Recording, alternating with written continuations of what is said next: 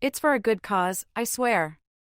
By Sarah 1281 Part 2 Author's Note, this story was written in 2009 and 2010, so there are several aspects of the story that new material has made AU. I am aware of this, and it is the hazard of writing while a series is ongoing. Kakashi was mildly drunk. He had wanted to stay completely sober, but as Naruto, Jiraiya, Gamabunta, and even Minato all drinking, he felt obliged to have some as well. Of course he was glad he did, because by the time Naruto managed to get drunk, which took quite a bit of sake thanks to the Kyuubi, he probably would have had a panic attack were he sober. Jiraiya and Gamabunta, despite apparently being regular drinking bodies, were also quite drunk, while he and Minato were only slightly intoxicated. Minato had refrained from overindulging as he didn't want to set a bad example by getting wasted in the middle of the day, while Kakashi was just worried that Naruto would end up spilling the beans on the fact that they were from the future. Of course the boy was so drunk that no one would believe him, but Team 7 occasionally acted odd enough that if anyone attempted to figure out what was up with them, he didn't want Naruto to inadvertently point them in the right direction. "Eroshin-nin, I missed you when you died," Naruto said solemnly. "Died?" Jiraiya blinked a couple of times. "Who died, kid?" "I didn't die." Naruto laughed suddenly. "I know. Isn't that greed? I love you, Eroshin-nin." With that he stood shakily, wobbled over to his godfather, and practically collapsed on his lap. "If only you was a girl," Jiraiya shook his head ruefully. "And not 12. Or Minato's kid." Gamabunta chuckled throatily. "So if only he was the exact opposite of himself? You'd be better off wishing that about someone with less to change."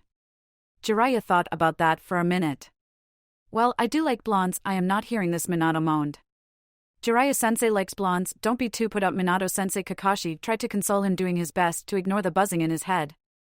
"From what I can tell, he likes most anything female and of age, and Naruto is neither." "No, he's not," Minato agreed. "He can do the Rasengan though."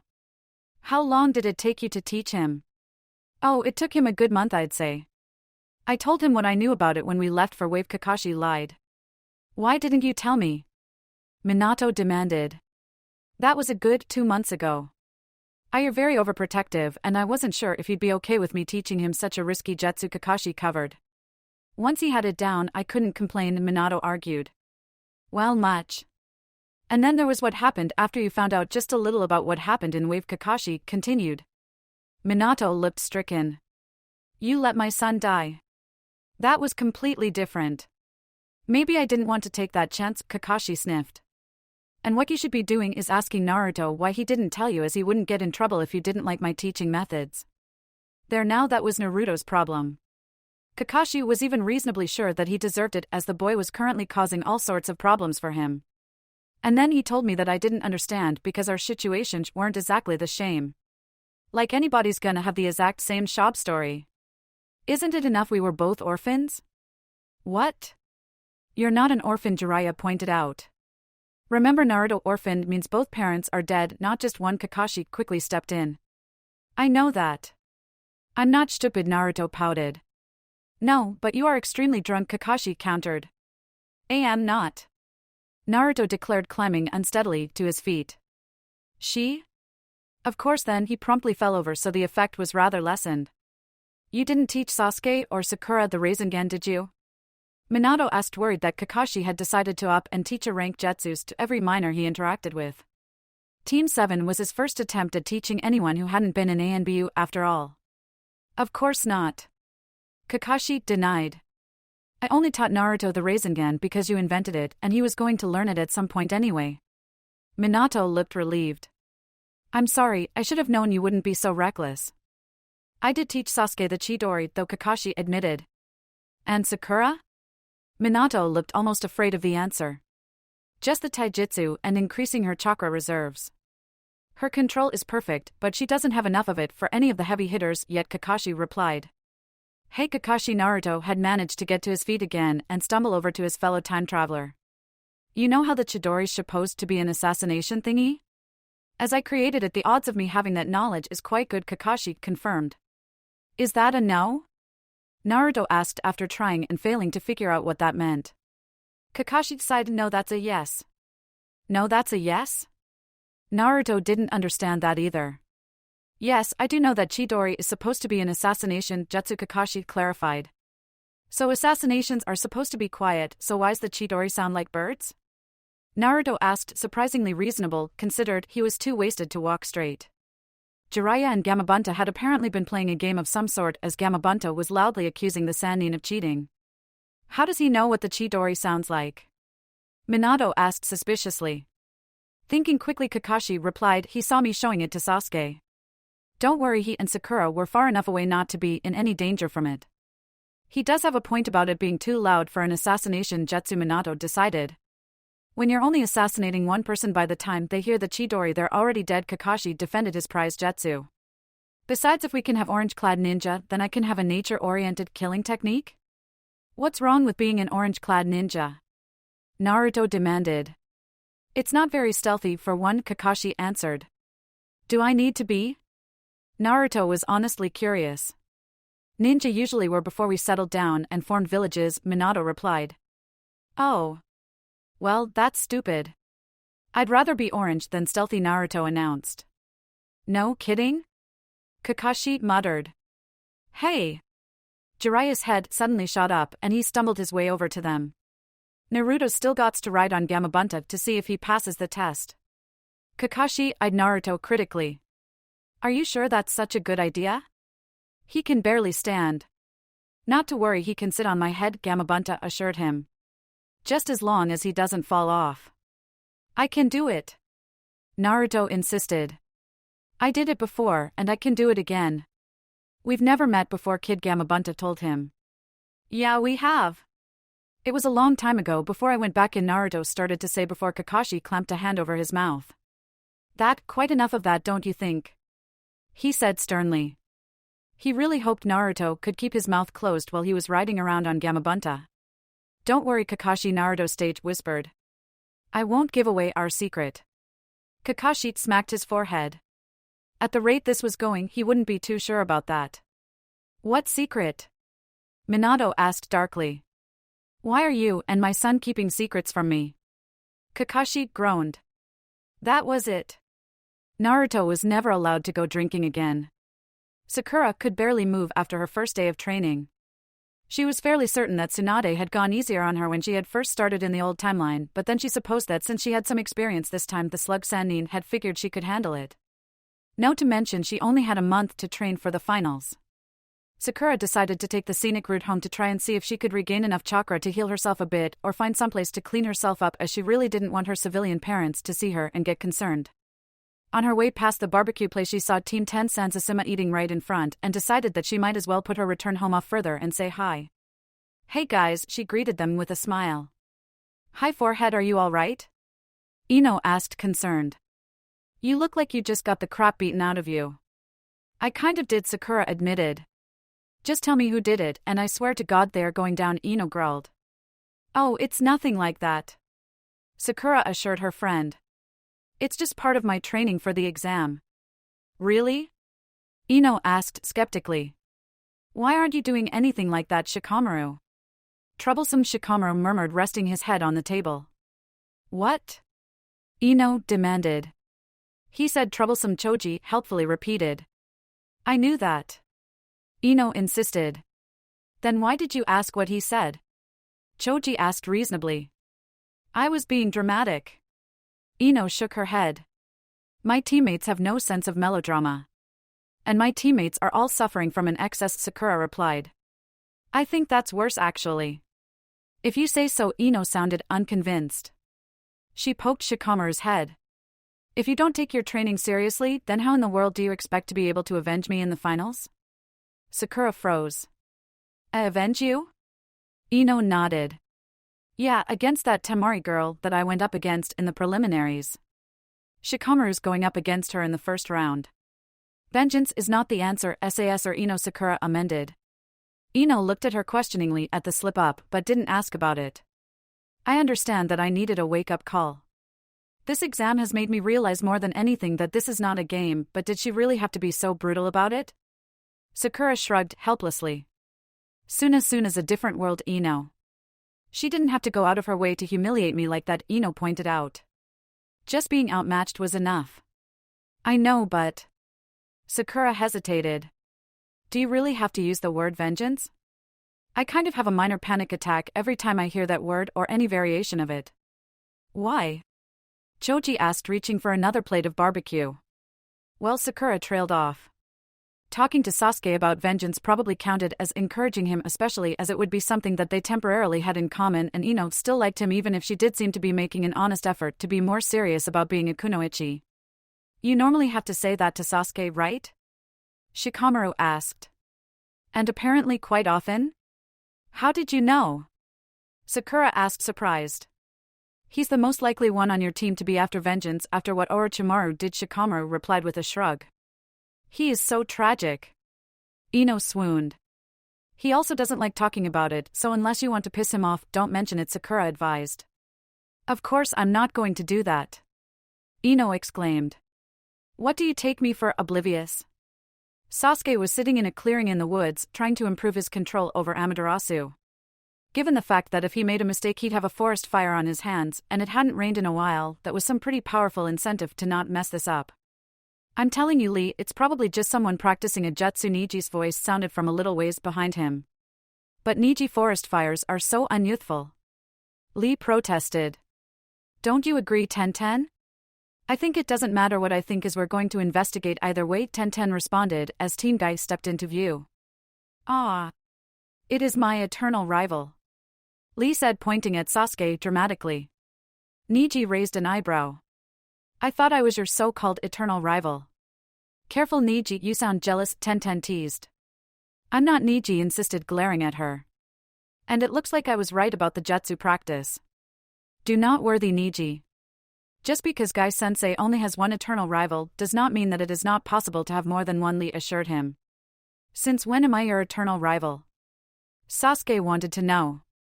Since Sakura revealed that she was madly in love with you, of course. Lee declared. She said she used to like me, Sasuke reminded him. And that we're not going to worry about our hormones until after we make Chunin. And I will fight you since we both made it to the finals, Lee nodded. I remember. Lee Tenten said. The way the tournament is set up, you'll only fight Sasuke if you both make it to the final round. Then make it to the final round I shall. Lee decided. What about you? Will you meet me there? I'll definitely make it, Sasuke said. But whether I'll see you there or not is another story. Your first opponent is Naruto after all, and he's my eternal rival. How youthful. Lee gushed. You guys will need to get past me first, and I simply do not see that happening, Niji interjected. You wouldn't meet Lee until the final round if you made it that far, but I will definitely defeat you. If Sakura doesn't do it for me, Sasuke said, almost as an afterthought. Niji snorted. The pink-haired girl? She may have beaten Hinata-sama, but I could have done it in a fraction of the time. She is fated to lose that match. 27 minutes, Tenten announced. What? Sasuke asked, confused. Tenten keeps track of how long Niji goes without talking about fate, Lee explained. I don't believe in fate, Sasuke declared. It does not matter if you believe or not, Niji said. What is meant to be will be. That is such an easy thing to say, Tenten spoke up. After something is already done, it is the easiest thing in the world to claim that there was no other way for it to have played out, even though a different choice would have resulted in a different outcome. True, Niji allowed. But a different choice was not made because it was not fated to be made. I actually agree with Tenten on this one, Sasuke said. I can all too clearly see a world where Kakashi didn't lead an angry mob by my house the night of a massacre, so everyone would know Orochimaru was responsible, and so my brother would be blamed, and I'd spend the rest of my life trying to kill him. Just think if Kakashi had taken a different path that night or not pissed off so many people, but that didn't happen, Niji said decisively.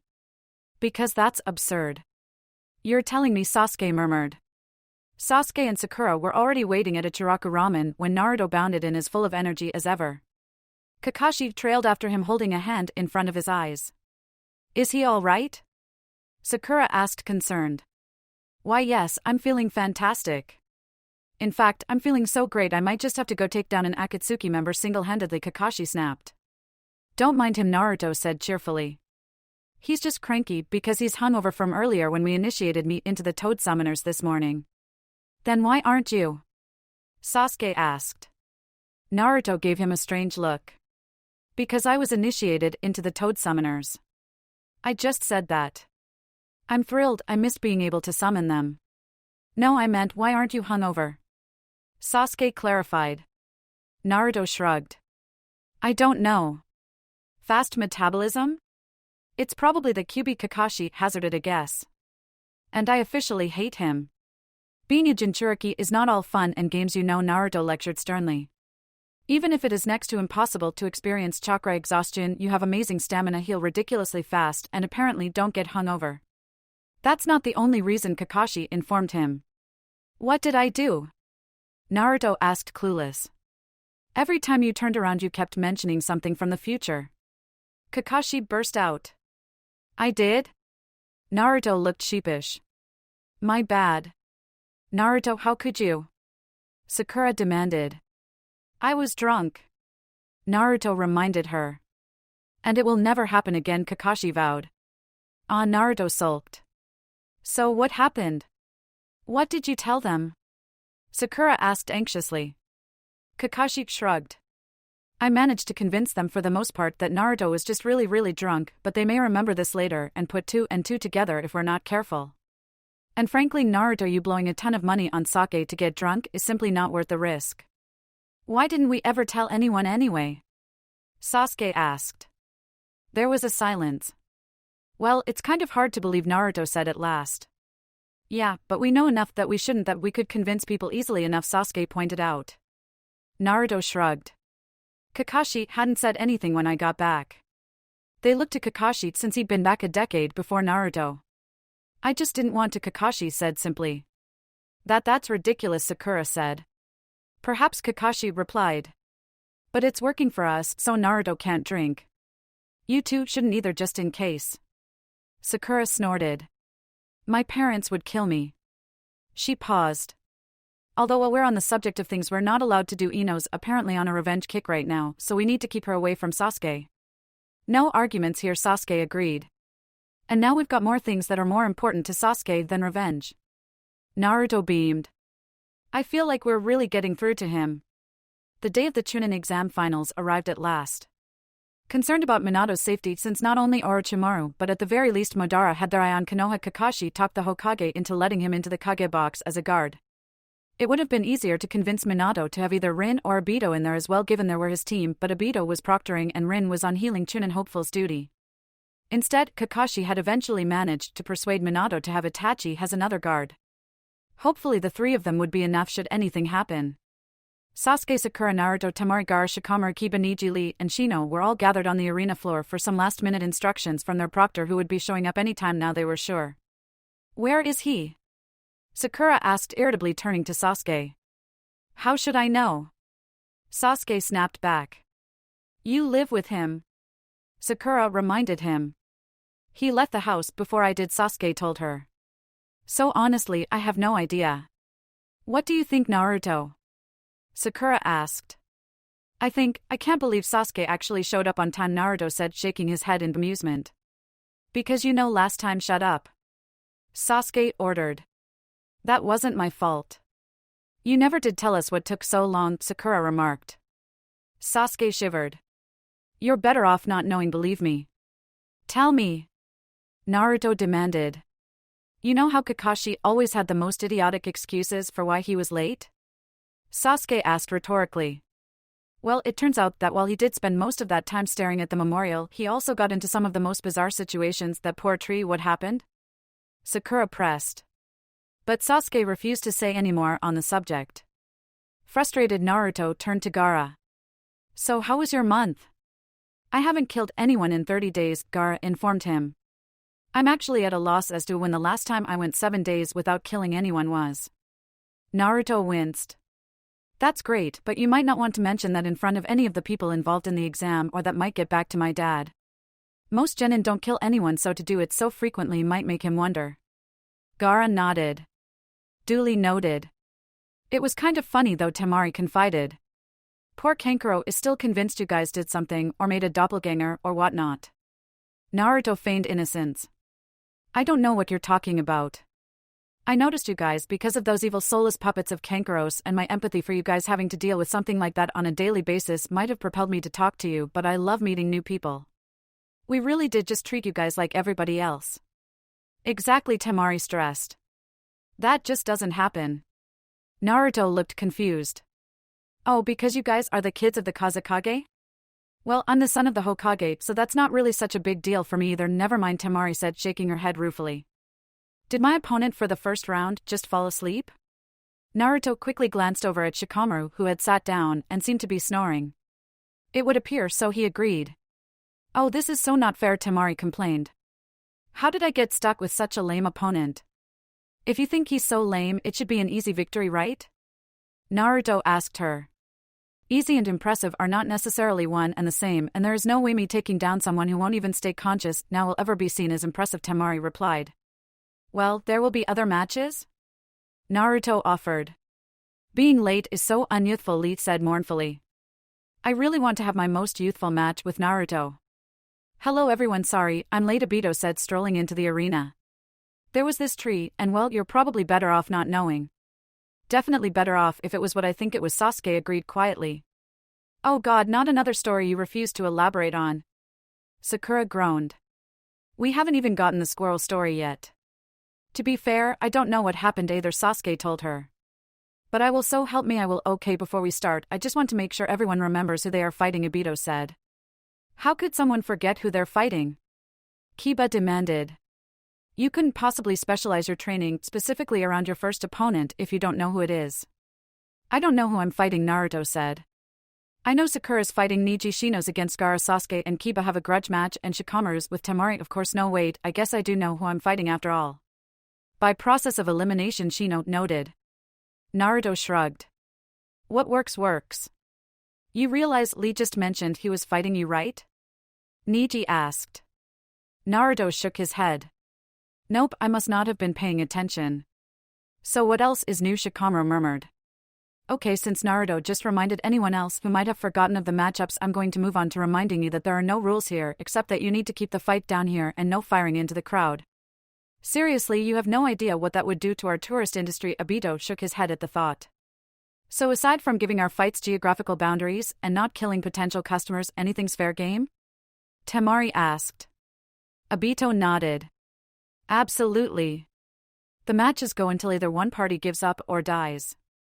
If it's clear that one party cannot continue to fight, I will call the match. If you do not stop after I do so, you will be disqualified. Also, if a death looks completely senseless, it will be allowed, but it will really hurt your chances of passing the MSR, so I wouldn't recommend it. Now, unless there are any more questions, the first fight is Gaara versus Shino, so everyone else clear out. So how do you think Gaara will do? Minato asked the Kazekage. I have full faith in his abilities, the Kazekage responded with confidence. I may not know much about his opponent, but I am certain that Gaara can come out victorious. Shino does bugs, Kakashi announced. And while his victory would undoubtedly be amusing, I'm still pulling for Gaara. Really? Minato glanced back at him. But Shino is from Konoha. Yes, do you find it at all strange that of 10 finalists there are 2 from Suna and the other 8 are from Konoha? The Kazekage asked. There are always more candidates entered from the nation that hosts the exam, Minato responded. From what I understand, 6 of your 8 are rookies, though, the Kazekage pointed out. This is simply unheard of. We have a very talented group of rookies this year, Minato explained. Clearly. To answer your question, Hokage-sama, I bet on Gaara, Kakashi replied. You should have more faith in your village, Minato chided. I have plenty of faith, Kakashi insisted.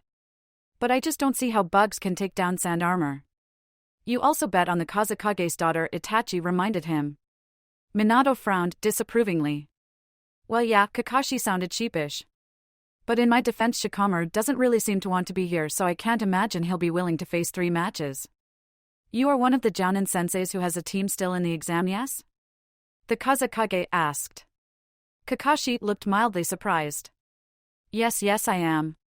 Is it really fair of you to be placing bets, then, given that you have intimate information on at least one of the genin?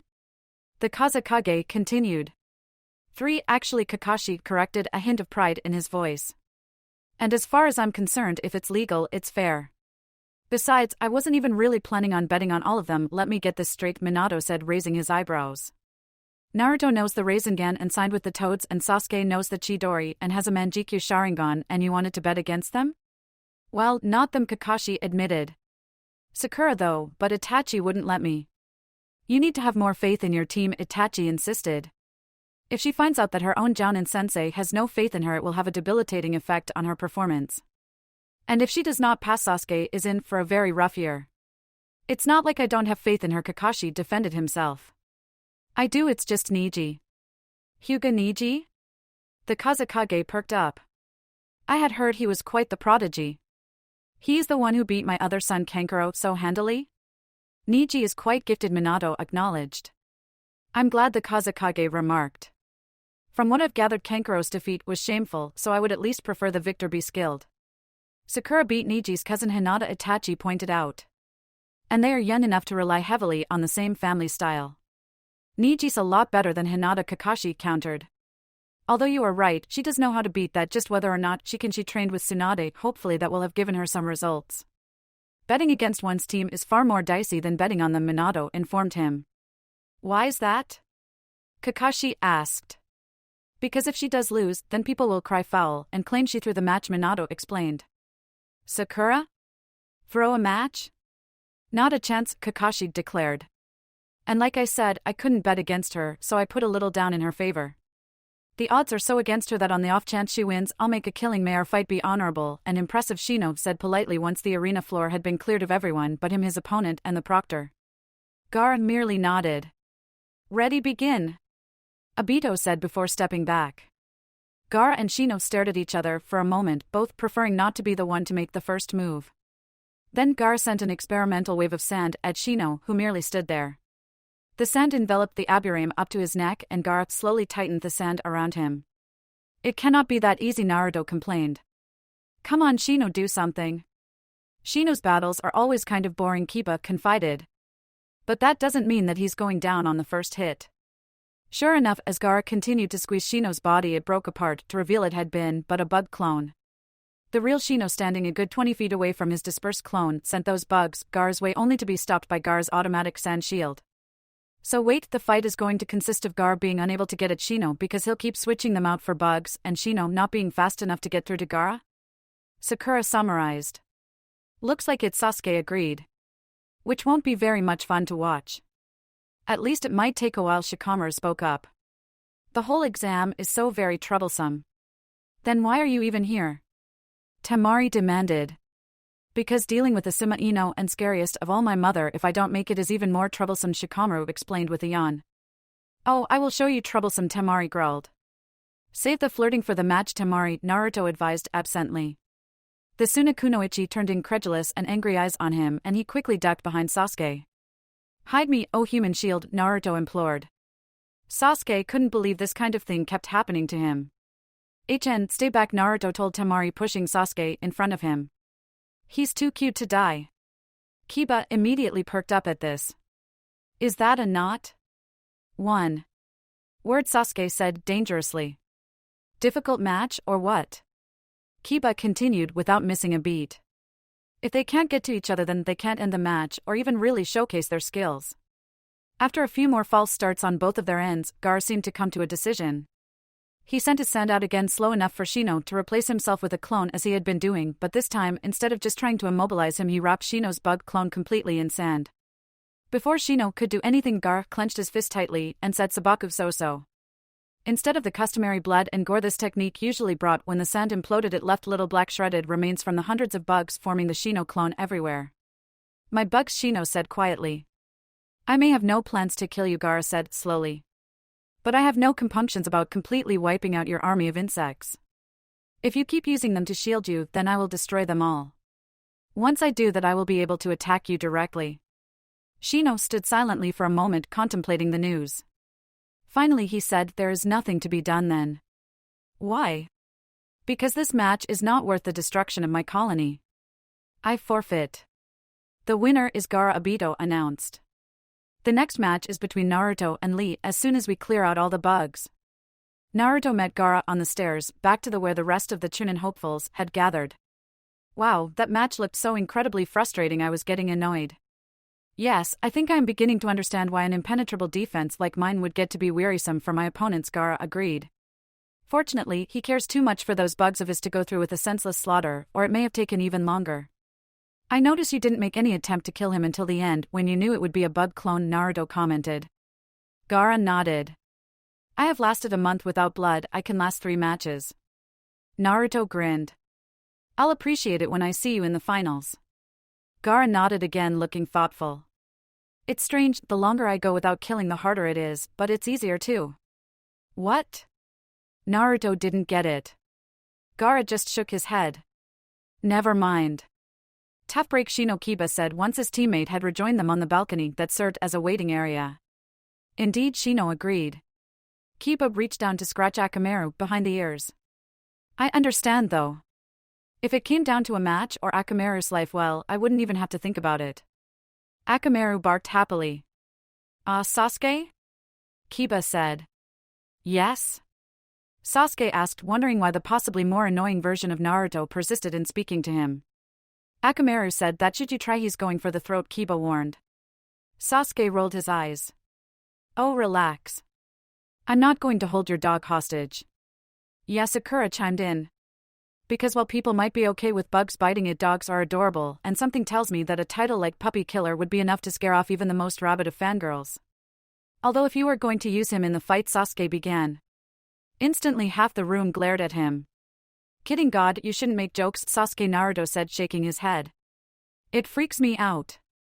Come on, that can't be nearly as disturbing as you cross-dressing, Sasuke shot back. Especially you cross-dressing as that man. Yeah, that never happened, remember? Naruto reminded him.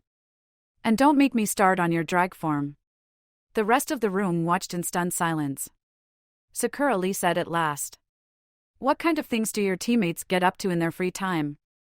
The sad thing is, Sakura responded. None of that was during their free time. Niji's head shot in her direction, alarmed. You mean that was for a mission? He had never been so grateful to be on Guy's team before. Well, yes, Sakura admitted reluctantly. It's really not as bad as it sounds though. Note the cross-dressing and drag form, of course, being Naruto's sexy no jutsu and Sasuke's cursed seal transformation respectively. So what do you know about this Lee kid, Kakashi? Minato asked as the next pair of genin made their way to the arena floor. He's Guy's student, right? Indeed, Kakashi confirmed. He's unhealthily devoted to youth and being exactly like Guy. He can't use chakra for ninjutsu or genjutsu, so he's remarkable with taijutsu but tends to risk permanent disability or even death to prove himself. There's nothing wrong with risking that, so long as it does not happen, the Kazekage noted. True, but you can't always guarantee it, and too many risks could backfire, Minato countered. So does his emulation of Guy and fascination with the power of youth make him more youthful than his mentor? Kakashi considered the question. Not yet. In a few years though, so he'll need to pass soon, Minato remarked. How are Naruto's chances? I think he'll come out just fine, Kakashi replied. But Lee's no pushover. And it wasn't like Naruto could use his sage mode, given the only way they knew of to learn that was spending weeks with the toads, which Naruto obviously hadn't his timeline. Using Kyuubi chakra was also risky as Naruto's control wasn't the greatest, and the goal was to get Lee through the fight without needing intensive care and life-threatening surgery. Kakashi didn't really know much about Lee's life at present, but if the events of the previous time's Chunin exam were any indication, the kid could really use a break. That's good, Minato said. I don't need Naruto to win the tournament or anything, but if he doesn't make a strong showing, he's going to be so disappointed. Kakashi must have faith if he was willing to lay down money for it, the Kazekage said idly. Well, that, and I could never bring myself to bet on Guy's student, Kakashi confessed. It's not like he's not a good instructor, because he is, although his training methods are completely insane, but he would never ever let me live it down. You almost bet on Hyuga, Niji, Itachi pointed out.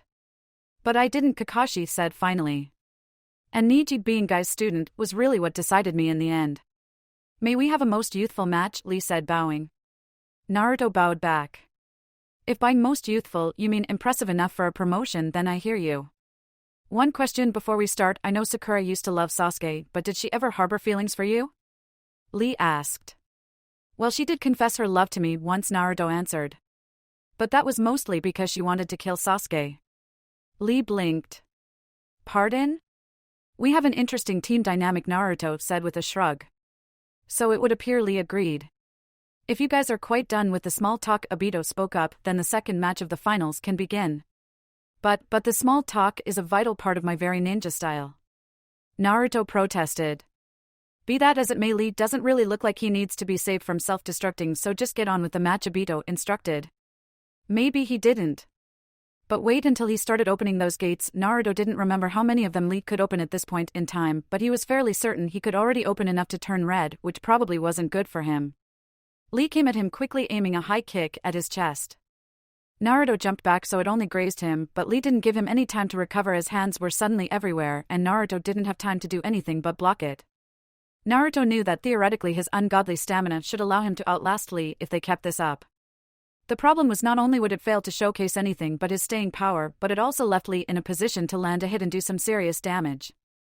I don't know what this is called, but I saw that creepy kissing lady doing it, Naruto announced. He breathed wind-infused chakra into the palm of his hand, shaping it into a small ball-shaped whirlwind, and shot it in Lee's direction. Naturally, Lee dodged, and the sphere tore a hole through the wall behind him. It was close though, and the backlash was enough to toss the boy back several feet. You know, Obito lamented. There's a reason we can never manage to get this place insured. Ah well, it's not like the repairs won't come out of your mission pay anyway. Who's the creepy kissing lady? Sasuke wondered. Sakura narrowed her eyes in concentration. I don't remember her name, but she was a kunoichi who attacked us a few times when we were dealing with Sora. Sora? Sasuke asked blankly. You know that guy whose father infused him with Kyuubi chakra? Sakura prompted. Sasuke shook his head. No, I really don't know. I was probably elsewhere at the time. But let me get this straight, you guys encountered some semi-possessed guy and had to deal with some sort of kissing killer? Sakura nodded. It was a bit more complicated than that, but basically. And you guys wonder why I left, Sasuke muttered. Oh please, like that disgrace to medical Nin wasn't getting up to some even more twisted thing, Sakura shot back.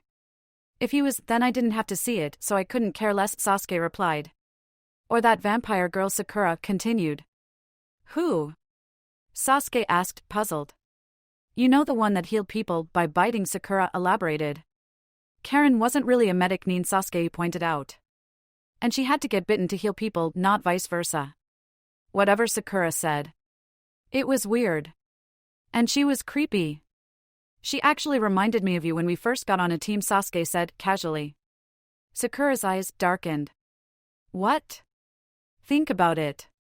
Both of you were obsessive about me, good at chakra control, violent when angry at loud annoying teammates, Sasuke trailed off. Although I don't believe you ever rolled around in my discarded clothing or made plans to drug other people so you could ravish me, but then she was 16 and you were 12. Sasuke, Sakura said warningly. Sasuke blithely ignored the warning. But then there were some differences too. You had pink hair, she had red. You needed to believe in what you were doing, and she was more blindly loyal. On the other hand, she was never useless. Seriously, it's like you want to die or something, Sakura marveled. Lee had apparently taken the time Sakura and Sasuke were bickering to reveal his nindo to Naruto. And so you see, he concluded. It matters not that I have no inborn advantages, for I am a genius of hard work. That is amazing, Naruto, always a sucker for a sob story, gushed.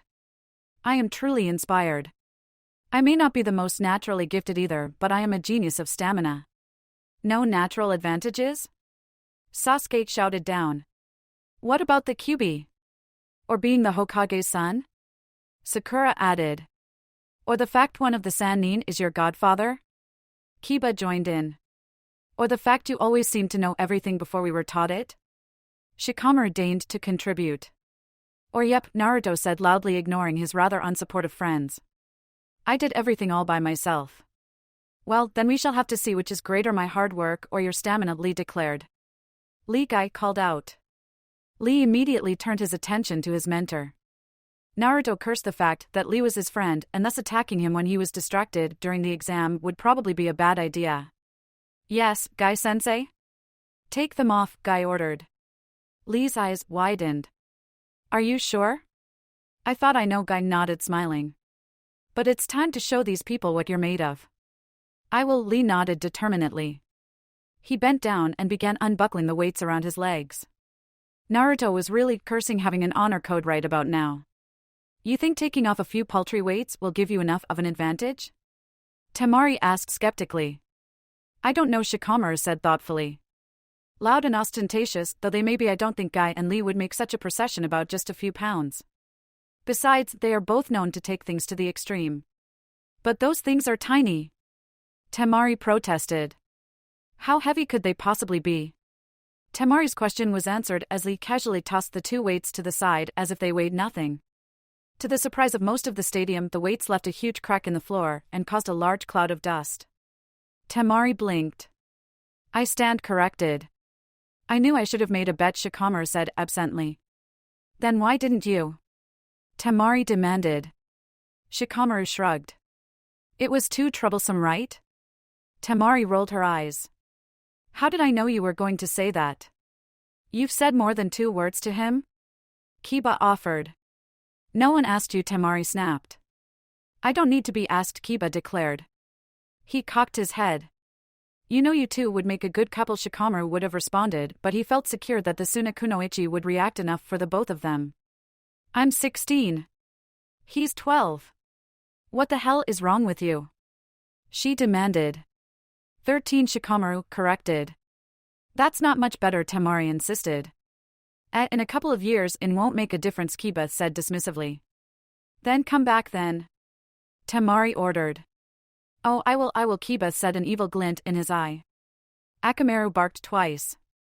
"What?" "No, I don't think it's weird. I keep trying to set all my friends up," Kiba denied. Akamaru barked again. "But Ino really would be good with that one ANBU guy. And he looks just like Sasuke, but paler, so it's not like she would even have a problem on that front." Kiba objected. "And you have to admit the thought of Lee with pink hair is enough to be rooting for Lee to get the girl. Can you really understand all that barking?" Niji asked. Shino shrugged slightly. "I do not know, but it may not matter." "Why?" "Because that boy has enough problems."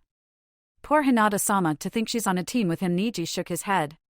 "And I thought Lee was bad. Didn't you say something to the effect of those first 2 when Naruto tricked you into revealing you came back?" Sasuke whispered. No, Sakura lied. Lee was moving too quickly for Naruto to see clearly. He could see the blur and knew that if he could manage to win, if he could land a solid hit, but that was proving difficult under the circumstances. For perhaps the first time in his life he wished he had a Sharingan so he could tell where Lee would be an attack there, but then he reminded himself that that would be cheating and promptly dismissed the half-formed thought. Kagebunshin no Jutsu, Naruto said, forming the hand seals as he dodged Lee's right fist, but was hit by Lee's left foot. Naruto doubled over, automatically clutching his stomach. Lee San's weights packed quite a punch. Or kick, whatever. He quickly straightened and slipped into his army of clones. "I may not be able to tell which one is the real you," Lee admitted. "But it does not matter, as one hit should dispel the fakes and I can take them out quickly enough." "Try it," a clone challenged. For that he was the first to go. Naruto waited silently as Lee moved through his clones and dispelled them with ease.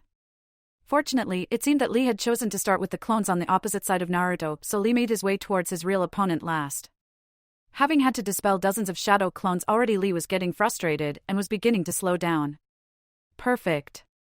Naruto wasn't entirely sure he should be using this during the exam, but Gaara had killed someone and Sasuke had used the Chidori the first time and would very likely use it again, so why not? It would do some damage, but probably not anything near how bad Lee had been wounded after opening all those gates and being on the receiving end of Gaara's desert coffin. Rasengan! Naruto cried out as Lee was dispelling the clone to his left.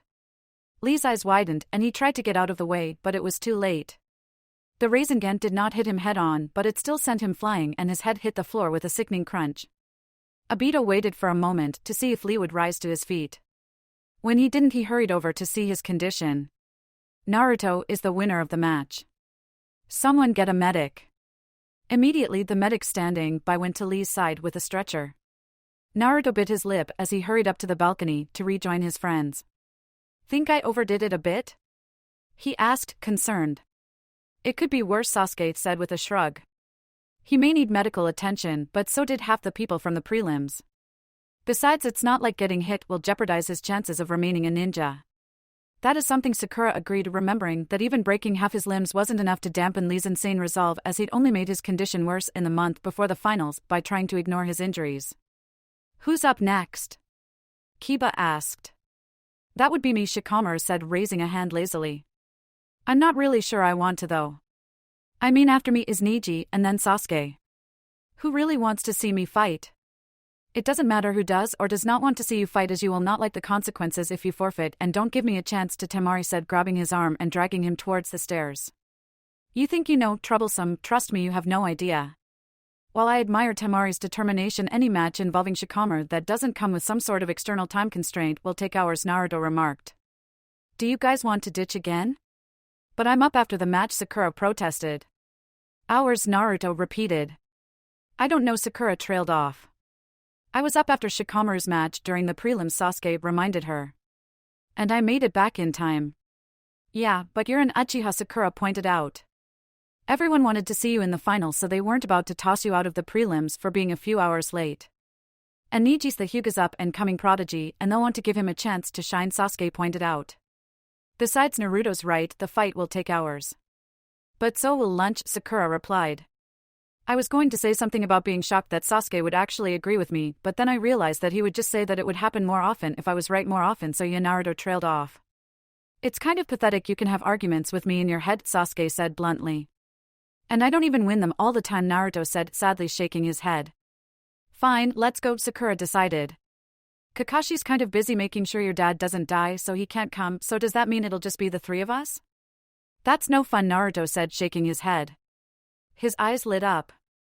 Hey Gaara, want to go grab lunch with us? Gaara blinked slowly. But what about the match? Naruto waved his concerns away. Don't worry, we've done this before. I just need to leave a few shadow clones, and then one of them will dispel and let me know when the match is over. It's not really going to be very exciting, I don't think, and the only one of us that will need to rush is Sakura. All right, Gaara agreed. Where are we going? Ichiraku Ramen, Sasuke and Sakura chorused. Naruto scratched his head. Really? I was actually going to suggest that barbecue place, as I was worried you might be getting sick of ramen, but if you insist. Kakashi had turned his attention to his team the minute it was time for Shikamaru's match, and so saw them depart. This was going to take a while. Lucky bastards. And so the moral of the story is that you should never ever under any circumstances ever run off with a snake pedophile who has admitted to wanting your body, Naruto concluded. Tucci and his daughter Ayame just stared blankly at him. That's all well and good, Naruto, Tucci said finally. But what does that have to do with your theory that turning Ichiraku's into a tsukemen shop would destroy the economy? It has everything to do with it. Naruto insisted. Sakura sighed heavily. That's always the moral to all of Naruto's stories, no matter what they might be about. Really? Sasuke asked innocently. This has got to be the first I've heard of this. Too bad, it sounds like good advice. Naruto made a face at him. Bastard. Turning back to Tucci and Ayame, he continued seriously, but seriously, don't do it. Or if you do, at least leave your basic miso ramen with roasted pork fillet. Sure thing, Naruto. Ayame agreed, eyeing him a little strangely. If I could get that in writing, that would be GRE, Naruto started to say. Sakura whacked him on the head. Their word should be enough. Stop obsessing. Besides, if worse comes to worse, you can always manually combine them. I know, Naruto sulked. But it's just so don't you dare, Sasuke warned. You guys never let me do anything, Naruto complained. Gaara looked on with mild confusion. You three are really friends? He sounded skeptical. Not by choice, Sasuke grumbled. They just wouldn't stop following me around, and eventually I stopped caring. Why? I had been led to believe that friends acted less. Gaara hesitated, searching for the word. Hostile? Oh, friends do, Naruto assured him. If you don't treat your friends well, they'll probably ditch you as a friend. Or else they have huge self-esteem issues, which you'll just make worse. Either way, not the best idea. Best friends are different though, Sakura said. The three of us, along with Kakashi, we have a lot of history, and once that happens, the dynamic tends to change. Since you're more comfortable around each other, so you can tease each other more without having to worry about the other person getting offended, and if someone has a problem or overwhelming obsession, they're kind of expected to open up about it. Right, Sasuke? What? Sorry, Sakura, I'm just still marveling at how brilliant Naruto's moral was and wondering why no one ever told me this before. It might have come in handy, Sasuke told her. I don't understand, Gaara admitted. You will, Naruto assured him. I mean, we're your friends, and we've only known you for a little over a month. But why? Gaara pressed. Naruto shrugged. Since when did he ever need a reason to add someone to his friendship collection? Something told him mentioning the existence of said collection probably wouldn't go over very well. Because you're awesome? Although I recommend not following our example in that you don't try to kill any of your friends, Sakura advised. You guys have tried to kill each other? Gaara didn't sound surprised. Yeah, Naruto nodded. Sasuke tried to kill me and Sakura tried to kill Sasuke. And Naruto tried to kill Sakura, Sasuke added. I'm kind of surprised he bothered because it's not like she was a threat when she came after me. That was an accident. Naruto protested. You still made me cry, Sakura declared, crossing her arms. Oh come on, you cried all the time back then, Naruto pointed out. If Sasuke had been crying real tears, not of that creepy tears of blood stuff, then that might have gotten to me. Although I can't promise I wouldn't have found it hilarious to look back on. Why cry real tears when you can make it extra dramatic by making them tears of blood? Sasuke asked rhetorically. So you don't mess up your eyesight? Naruto decided to answer it anyway. I did not cry all the time. Sakura objected. Only when something really awful and traumatic happened. Which was all the time back then, Naruto reminded her. He turned to Gaara. But don't worry, we're mostly past all that now. Mostly? Gaara repeated. In my defense, I have Sasuke on my team, Naruto replied. The same for me, but with Naruto, Sasuke said. And he wears orange. And I have to put up with that, Sakura said, gesturing to the two glaring boys. Naruto jerked suddenly. Sakura? It's time. What? I knew I wouldn't make it in time. Sakura said as she jumped up. You could have left at any time, Sasuke pointed out. And leave you two alone with poor impressionable Gaara? Sakura demanded. Not on your life. Try not to lose before we get there, would you? Sasuke requested. Sakura's only response was to slam the door behind her. Gaara blinked at that. Konoha is not normal. I know, isn't it great? Naruto grinned. Should we get going too? Sasuke asked. We'll get there when we get there, Naruto said dismissively. He waved I am back. Can I get another bowl? Kakashi couldn't remember the last time he was so grateful for Jiraiya's books. Shikamaru's match had lasted for over 4 hours. And strangely enough, his kids weren't back from their lunch yet. On the other hand, maybe it wasn't so strange, considering that Naruto was at a ramen bar. And Gaara went too, and Kakashi really didn't have the faith in that boy's sanity that Naruto apparently did, so it was always a possibility that he snapped and tried to kill them all. He really hoped that wouldn't be the case, as that would lead to some inevitable delays, some paperwork on his part, and he'd be stuck there for hours upon end. Oh, and he would be quite put out if his team died, of course, but they could take care of themselves just fine. Probably. At least against Gaara, as they'd already beaten him once that day, in fact, exactly one timeline ago. Well, that was certainly something, Minato said, trying to be excited. Shikamaru had a brilliant strategy, and Temari certainly had some nice moves there. Temari was led around for the entire match by a boy who barely moved an inch and looked like he was asleep half the time, the Kazekage countered. I'm lucky that boy is a certified genius, or Suna would have been even more embarrassed. Still, it was a sight better than how Kankuro did against the Hyuga prodigy. Naruto proved it would be rather difficult to do worse. And at least she's moving on, right? Kakashi pointed out. If I remember correctly, she'll be fighting Naruto next round, and God knows that boy is far too hyperactive to sit still for 5 minutes in a fight, let alone 240. There's that, I suppose, the Kazekage agreed. He brightened. Oh, and it will be my child against yours, Hokage-sama. Minato raised his eyebrows. Indeed? That should be an interesting matchup. Having temporarily been in the Hokage seat himself, Kakashi realized that that was just Kage speech for eternal bragging rights. That was not going to be a fun match either. Sakura rushed down to the arena floor to the sounds of Ino berating Shikamaru. Seriously, what part of I must have vengeance did you not understand? She demanded. I'm sorry, Ino, but I thought you were talking about Sasuke. Or were Sasuke with your subject matter? Either way, I assumed Sasuke was somehow involved and quickly stopped caring. Shikamaru semi-apologized. But you beat her. You had her frozen and could have made her surrender. Ino cried. Why the hell didn't you? I was out of chakra, Shikamaru explained. As I explained when I surrendered. Or am I not the only one guilty of not listening on this team? Out of chakra? Ino sputtered. You had enough to trap her while you were explaining your convoluted plan and needlessly surrendering. If you had chakra for that, you had chakra to make her forfeit or knock herself out or something. Maybe, Shikamaru allowed. But I wouldn't have any for the next fight. But if you won, you'd stand a better chance of getting promoted, Ino reminded him. That's great, Ino, except I don't want to be here in the first place, don't want to fight a second round, definitely don't want to fight someone as troublesome as Naruto, and the only reason I could see for being promoted is not having to go through an exam like this again, Shikamaru countered. Besides, Temari spoke up. Real kunoichi fight their own battles. Finish growing up and then challenge me to a rematch or something if you're that desperate. I will. Ino vowed. I have a new goal in life.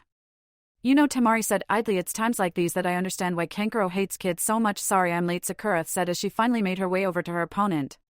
Finally, Niji said, sounding extremely irritated. You were in the bathroom for 25 minutes. What could possibly be taking so long? Okay, 2 things. 1, get used to it, because people often spend a ridiculous amount of time in restrooms. 2, I'm a pubescent girl, why the hell would you ask me that? Sakura demanded.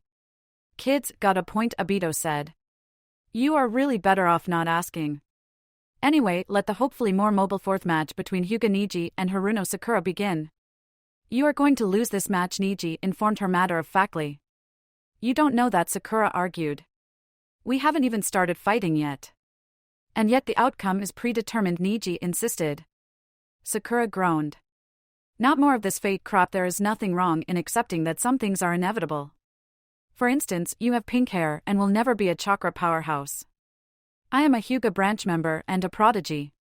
These are things about us that we cannot change. I have no problem fighting a girl, but facing someone as weak as you, well, it would simply be embarrassing for us both. Save yourself the pain and humiliation your friend Ino suffered and just quit now.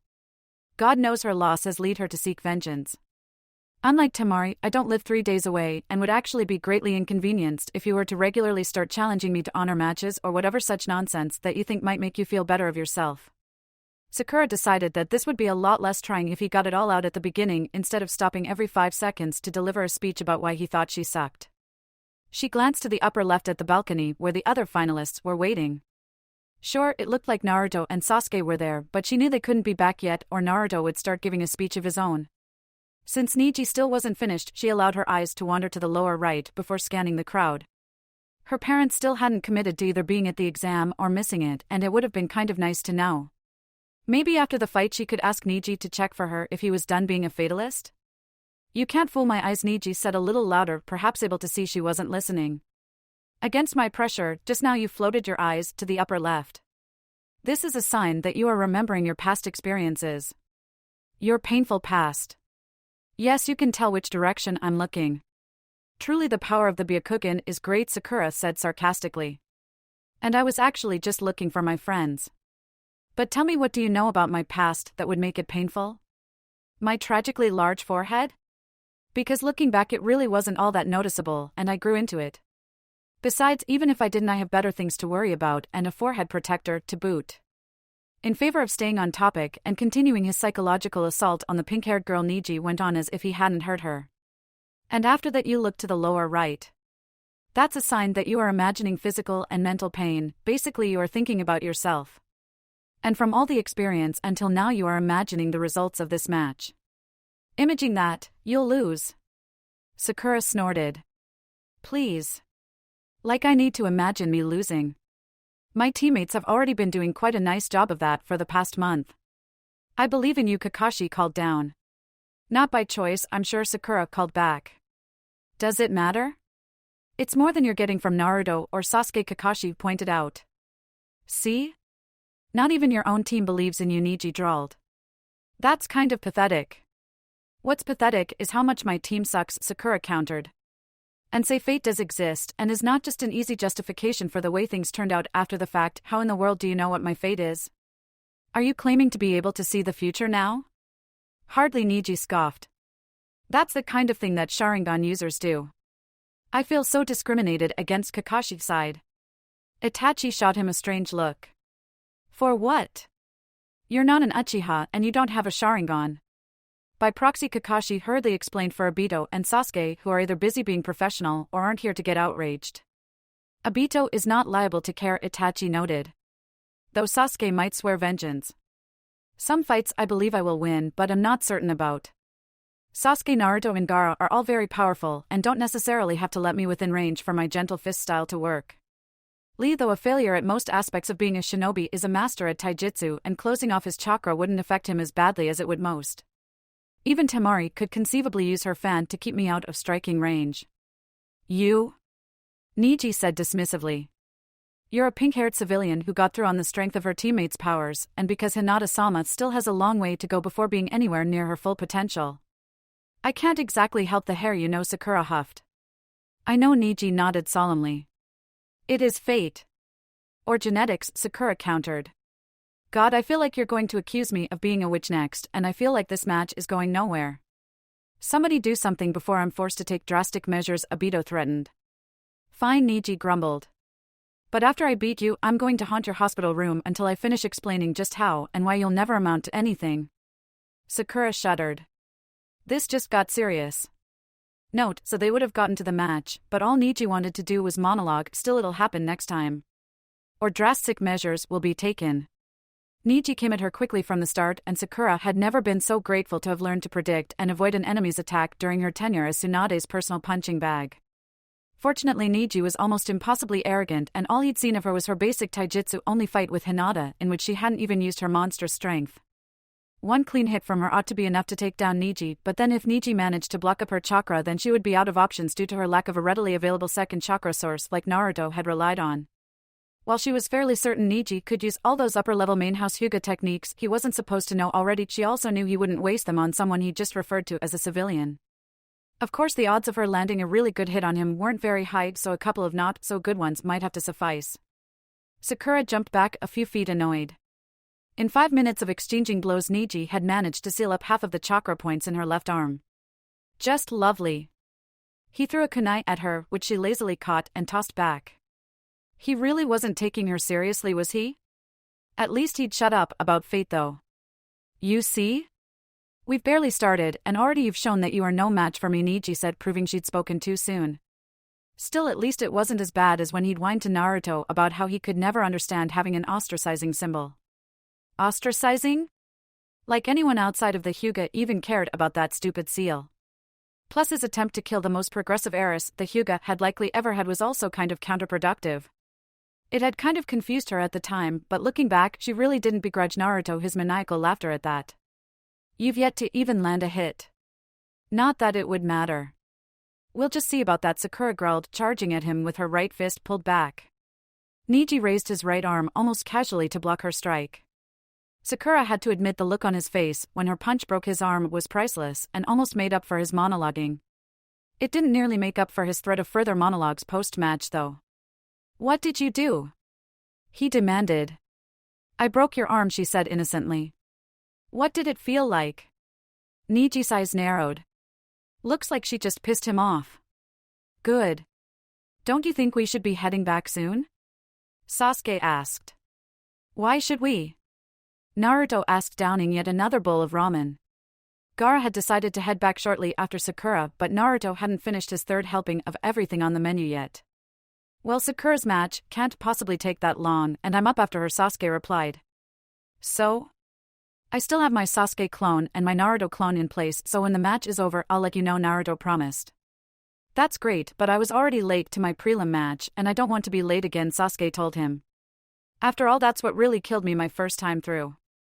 Sasuke, there's a difference between being 5 or 10 minutes late and not showing up for hours on end, forcing all of the matches to be rearranged and still almost being too late to compete, Naruto pointed out. But last time I was supposed to be the second match, and this time I'm the fifth. Before Temari and Shikamaru, and who else made the finals anyway? Sasuke wondered. Shino and Kankuro, Naruto answered. But Puppet Boy forfeited, so that didn't buy you any time. Shikamaru's match bought me every last minute, I'm sure, Sasuke agreed. And the fact that you only got to fight for 5 minutes or so and were showing increasing signs of instability can't have helped your cause either, Naruto reminded him. That seal was not my fault, Sasuke insisted. You still had it, and you still were kind of publicizing the fact that you had issues even if you didn't feel the need to go into them. Naruto paused. Well, not until your monologue at the Valley of the End. Oh, you cannot complain about that, you wanted to know. Sasuke claimed. I really didn't, Naruto disagreed. I just wanted to know why you were leaving. And I told you, Sasuke said, crossing his arms irritably. And you couldn't have done that without telling me your whole life story? Naruto demanded. Can anyone? Sasuke challenged. That's the philosophy you base your whole therapy jutsu shtick on, isn't it? Point. We'll head back when I'm done with this bowl. If it weren't for the fact that Niji was fighting one-handed, his increased viciousness would probably mean it was over for Sakura. Then again, if it hadn't been for the fact that she'd pulverized his hand, he wouldn't be that pissed, now would he? Tragically, Niji had managed to seal up several chakra points in her right arm, too, so lethal punches were out. That didn't mean that she was helpless as far as defensive taijutsu by any means, and in fact kind of a blessing in disguise, as she no longer had to worry about him landing blows on her arms since he'd done so several times already. If he managed to get past her defenses and attack her organs, then she'd be in trouble, so her arms would be taking as many hits as she needed them to. Even if he was taking her seriously, now most of his heavy hitters required two hands, so even if she couldn't use chakra through her hands, she wasn't in too bad of a shape there. A break in Niji's defense, and she took it. Sakura aimed a chakra-infused kick to Niji's stomach and was pleased to hear several ribs cracking. Niji stayed down for a moment, then struggled to his feet. He seemed to be having difficulty breathing. Can you continue? Obito asked. Niji looked down speculatively for a moment before shaking his head. It's no good. My lungs punctured, he said slowly. I don't, how could you? In a straight-up match, I probably couldn't yet, Sakura admitted. I have a long way to go to get up to where I feel I should be. Just the same, today was a perfect opportunity to have a straight-up match, but you didn't take it.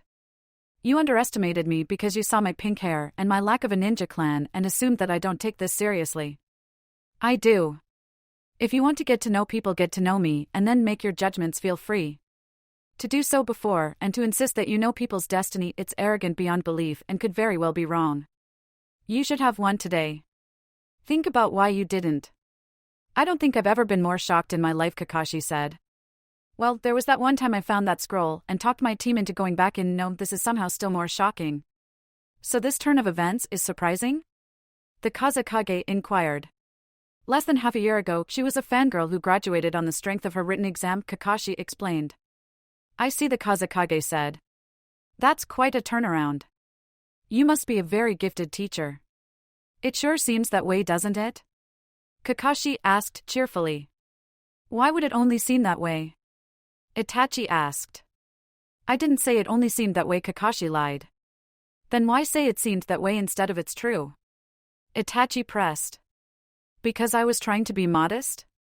Kakashi suggested. I don't know, stop nitpicking. Training under Tsunade for the past month definitely helped, Minato noted. She's always been demanding, but a good teacher. Oh? The Kazekage asked. That girl was working with Tsunade? I thought I recognized those attacks. Channeling chakra through her punches and kicks? It must have been a race against time, as that boy could seal up her chakra. Indeed, Sakura had a definite point about that match, though Minato agreed. Niji was controlling most of the match, and Sakura only got 2 hits in, but she made them count. Taking into account how easily he took out Kankuro, I'd have to say that the match would very well have gone in Niji's favor had he taken her seriously. While using your best moves from the start isn't always wise, goading her like that, he obviously has some unresolved issues to work out.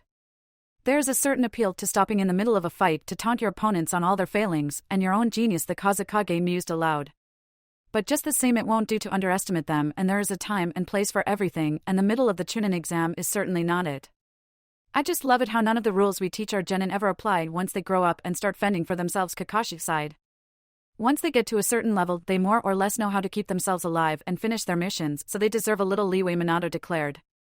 Whereas if we didn't have these rules in place, all of the genin would get themselves killed soon after graduation, and that would be a disaster. I know, the Kazekage concurred. Think of all the paperwork and the poor innocent dead children, right? Minato prompted. The Kazekage looked startled. What? Oh, right. Dead children means you need replacements, and training them can be very time-consuming. And people say Konoha's the strange one, Minato said, shaking his head in amusement. Given how little the other nation seems to care about their shinobi, we kind of are, Kakashi pointed out. It's not all bad though, as we can pretty much do whatever we feel like, and as long as we don't proudly announce it, we still easily retain our title of the nice one. It's a good thing you have increased your security, Hokage-sama, Itachi told him. Why's that? Minato asked. Because aside from Kakashi, the only one who bet on Sakura was Tsunade, Itachi replied. Minato and Kakashi exchanged horrified looks, and even the Kazekage looked a bit freaked out. "I'm telling you we're not late," Naruto insisted as he finally made his way towards the arena. "Otherwise, at the very least my Sasuke clone would have dispersed and let me know." "Maybe something happened?" Sasuke suggested. "Because I really don't see Sakura being able to hold Neji off for this long." "Maybe he started monologuing again," Naruto offered. Sasuke stared at him. "Monologuing? Are you serious?" Naruto nodded. "He used to be pretty bad with those. He nearly gave Hinata a nervous breakdown during the prelims and then made sure to give me his life story during the finals right before insisting I could never understand what it's like to be an outcast." Sasuke snorted. "You? An outcast? Perish the thought." "And in this timeline he'd be right," Naruto said. "Still, it is rather strange. He was one of maybe 5 people who didn't know who I was before meeting me. Then again, I suppose people my age often miss the adults going around complaining about me every time anything ever went wrong in their lives. No, they just referred to you as the fox brat, and no one who didn't know about the Kyuubi had any idea who they were talking about," Sasuke clarified. "Oh," Naruto blinked. "That was one way to get around that 'don't talk about the Kyuubi' edict, I suppose." But seriously, Niji's monologuing was practically infamous after the exams. "You sure you don't remember?" Naruto Sasuke said patiently. "After my prelim fight, I went through a sealing ritual and was unconscious, and I didn't show up at the finals until my fight. After the invasion, I was busy dealing with the aftermath and our lack of a Hokage, and then I was comatose until I left. By the time I got back, Niji was clearly over monologuing, so how could I possibly be expected to know this?" "It's your fault for leaving in the first place," Naruto sniffed. Sasuke rolled his eyes. "That may have been the least convincing reason for me to stay I've ever heard." Naruto looked sheepish. "Yeah, well, trust me, the fight could very well not have even started yet the way Niji can carry on." They were walking past the stands and towards the balcony where they were supposed to be when they were stopped by a woman with pink hair. "Pardon me," she said. "But you're Sakura's teammates, right? Uchiha Sasuke and Namikaze Naruto?" "That's as Sasuke confirmed." "Are you a relative of hers?" "I am her mother, Haruno Momoko, and this is my husband, Keisuke," Momoko introduced, gesturing to a man standing to her left. "We've heard a lot about you," Keisuke told them. "Nothing illegal, I hope," Naruto said, half serious. No, Momoko laughed, clearly thinking he was joking. "And all good aside from something about a ramen obsession and an obsessive vengeance streak." "Hey, I don't even believe in vengeance," Naruto objected. "And I don't even really like ramen," Sasuke added. Momoko shrugged. "Well, I don't know what to tell you. We wanted to thank you for helping Sakura out these past few months," Keisuke told them. "We've never had a ninja in the family, and you are both from shinobi clans. Sakura's wanted to be a ninja ever since she met the little Yamanaka girl Ino, but we really didn't know what that involved, and we were worried that she would be in over her head and would get hurt. Now she's apparently facing off against prodigies and training under legendary medics. For whatever part you have played in helping our daughter get to this point, we thank you," Momoko said sincerely. Don't worry about it," Naruto said a little awkwardly. "Whatever part they played? Making her feel useless, abandoning her for Odo, and then the Akatsuki, or leaving on a 3-year training trip?" Somehow he doubted that was what Sakura's parents expected their roles to be. "We were glad to help a talented girl like Sakura reach her potential," Sasuke said diplomatically. "I'm up next though, so of course," Momoko said.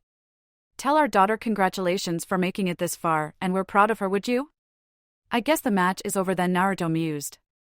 "It's a shame she lost before we could see her fight, but oh." Naruto blinked as his clones dispelled and he absorbed the memories of the fight. "Sasuke Sakura, actually not now," Sasuke said impatiently. "I've got to get up there so I can get called down for my fight." "About time you guys showed up," Sakura said once they reached the balcony. "Did you see any of my fight at all? It's not my fault that Naruto wouldn't stop eating or that you couldn't hold Neji off long enough for us to get here," Sasuke insisted. "Or I suppose start him monologuing." Naruto was sure that would buy enough time. "Well, it was taking a while," Sakura admitted. "But then Obito threatened to take drastic measures if we didn't just hurry up and fight." "Your parents said congrats and that they're proud of you," Naruto told her. "Although I don't get why you told her I was obsessed with vengeance and Sasuke was obsessed with ramen." "Oh, so my parents decided to show up after all?" Sakura asked, delighted. "Excellent. But I never said that." "Your parents told us you did," Sasuke countered. "I said Naruto was the ramen freak and Sasuke had revenge issues," Sakura clarified.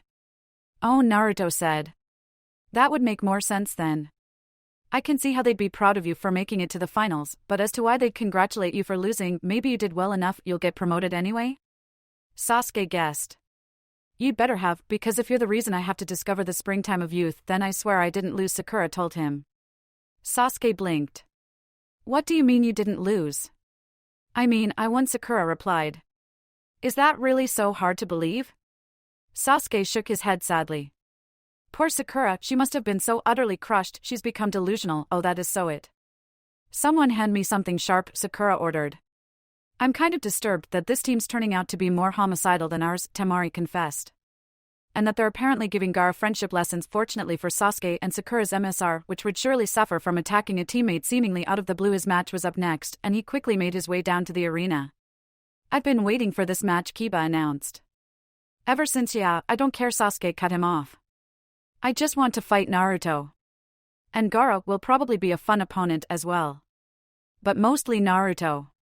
Oh, so you have faith that he'll win his next match, Sakura called down irritably. Sasuke nodded. Of course. Nothing against Temari or anything, but Naruto is my epic rival. I have to have faith in him because if he sucks, that reflects poorly on me. That's why I didn't want Konohamaru to declare me his epic rival, Naruto agreed. Well, that, and he had a tendency to very noticeably stalk me and is only 8. It also looks bad if your epic rival is in their first year at the academy. Although I did kind of suck when our epic rivalry started. Sasuke shrugged. What can I say? I looked underneath. I have seriously got to look into getting that phrase trademarked, Kakashi decided. You guys are so stupid, Sakura complained. Hey, it's not like you don't have an epic rivalry going on with Ino, Naruto pointed out. I think she's more focused on Temari right now, to be honest, Sakura replied. Well, I'll be leaving soon enough and you're welcome to her, Temari said. Seriously, I really don't need her obsessing over me. It's not like our rivalry is even the same since it started off a bit more boy-focused than yours did, Sakura added. I should think so, Sasuke concurred. Seeing as how neither Naruto nor I like boys. At that point Kiba burst out laughing. Did what I said amuse you? Sasuke asked coldly. Wow, that just don't mind me, the absurdity of what you just said was too much for me, Kiba informed him after his laughter had subsided to the point where he could speak again. You're going out of your way to provoke me, Sasuke noted. Why? Because it amuses me, Kiba answered. Plus it's almost as easy to do as provoking Naruto, but twice as amusing and good practice for when we're related someday. That day will never happen, Sasuke insisted. Keep telling yourself that, Sasuke, Kiba said patronizingly. Because if I understand the situation correctly, then can you just start the match already? Sasuke interrupted, turning to Obito. But additions to our family is really something that I need to know, Obito protested. But now is not the time. Sasuke exclaimed. Obito sighed. Fine, begin. After what happened with Shino and his poor bugs, normally I would have some reservations about using Akamaru, but since I have your word you won't do something lame like threaten to kill him if I don't surrender, I'm going to go right ahead with my original plan. Let's go, Akamaru. Kiba ordered. I don't want your surrender, Sasuke told him, activating his Sharingan. I want to knock you unconscious. As Kiba and Akamaru ran towards Sasuke, Kiba took out a smoke bomb and tossed it ahead of him. Your Sharingan won't do you much good if you can't see. He gloated. Some good is better than no good, Sasuke replied. He saw Akamaru coming literally a split second before the dog would have made contact and reached up to grab him. Stepping out of the smoke, Sasuke held up his prize. That was careless of you, Kiba. What are you going to do with him? Kiba demanded. Kill him? You swore you wouldn't. Sasuke rolled his eyes. For God's sake, I'm a ninja and not the Naruto kind. Why on earth would you take me at my word? But as it happens, I don't intend to kill him. Then what are you going to do? Kiba pressed a tiny bit of fear leaking into his voice. Manjikyu Sharingan, Sasuke said by way of explanation. He turned the puppy around until they had eye contact. Tsukuyami. Immediately Akamaru went limp in Sasuke's arms. Akamaru! Kiba cried out. What did you do to him? You know, Sasuke, Sakura called down. Using the Tsukuyami might not be actually killing him, but torturing puppies really isn't all that better in the eyes of the fangirls. Like I care, Sasuke shot back. Or the MSR, Naruto piped up. I didn't torture him, Sasuke insisted. So you're saying you didn't trap him in an illusionary world of your own creation for what seemed like 3 days to him? Naruto asked innocently. Oh no, I did, Sasuke confirmed. I just sent him to a world with plenty of cats it can run around with. Demon cat clones of Tora, perhaps, that would probably be chasing him instead of vice versa, but nobody really had to know that now, did they? Here, Kachi said, tossing Akamaru's limp form at his partner. Don't you think you're kind of overusing that? Sakura asked. I mean, using it on Orochimaru was one thing. And I could even sort of understand when you used it on that cat, but Akamaru too? If I had to deal with the circumstances involved in obtaining it, then I see no reason not to use it every chance I get, Sasuke disagreed. And you do use it every chance you get, Naruto agreed. If he has any psychological scarring from this and needs therapy, I'm totally sending the bill to Yukiba, threatened, catching the flying puppy. Is there anywhere I can put him until the end of the match? Just put him off to the side and hope that area of the wall doesn't suffer any damage in the course of the match, Obito advised. Sasuke blinked in confusion.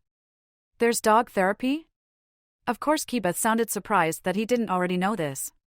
Especially Nin Ken, since they have to deal with the same kind of traumatizing experiences that ninja do. We don't even have therapists for people, but we have them for pets? Sasuke couldn't believe it.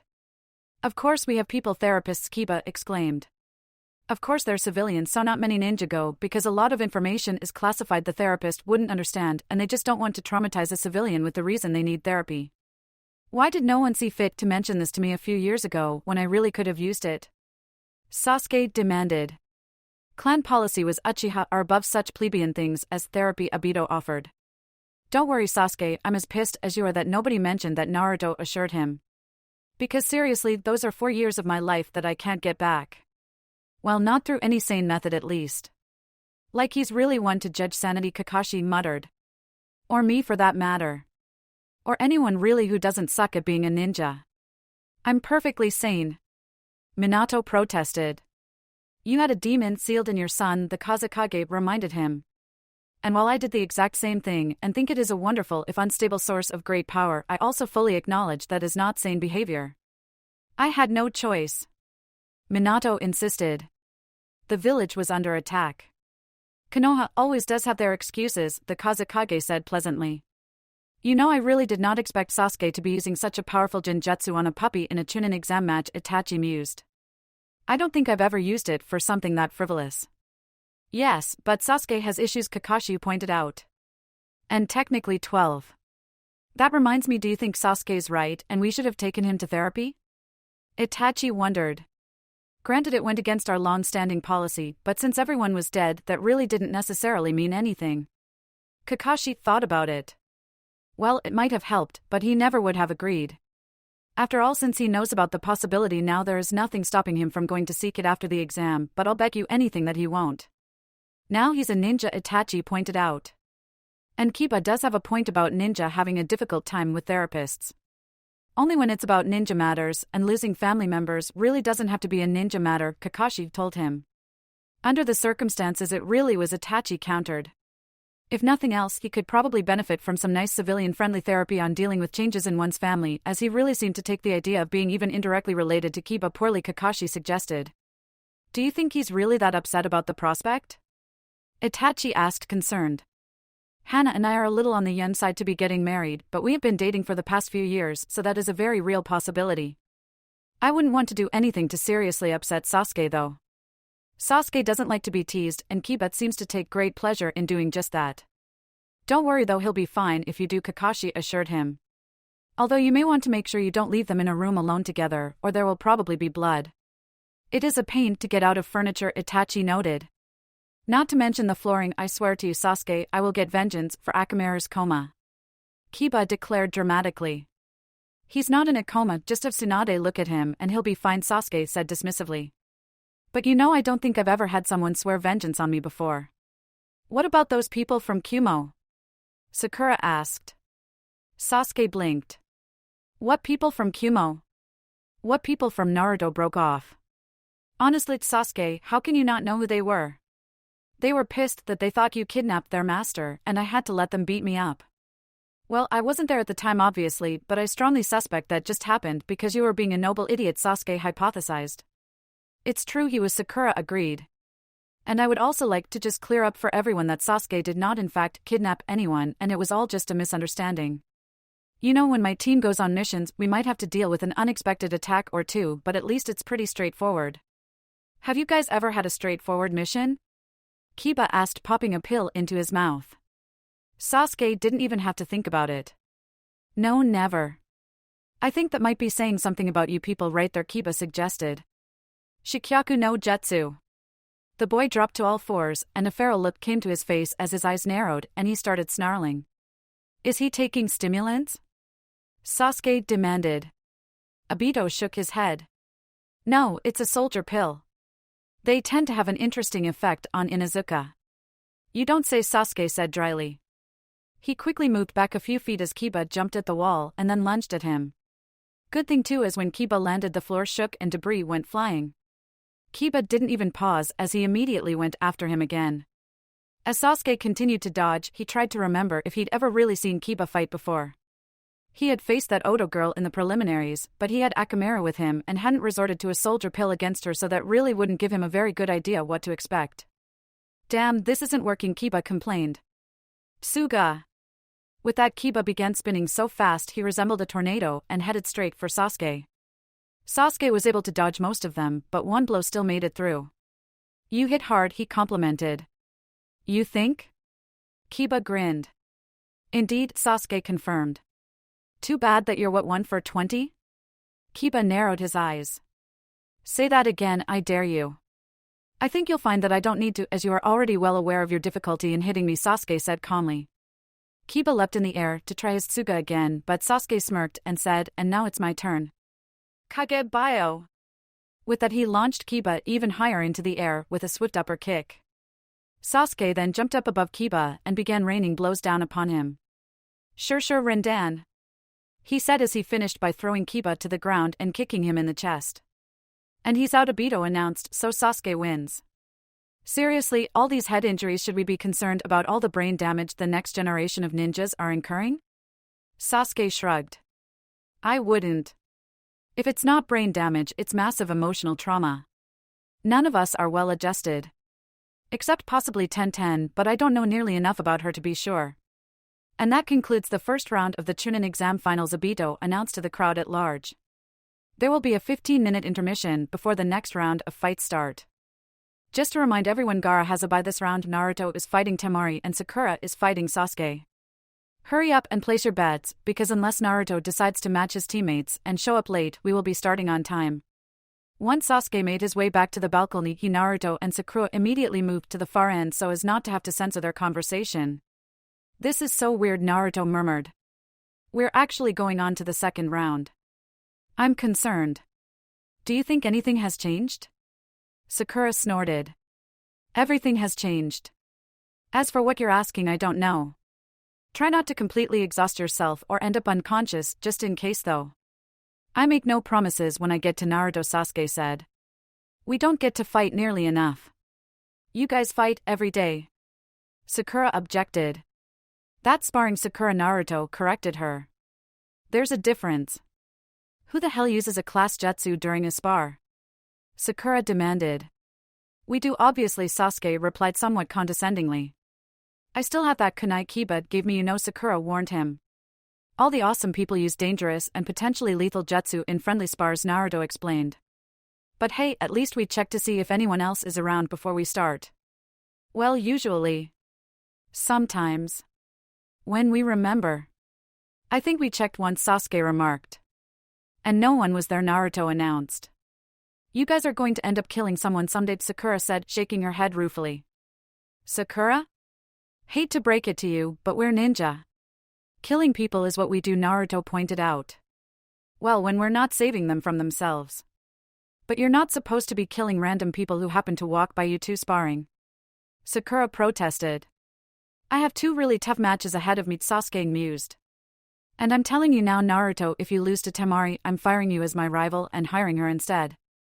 The fact she's 3 days away is a bit of a problem, but me living in Oto or just outright traveling never hurt our rivalry, so that shouldn't be a problem. Although I'd have to do something about Ino, as I refuse to share a rival with her. How can you fire me as your rival? Naruto demanded. You're not exactly paying me. I buy you ramen, Sasuke pointed out. And given how much you eat, I think that's more than generous, especially as you profit from our rivalry as well. Point, Naruto conceded. Wait, Sakura said slowly. What do you mean you only have 2 difficult matches coming up? You're the only one without a bye, and you're facing me, Gaara, and then Naruto, should you win your first 2. Yeah, but even though Gaara and Naruto are worthy adversaries, I'm also fighting you, Sakura, Sasuke pointed out reasonably. Or so he thought anyway. What part of I just kicked Niji's makes you think I'll be that easy to take down? Sakura demanded. I wasn't actually there for that fight, Sasuke reminded her. And unlike Naruto, I didn't leave a Kage Bunshin behind to give me the memories of the fight. For all I know, Niji got all pissy that he couldn't finish those monologues he's apparently so fond of and quit. Your death will be slow and painful, Sakura promised.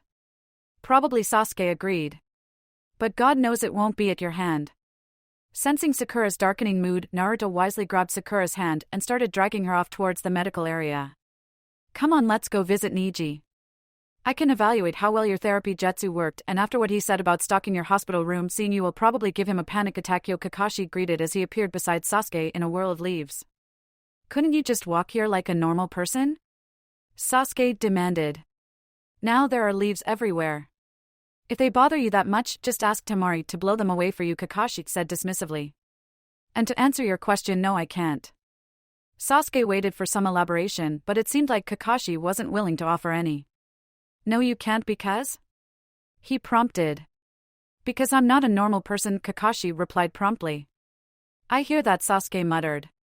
And because walking would have wasted valuable talking to my minions time or reading Ichi time, Kakashi added. Speaking of, where are Sakura and Naruto? They went to go visit Niji in the medical area, Sasuke answered. Or at least that's what they said they were doing. Who even knows if that's where they really are? So haunting his bedside, huh? Kakashi mused, rubbing his chin. I have taught them well. Sure, Sasuke said. And you have no idea just how surreal it is to hear people genuinely believe that. Well, when the students are amazing, the teacher looks incredible by default, Kakashi explained. Yeah, except you're the kind of teacher who thought we were good to go against people like Lee, Niji, Temari, and Gaara after having only ever taught us one thing, Sasuke pointed out. I had complete faith in you, Kakashi insisted. The only skills we had that we didn't have when we graduated, well, except for Naruto having the ability to use chakra properly, which he really should have had when he graduated, was the ability to climb trees. How did that make you think, oh, they're ready to be Chunins? Sasuke wondered. The second stage did take place in a forest, Kakashi noted. I've said it before, and I'll say it again, there is a reason I left, Sasuke said, shaking his head in annoyance. I know, Kakashi agreed pleasantly. I just thought that reason was Naruto's status as competent was giving you an inferiority complex. Okay, I feel sufficiently talked to, why don't you go bother Naruto and Sakura now? Sasuke suggested. I couldn't possibly do that. Kakashi sounded shocked at the very idea. They're visiting a friend in his time of need, and to interrupt would just be rude. He paused. Not to mention Guy will probably be there. But tell me, why didn't you go with them? Because I don't really care about Niji's. Mine are probably healed by Tsunade by now, injuries, Sasuke replied. I figured that, Kakashi said, rolling his eyes. But why didn't Naruto and Sakura drag you along? Sasuke shrugged. Probably because Naruto was too busy dragging Sakura. Sakura didn't want to go? Kakashi asked, surprised. That doesn't sound like her. Besides, she'll want to tell Tsunade that she won. Against all odds. Apparently Sakura's mad at me, Sasuke revealed. And Naruto wanted to give her a chance to cool down or something like that. Why in the world is Sakura mad at you? Kakashi questioned. I mean, it's not like you're still on her about being useless, right? Sasuke said nothing. Seriously? Kakashi asked. You know she beat Niji. Hearsay, Sasuke claimed. All I heard was that she's my next opponent and Niji got medical attention. You know she's not, Kakashi pointed out. So why are you saying otherwise? I may know that, Sasuke allowed, but fighting people when they're all worked up tends to make the fight more interesting. Besides, something tells me that once I actually do see her in action, I'll have to drop the pretending to think she sucks thing, and so I'm trying to milk it for all it's worth while I can. Kakashi snorted. That you did. And then you went out, fed it a soldier pill, and started the process all over again. Sasuke smirked. Details, you know I appreciate your attempts to keep the peace until the match, but I don't think it will do much good, Sakura told Naruto as they made their way towards Tsunade's domain. And why is that? An hour from now you'll either be fighting or your match will be over, Naruto predicted. True, but with Kakashi up in the Hokage box, Sasuke and I will be alone together while you're fighting Temari, Sakura informed him. You won't be alone, Naruto assured her. I don't think Shikamaru is planning on leaving, seeing as how he appeared to be taking a nap when we left. Shino should still be there. Kiba might be there if he feels Akamaru is up to facing Sasuke, and Gaara will definitely be there as he's still in the exam. As you said, Shikamaru is asleep, but even if he weren't, would he bother to try and step in and break us up if he wasn't already touching our shadows? Sakura shot back. Or would Shino or Gaara do anything, period? Kiba might, but then he'd be more likely to break up our fight, but provoking Sasuke into attacking him than anything else. You two are big kids now, and one of these days you're going to have to learn how to deal with people who go out of their way to piss you off, Naruto mock lectured as he opened the door to the medical area and stepped inside. I do know how to deal with them, Sakura replied, the very essence of wide-eyed innocence. It's accomplishing such a thing non-violently that's giving me pause. Being drunk helps, Tsunade suggested, looking up from Akamaru. Kiba was watching anxiously a few feet back. I'm a bit young for that though, aren't I? Sakura asked a little nervously. The last thing she wanted was to be on her mentor's list of potential drinking buddies. Konoha's policy is to allow anyone who is legally an adult, which you became once you made genin, to have full access to alcohol, Tsunade explained. Civilians might have to show ID, but for shinobi, just sporting a headband is enough. Drinking laws are in place for a reason, and I really don't feel that I'm physically ready for. Sakura began to protest. Oh, get over it. Ero Sannin and Gamabunta made me get drunk when I was signing with them, and nothing happened to me, Naruto announced. And you cleared it from your system in a matter of hours. Sakura objected. You're a Jinchuriki and have insane healing abilities. Drinking doesn't work like that for me. Well, you could always drink less, Naruto suggested. Just don't come to me for sympathy when you're hungover, because apparently I'm immune. Some people have all the luck, Tsunade muttered.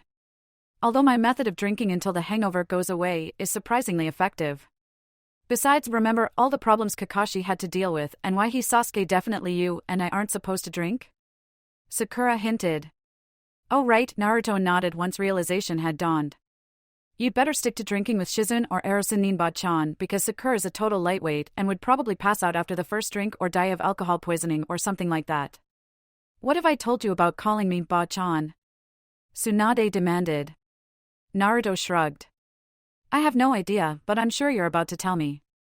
Not that I know why you even bother, considering that I'm not liable to pay any more attention than the last 50 million times you told me whatever it is that you said about it. Nice save, Sakura approved. Don't call me Ba-chan. Tsunade shouted.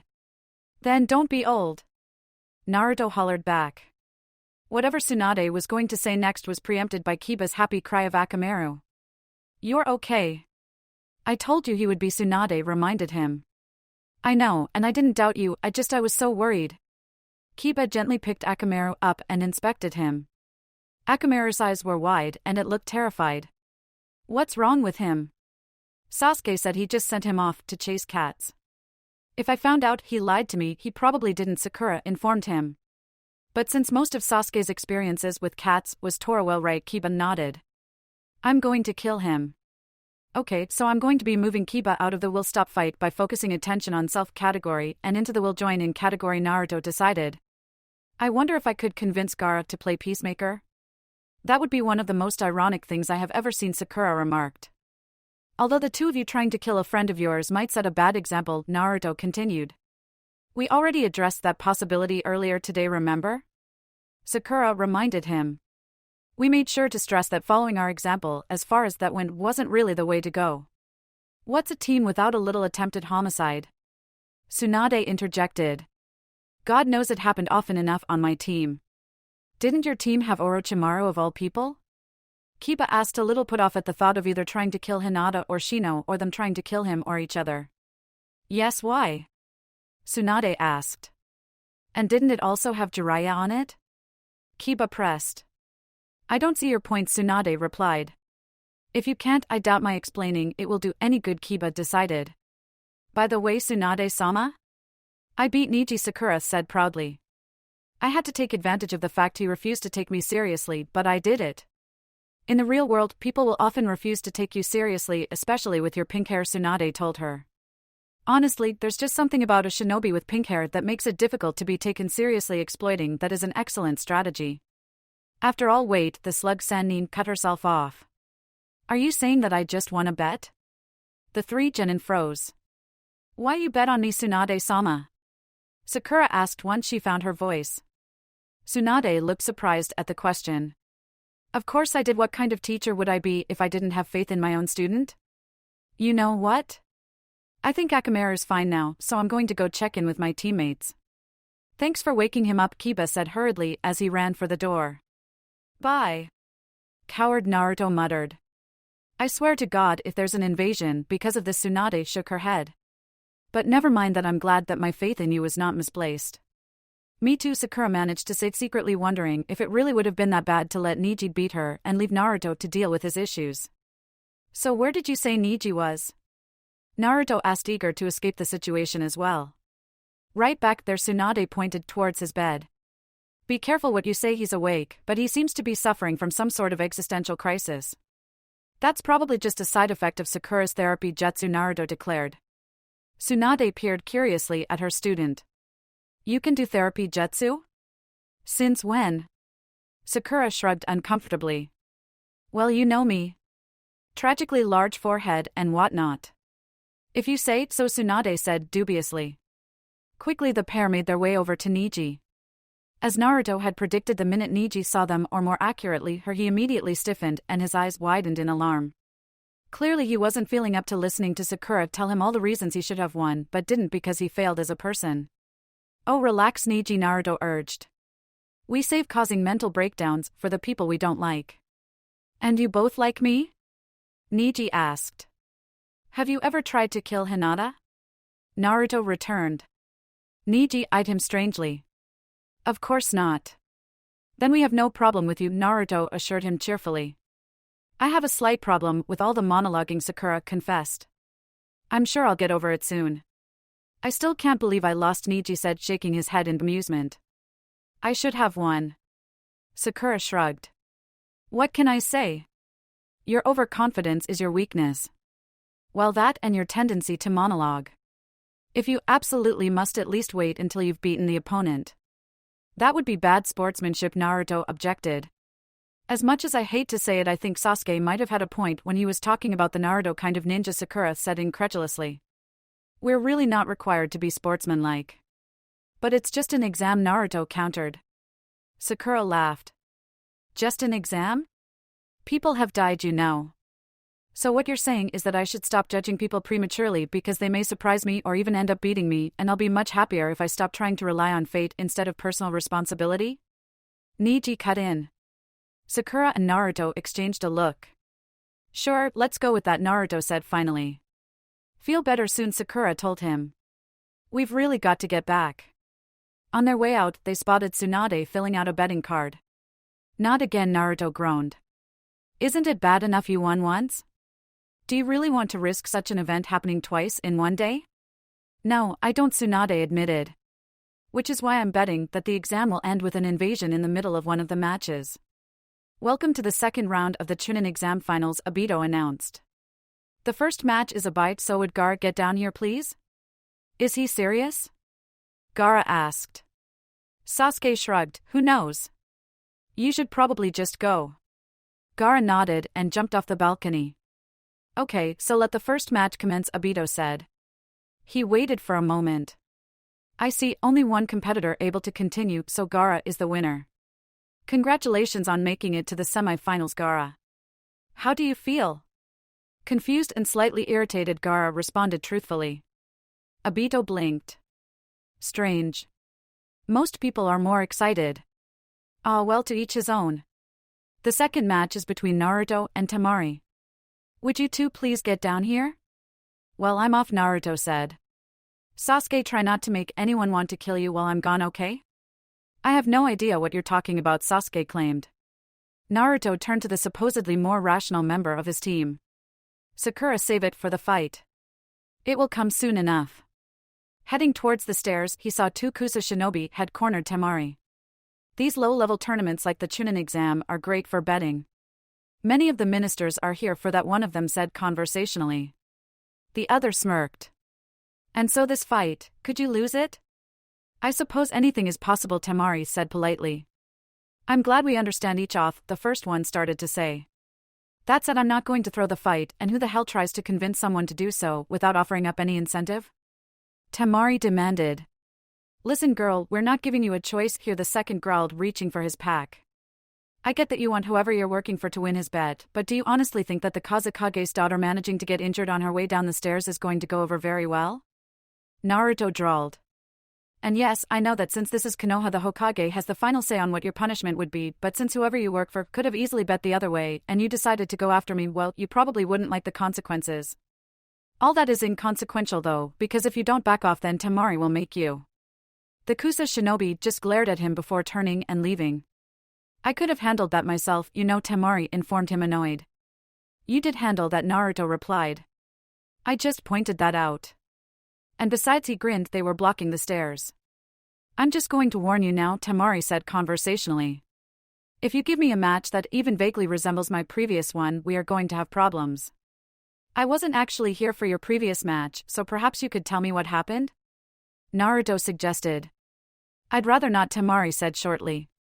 But suffice to say, if you drag this on for hours or surrender right when it's obvious you're seconds away from winning, then so help me, don't worry, I don't have the patience for anything like that, Naruto assured her. I didn't even have the patience to watch Shikamaru's match. And then no ridiculous surrendering? Temari prompted. Weren't you paying attention during that last match? Naruto asked. I have a match with my epic rival coming up. Temari rolled her eyes. That's assuming he doesn't lose to Gaara. Or Sakura, Naruto said, hoping at least mentioning the possibility that Sasuke wouldn't wipe the floor with her would keep him off her bad side. Now that you guys have settled that, Obito said, let the second match of the second round of the Chunin exam finals commence. I still can't believe you're counting Gaara coming down here as a match, Naruto said, shaking his head ruefully. I can't believe you can't believe it, Obito returned. We went over this earlier, there are no free rides. Gaara's just lucky his opponent was such a lightweight. Out of curiosity, how did you manage to pass your MSR? Temari asked politely. Obito shrugged. Well, I did get promoted during wartime, and the need for more fighters did tend to lower the standards. Why? No reason, Temari said innocently. She turned to Naruto. Are you ready? Would it matter if I said I weren't? Naruto shot back. Temari shook her head. Not really, but it never hurts to be polite. Naruto raised an eyebrow. Even when you're about to try and beat the crap out of someone? Especially then, Temari confirmed. She raised her fan. Ninpu kamaitashi. That's not good, Naruto said as he quickly ducked behind one of the trees that were in the arena for no real reason he could think of. Maybe to provide cover? He really hoped Temari wouldn't decide to outright do away with it. The mini twisters that had erupted from Temari's fan were everywhere, and the people sitting in the first half of the stadium felt the effects just as keenly as Naruto did ensconced behind his tree. Unless he wanted to see if any of his wind techniques could match hers, bolstered as they were by her fan, and turn the match into a battle to see who had more control over the wind, which he suspected would be hers as that was her main attack plan, and his basics were found in shadow clones. Naruto had little choice but to sit back and wait for it to pass. Once the wind had dissipated, Naruto stepped out from behind the tree. Impressive, he said. I would say the same, Temari said dryly, but hiding behind a tree is a little lame for my tastes. There's nothing wrong about avoiding a powerful and stadium-affecting jutsu, Naruto defended. Sure, I could have just let it hit me or try and counterattack, but waiting for it to pass before making my move is ever so much more sensible and, dare I say it, Chunin-like. You're fishing for a promotion? Temari accused. Naruto shrugged. Aren't we all? Think fast. With that, he hurled a kunai at her. Temari raised her fan and almost lazily blew it away. Did you honestly think that would work on me? Not really, no, Naruto admitted. And even if you weren't so proficient with wind, a single kunai probably wouldn't have hit you once you'd seen me throw it, but it never hurts to try. Well, you had your chance to counter, and you wasted it on a kunai throw that you up and warned me about, and so now it's my turn. Kamaitashi no jutsu. Naruto decided that it was quite fortunate indeed that he'd only just stepped out from behind his trusty tree protector and quickly sidestepped the attack by moving once more behind it. He crouched to the ground to give her winds less of a target. Besides, he knew that attack. If he let himself get caught in it, it would carve up his body like hundreds of invisible blades. Will you quit running away? Temari demanded. Hey, I haven't moved, Naruto defended. You're the one who can't be bothered moving so as to force me to move if I don't want to get hit. Temari sighed. Excuses, since we seem to be operating under a turn-based combat system at present, allow me to go next, Naruto said. Kage Bunshin. Temari eyed the 3 clones that suddenly appeared behind her opponent curiously. What could you possibly use those for? I know when you fought Lee earlier you attacked him while he was trying to find the real you, but all I need to do is send some wind your way and see which ones to spell. That tree isn't big enough to fit 4 of you after all. Naruto nodded. You have a point, but then again there is more than one tree available. And who's to say that I would even bother protecting them when I could just summon more? All of that is moot though. Really? How do you figure that? Temari asked. My clones have their own way of protecting themselves, Naruto informed her as the 3 Kage Bunshin disappeared in a whirl of leaves and reappeared a few feet behind her and to each of her sides. What? Temari began. Naruto didn't give her a chance to finish though, as he and his clones quickly formed a Rasengan, just the unfinished version, because God knows he didn't want to risk killing her, and sent it her way. I'm actually not sure if you could redirect one of those, he confessed, but good luck redirecting 4 of them. Since just getting hit with one Rasengan was almost guaranteed to cause serious injuries, Naruto put less chakra into it than usual and hoped Temari would dodge at least one of them. Temari raised her hands, possibly to attempt a shunshin of her own, possibly to try and stop herself from getting hit by all 4 of them, when a cloud of dust blown out by the attacks blocked his vision. When the dust cleared, Temari was still standing, but it was clear that she'd been hit, although how many times Naruto didn't know. What he did know was that her clothes were torn and she was bleeding, leaning on her fan, and was panting heavily. Are you going to give up? Naruto asked her. Temari shook her head vehemently. It's the semi-finals, how can I possibly give up? Naruto took out a shuriken this time and lobbed it at his battered opponent. Again her fan came up to blow it away, but a lot slower than before, and she staggered a bit once it was no longer supporting her. How can you not? I've lost some chakra, sure, but other than that I'm good to keep going. You, on the other hand, are pretty clearly injured and appear to be having some difficulty wielding that thing. If this were a real battle, then yes, giving up might not be an option, but if this were a mission, then a tactical retreat would be a far more chunin thing to do than persisting in attacking when it would only get yourself and your team killed. You're saying that if I surrender, I'll make chunin? Temari asked skeptically. I'm saying that if you don't, then you definitely won't, Naruto replied. You're just trying to get out of having to fight me, Temari charged. At this point, I could probably beat you anyway, Naruto pointed out. And while I may not have a fan, I'm a wind elemental too. Temari closed her eyes as she considered it. After a long moment she opened them again and, looking very much like she hated herself, reluctantly ground out, I forfeit. I can't believe he used for Rasengan on her. Minato exclaimed. That girl could have been killed. I know that that's a risk in the exam and everyone signed the waiver, but it's still overkill. I mean, for Rasengan at least he had the sense to just use the initial form. Kakashi consoled him. Initial form? The Kazekage asked, trying not to sound too curious. Alterations to jutsu were made all the time, Kakashi answered, wondering what the best way to avoid having to answer without ignoring the question or outright telling the foreign leader to mind his own business, which was sure to go over poorly. Size, shape, color, Itachi blinked. Color? Ah, yes. It's actually Sasuke's fault that Naruto's been experimenting with that, Kakashi replied. How so? Itachi asked. Kakashi sighed. Naruto thinks it's cheating to be able to determine the attack range of a jutsu through the color, which Sasuke can do. I don't think Naruto really needs to bother, because it's not like the two don't spar often enough that they don't know practically all of each other's moves, and unless things go horribly wrong, they won't ever have a serious life or death fight against each other. But what can I say? Naruto has a lot of free time, and with his Kage Bunshin, he has even more. My son seems to have an extremely well-developed sense of fair play, Minato noted. Although whether this will prove to be a boon or a burden in his quest to become Hokage remains to be seen. Your son wishes to succeed you? The Kazekage asked, surprised. Minato nodded. I was surprised when I found out, as most people his age aren't interested in the position, and he knows that it involves a lot of long hours, but he's quite determined to become either the Godame or Rokudame. Are any of your children interested in taking over after you step down? Dying was a far more likely outcome, Kakashi knew, but it wouldn't be very diplomatic to outright say that now, would it? The Kazekage considered the question. Would you believe that I honestly don't know? I've never asked them. Temari has shown an interest in the workings of the government, and I've often thought she would do well as a diplomat, but I haven't really seen any great interest from Kankuro, and Gaara hasn't really seemed to be interested in anything. Then again, they're still young, so who knows where they'll end up. Naruto seems to be getting on quite well with all of your children, even if he and Kankuro did get off to a rough start, Minato noted. So if one of them became Kazekage someday and Naruto become Hokage, that should strengthen the alliance between our two villages. That would be quite the change from the current state of affairs, the Kazekage mused. That Tsuchikage has been in office since before any of the rest of us were born, and Kiri's so secretive we barely know anything about the new Mizukage or what happened to the old one. That's no way to keep alliances, Minato agreed. Speaking of our children though, yes? The Kazekage asked.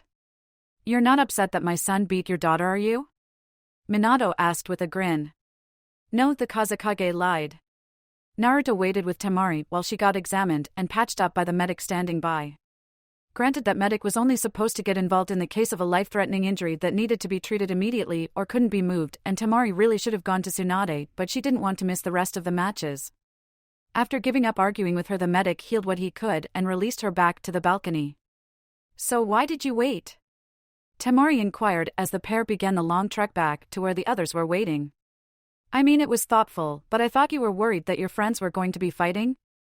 Oh no, I got that taken care of, Naruto replied cryptically. And I'll confess I had possibly slightly less than altruistic motives for waiting. Temari raised an eyebrow. Oh. I may need a human shield, Naruto told her sheepishly. Temari crossed her arms. I just finished one match, I'm not going to take a hit for you because you pissed someone off. Oh, they wouldn't attack you, Naruto assured her. They'd just try and get me out from behind you. Temari was about to ask who he'd managed to piss off badly enough he'd rely on a still injured person as a means of protection when she reached the balcony and saw Sasuke, Sakura, and Kiba floating a few feet apart in sand cocoons. That answered that question. Thanks, Gaara, Naruto said gratefully. You're a lifesaver. Gaara cocked his head. I do not believe I have ever been called that before. Well, you've officially earned the title today, Naruto assured him. After all, if they got into a fight and jeopardized their chances of becoming a Chunin and consequentially my chances of avoiding intense youth training for a year with Guy, then I very well might have killed them. He paused. Which would be a bad thing as they are my best friends. And Hinata-chan would probably be upset if anything were to happen to Kiba. It would be troublesome, Shikamaru agreed. Hey! Kiba objected. Are you saying you don't think of me as a close friend? Naruto elected to answer his question with a question of his own. Do you still think I'm in love with Sasuke? Kiba snorted. That's not going to change anytime soon. Well, there you have it. Naruto turned his attention back to Gaara. Did they give you any trouble? Gaara shook his head. No, but they did plan out some very creative ways to kill you, so I would watch out for them. Especially that one. He pointed at Sakura. Sakura? Naruto asked, confused. He would have thought Sasuke would be the most experienced in planning out how to kill people since he'd been doing it for over 10 years now. What can I say? Sakura asked. Medics have a far greater knowledge of the human body than most people, and that does come in handy. I mean, just look at Kabuto. Kabuto? Shino inquired. The genin that gave up before the preliminary round? Sakura nodded. Kiba burst out laughing. That guy's pathetic.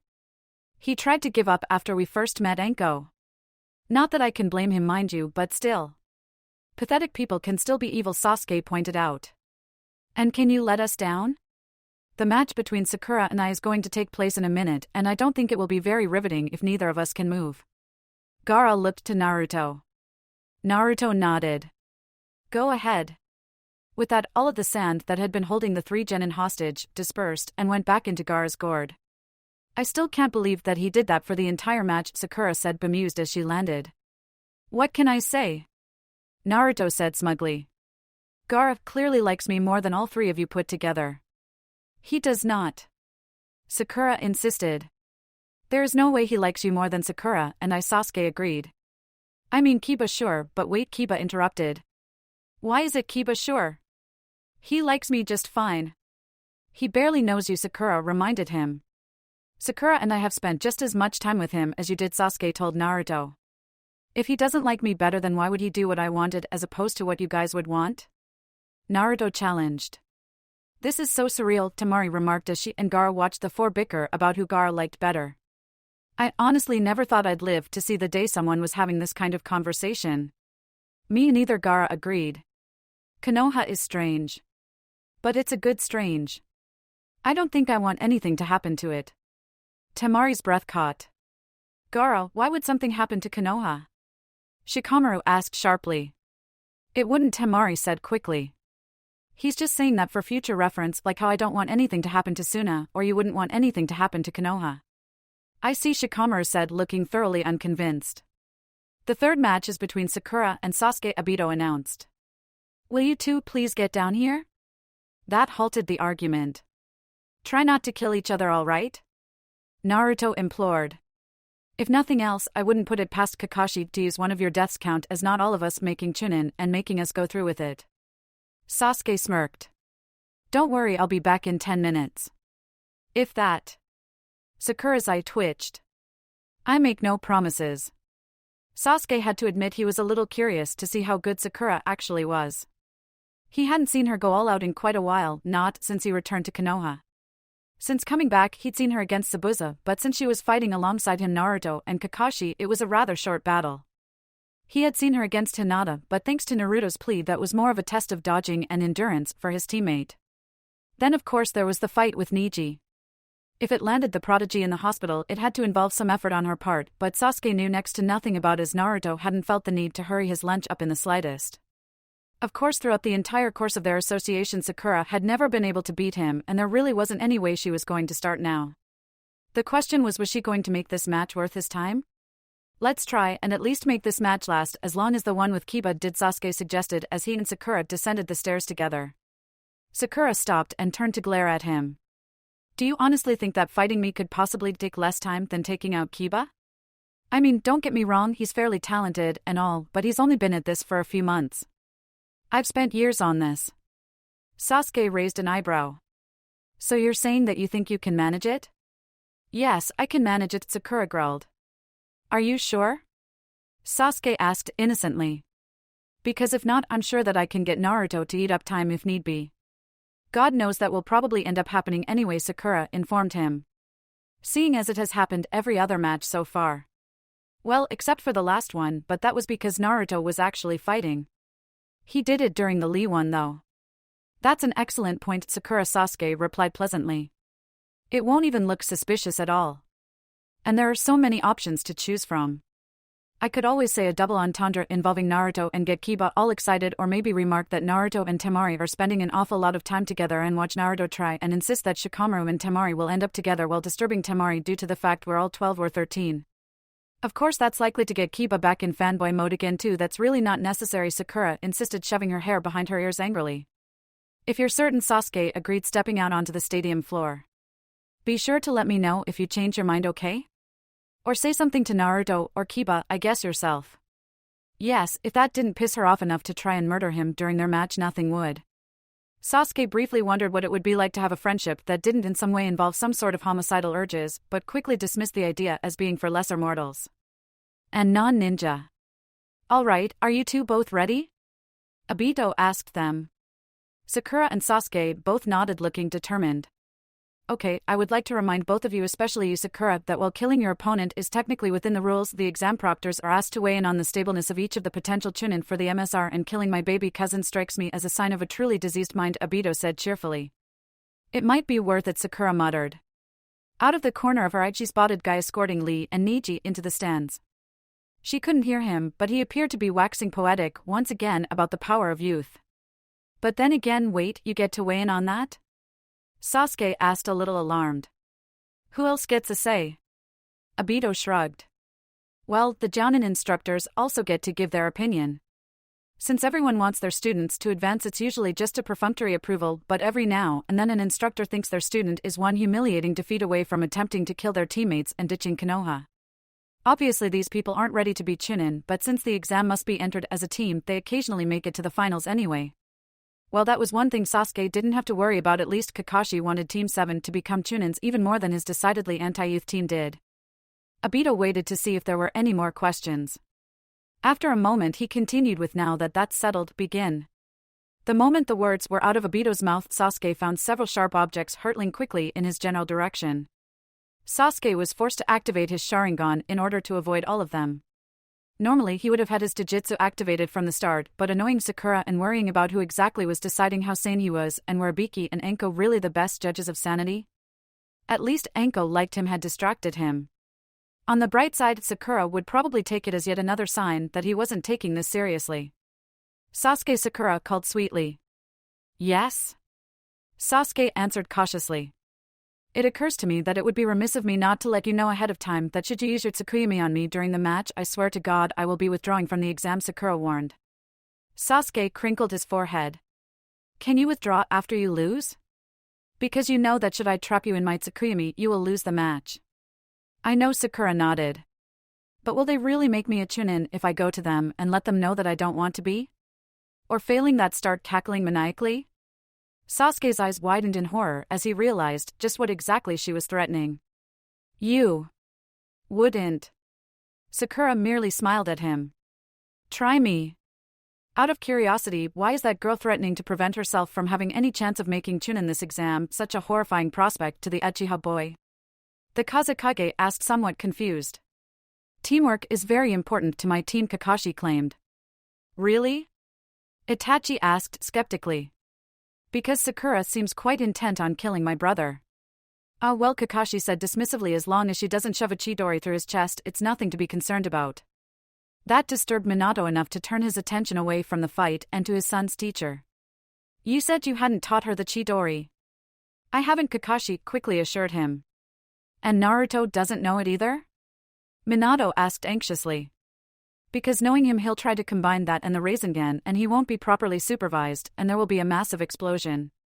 And massive piles of paperwork, the Kazekage added helpfully. Exactly, Minato said absently, still watching Kakashi expectantly. No, I would never be so irresponsible. Kakashi claimed, sounding shocked.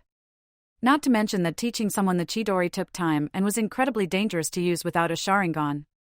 Not like Kakashi would let that stop him, of course. If Sasuke was going to go around using his signature technique, then there was no way in hell he wasn't going to. And besides, Naruto had enough of a ranked jutsu as it was. I really hate to say this, Minato said, slowly glancing at Itachi, but are you trying to say that you think Sasuke might try to kill either my son or Sakura? Kakashi paused to consider the question, which wasn't exactly the vehement denial the yandere was hoping for. At this point, I highly doubt that. Only highly doubt it? Minato was rather persistent when it was a question of Naruto's safety. Of course, Kakashi had realized that when he watched Konoha's attitude towards their resident Jinchuriki turn from scorn and hatred, although it had admittedly mellowed out starting after Orochimaru's invasion and culminating when Naruto's therapy jutsu had led to half the town being brought back from the dead, to gratitude and admiration over the course of 2 lifetimes. I'm a ninja, Kakashi explained, and I associate with Naruto.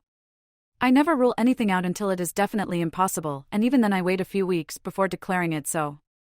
You sounded certain about Naruto and Sakura, Minato pointed out. To be fair, Sakura and Naruto don't actually know the Chidori, so it is a safe assumption to make that they won't be killing anyone with it anytime soon, Kakashi countered neatly. This didn't seem to reassure the Hokage.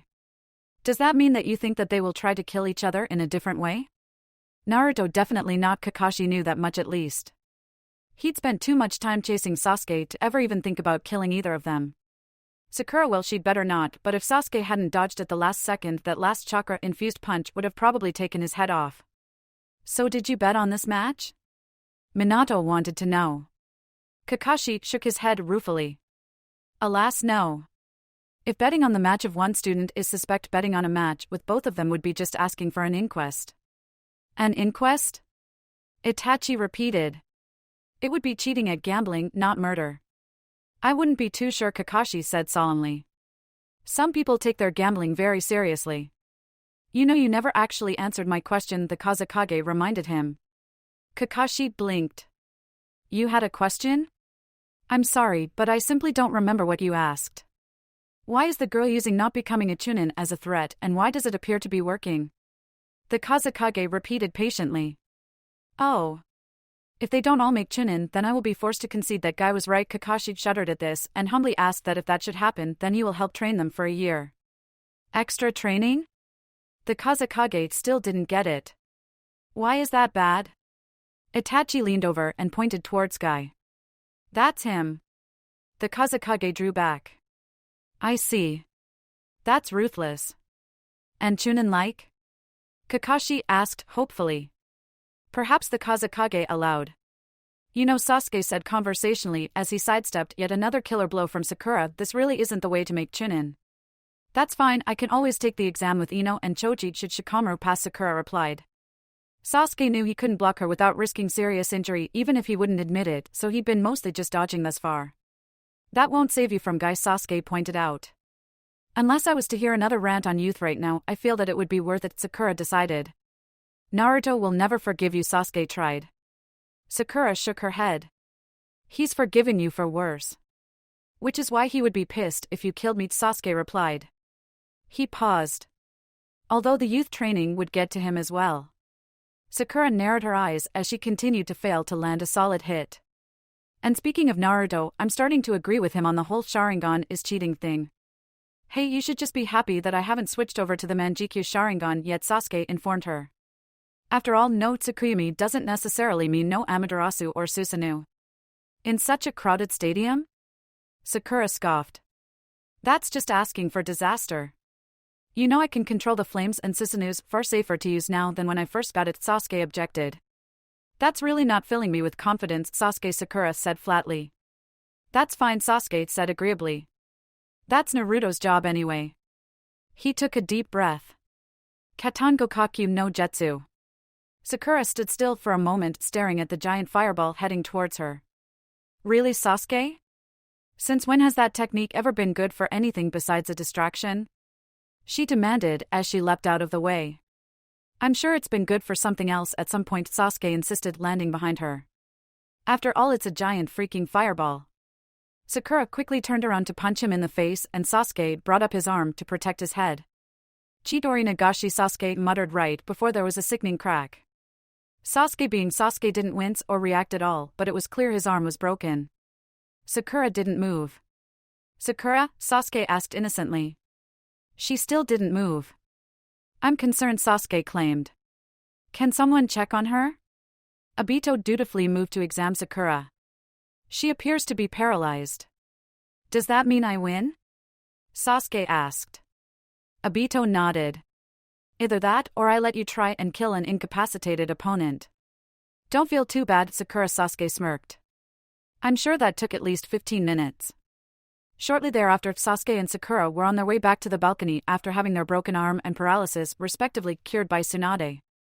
I thought you weren't going to use the Chidori on your friends anymore, Sakura said to break the silence. Technically, I only promised not to use it on Naruto anymore, Sasuke pointed out. Sakura rolled her eyes. You knew what Kakashi was asking. True, Sasuke admitted. But the Chidori Nagashi doesn't kill, it just paralyzes, and the only reason I'm not supposed to use the regular Chidori is because it is supposedly an assassination jutsu, even if it will blow your cover the second you use it. So if you had to rely on a variation of a forbidden technique, does that mean that you weren't disappointed with the match? Sakura inquired. Maybe, Sasuke admitted, grudgingly not liking where this was going. And does that mean you're going to stop insisting, implying, or referencing me sucking? Sakura pressed. Sasuke didn't say anything. Sasuke sighed theatrically. Fine, although I make no promises about referencing because honestly before I left I suppose that we'll have to do, Sakura decided reluctantly. As they reached the top of the stairs, they heard Naruto saying for the last time, yes, I'm sure that we made sure to mention that attempting to kill your friends is generally a bad idea. I'm just concerned that you used the word generally instead of always, Temari explained. I mean, for some reason my brother seems to be listening to you because he likes me best, Naruto interrupted once he saw his teammates. Temari rolled her eyes. Whatever. And when Gaara tries to kill something, something dies. Well, over the years, Sasuke, Sakura, and I have come to accept that attempted homicide is just something that's going to happen on occasion. If it were actual homicide, the non-involved party might complain, but other than that, who cares? Naruto asks rhetorically. I don't think any of us have tried to kill Kakashi, Sasuke added. But I could be wrong. It wasn't from any lack of desire on our parts, or at least my part, one assure you. What are you guys even talking about? Sakura asked them. Temari finally got around to asking what kind of friendship lessons we've been giving Gaara, Naruto answered. Hey, when this is all over you're not the one who's going to have to deal with whatever changes you've caused, Temari pointed out. I'm just being a concerned sister. I still think you're overreacting, Naruto exclaimed. I mean, I've only seen Gaara kill one person in the entire course of our friendship, and he was from Odo. Why does that matter? Gaara asked. Because everyone from Odo is evil, Naruto responded automatically. He laughed sheepishly. Not that I'm biased or anything. Sasuke felt obliged to clear up the misunderstanding. They're not all evil. They just have a Kage who has an unhealthy fondness for suicide missions, so he very well might have died soon either way. And don't forget the waiver he signed, Sakura spoke up. Aren't you up again next? Kiba asked. Sasuke nodded. Yeah, the minute he calls me now for the third round of the Chunin exam finals, Obito announced. Your first match, Namikaze Naruto. Or not, Sasuke muttered. Don't worry, this will take even shorter than your match against Sakura, Naruto promised. Sakura glared at him. What did you just say? Naruto looked trapped. That is. Shikamaru lazily walked over to Naruto and shoved him down to the ground floor. Do the world a favor, push a stupid person, he murmured. Oh, the irony. Naruto cried on his way down. Note: so yet, despite popular demand, Sakura simply couldn't win. Why? Because Sakura's the normal one, which is strange, given the fact she's the one with the hair color not found in nature, and I can't actually think of a fight Sasuke's in where he doesn't discover a new power or move. The winner is Namikaze Naruto, Obito announced. How do you feel about making it to the finals, Naruto? Naruto shrugged. I really just want to fight Sasuke. Should he lose to Gaara, I'm going to be kind of pissed. Don't get me wrong, fighting Gaara would be fun too, but he's just not my epic rival, you know? Obito nodded and glanced at Kakashi. I think I do. Either way, you've done well to win your 3 matches and deserve your spot in the finals. Not that I disagree or anything, Naruto began carefully, because I totally think I should be in the finals, but was that last match really that big a deal? I mean, I wasn't actually fighting anyone. Which is why if you had lost, you wouldn't have deserved to be in the finals or ever make Chunin ever, Obito explained. Well, yeah, but what would happen in that case? Would whoever won the next fight have a bye for the finals, or would that match automatically be the finals? Naruto queried. You know, I don't know, Obito confessed. Fortunately, we do not need to worry about that, seeing as how you've proved successful in your fight against the elusive Bai. Seriously, you're having way too much fun with this, Naruto said bluntly. What am I supposed to do? Obito demanded. Just stand here and stop you guys from cheating too, obviously, or killing each other unnecessarily? That does sound like the job description for exam proctor, yes, Naruto agreed. Well, too bad. Those are really more like guidelines anyway, Obito insisted. Now hurry up and go back to your friends. It's time for Sasuke to go up against Gaara. What are you writing? Kakashi asked, watching the Kazekage scribbling furiously on a piece of paper. It's now the second match of the semi-finals, the Kazekage explained. By now we've all gotten a pretty good idea of who should advance and who should try again in 6 months. I'm just making my recommendations and listing my reasons why or why not. There are still 2 more matches, though, Minato pointed out. And given that they are between Sasuke and Gaara, and then the winner of that fight against Naruto, I'm sure they'll prove to be spectacular. True, the Kazekage allowed. But I can always edit my recommendations later. I'm just trying to get it all down while it's still fresh in my mind. They're done. The Kazekage folded the paper into fourths and held it out to Kakashi. Will you hold on to this for me? I suppose, Kakashi replied, taking the paper. Any particular reason you can't hold on to it yourself? Or why you want me to do so? Well, as you know, Tsunade of the Sannin has recently won a bet. I have not ever met her personally, but her reputation precedes her, and should the cataclysmic disaster that usually follows anything that could reasonably be considered good luck for anyone else occur before this exam's new Chunins are decided upon, I do not wish to see all the time and effort I put into my choices go to waste, the Kazekage explained. That makes sense, Kakashi conceded. But what makes you think it would be any safer with me? As a bodyguard, I would face whatever natural or unnatural disaster should strike before either you or Hokage-sama. The Kazekage snorted. You have a reputation as well. I'm sure if you place my recommendations inside the pages of your book, no harm will come to it. He's got either, Kakashi, Minato said with a smile. Fine, Kakashi sighed, tucking the paper inside the pages of his precious novel. Speaking of Tsunade and betting, did she make any other bets I should be aware of? Minato asked. Please tell me no one would be so stupid as to let her place another bet after having already won once. Indeed she did, Hokage-sama, Itachi responded. Normally I do not believe they would have allowed her to place another bet without her having to threaten them first, but in this case they thought it was so outlandish they agreed with her that it would balance out her win. What did she bet? Minato pressed. She suggested that the exams would end in an invasion, Itachi informed him.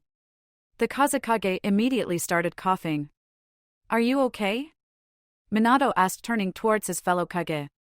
I'm fine, the Kazekage claimed. That's such a horrible thing to bet.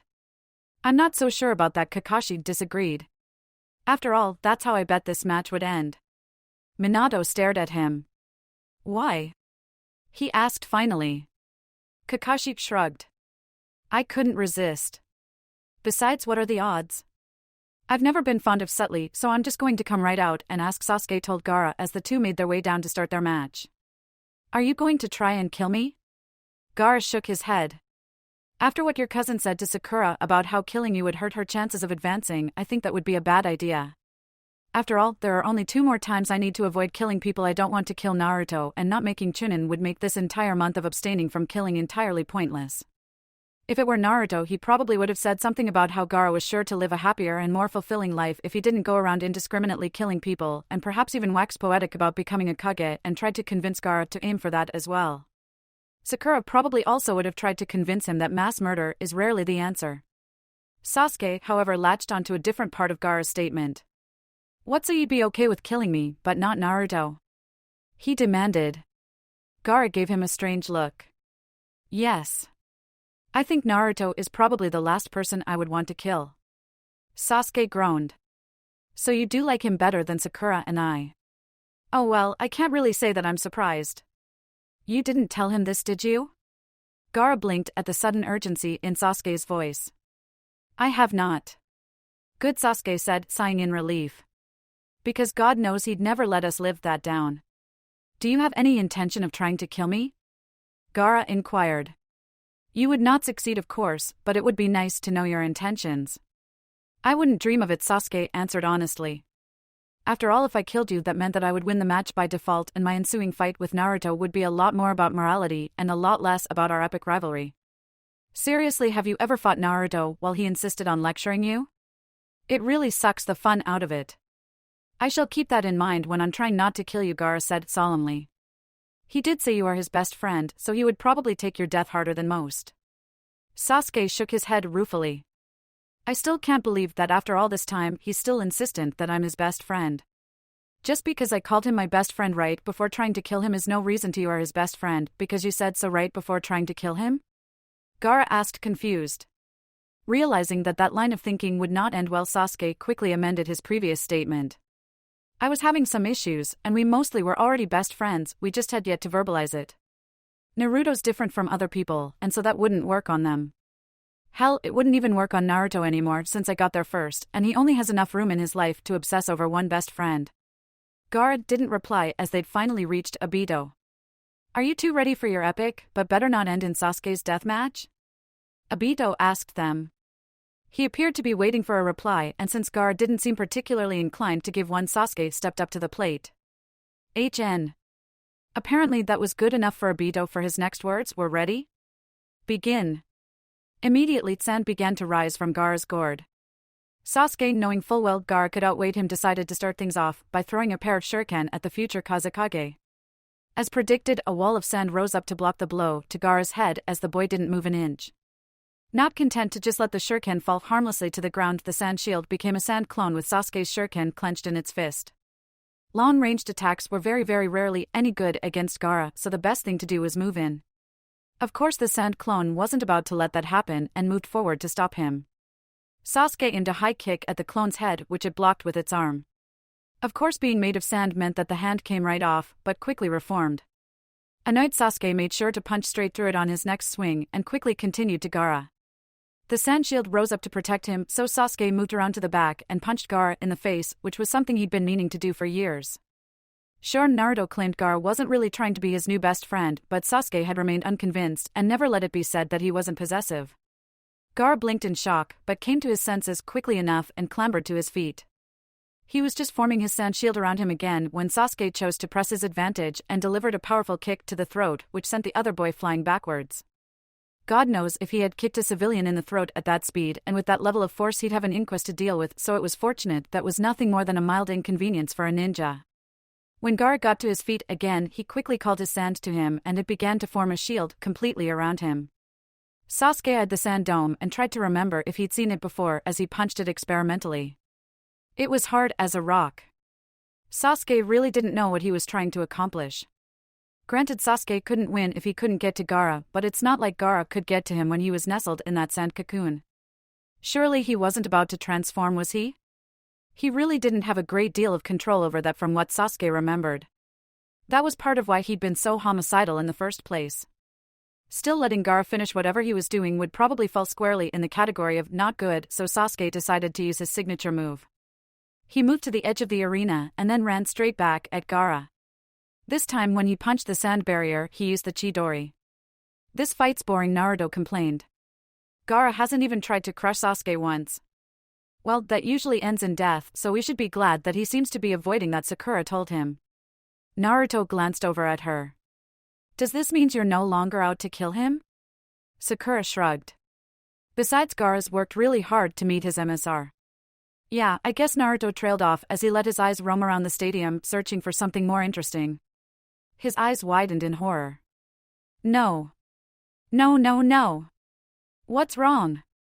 Kiba asked absently. "People in the crowd keep falling asleep. I'd say half of them are out of it already. Either they agree with me that this is boring or someone put a genjutsu on them," Naruto announced. "Why would anyone put a genjutsu on the crowd?" Temari asked.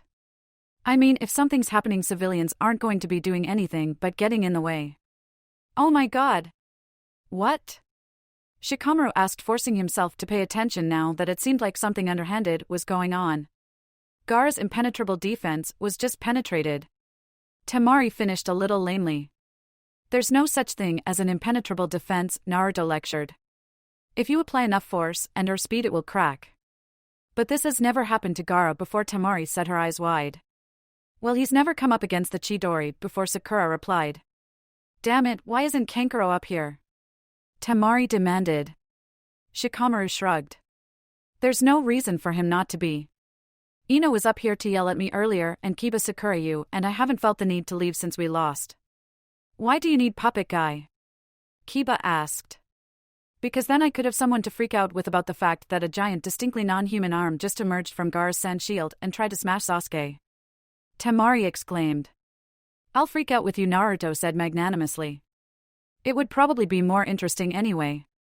I'd probably understand what happens during a transformation better than anyone else here anyway." "That would be nice, thank you," Temari said. "I always feel foolish freaking out alone."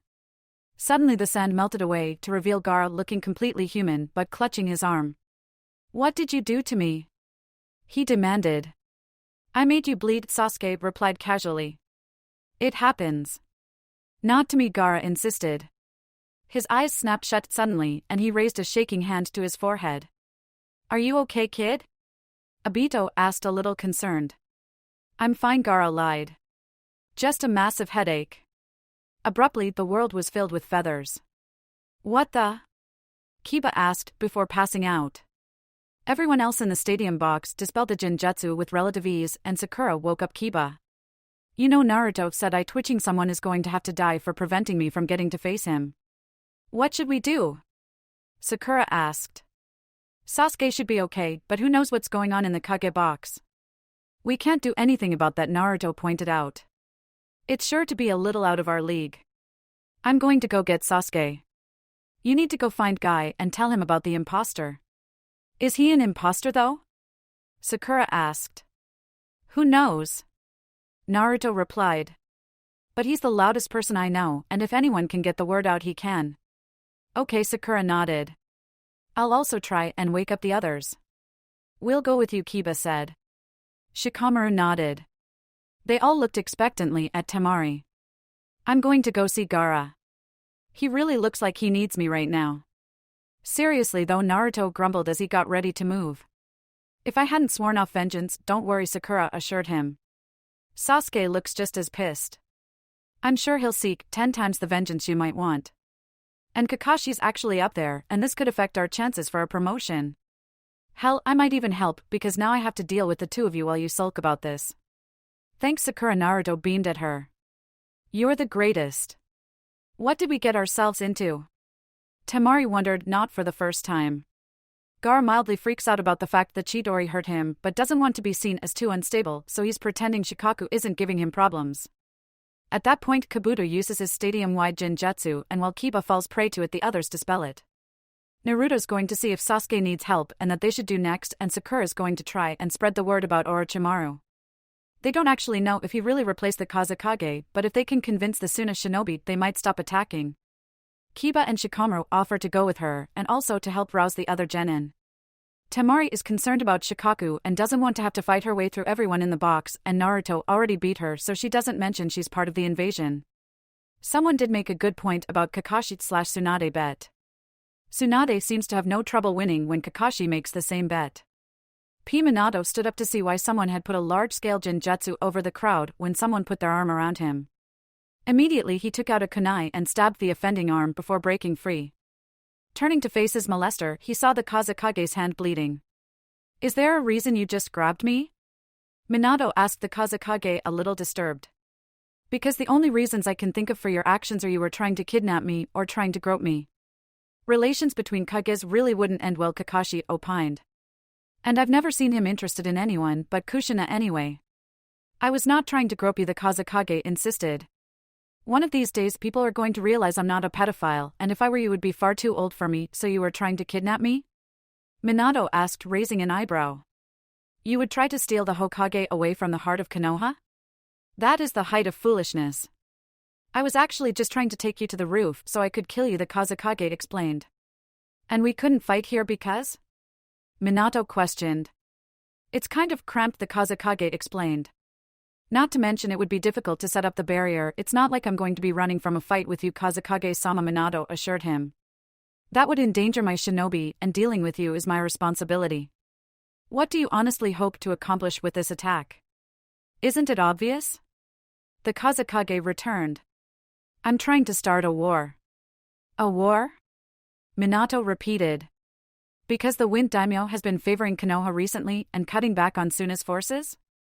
The Kazekage laughed. That is the rhetoric I used to convince the old fools on the council, but no. I just want to destroy Konoha. In fact, I even joined a club devoted to that very purpose. You know, Kakashi said, casually deciding to see once and for all whether or not things had changed since the invasion was still on and had ironically enough started during the exact same match. I get that you're bitter, but if you had just put on that damn necklace, you might have stood a better chance. You really shot yourself in the foot there. Minato's eyes widened. Necklace? You mean Orochimaru? There was a dark chuckle. Who else? I can think of a good dozen and a half people who would pull something like this off the top of my head, Kakashi offered. Be that as it may, it is me, the rightful Yondaime. The Kazekage declared, ripping off his face to reveal that he was in fact Orochimaru. I could be wrong, Minato said dubiously, but I'm fairly certain one of the job requirements for Kage is a lack of desire to kill your people and destroy your village. I knew I was missing something, Orochimaru deadpanned.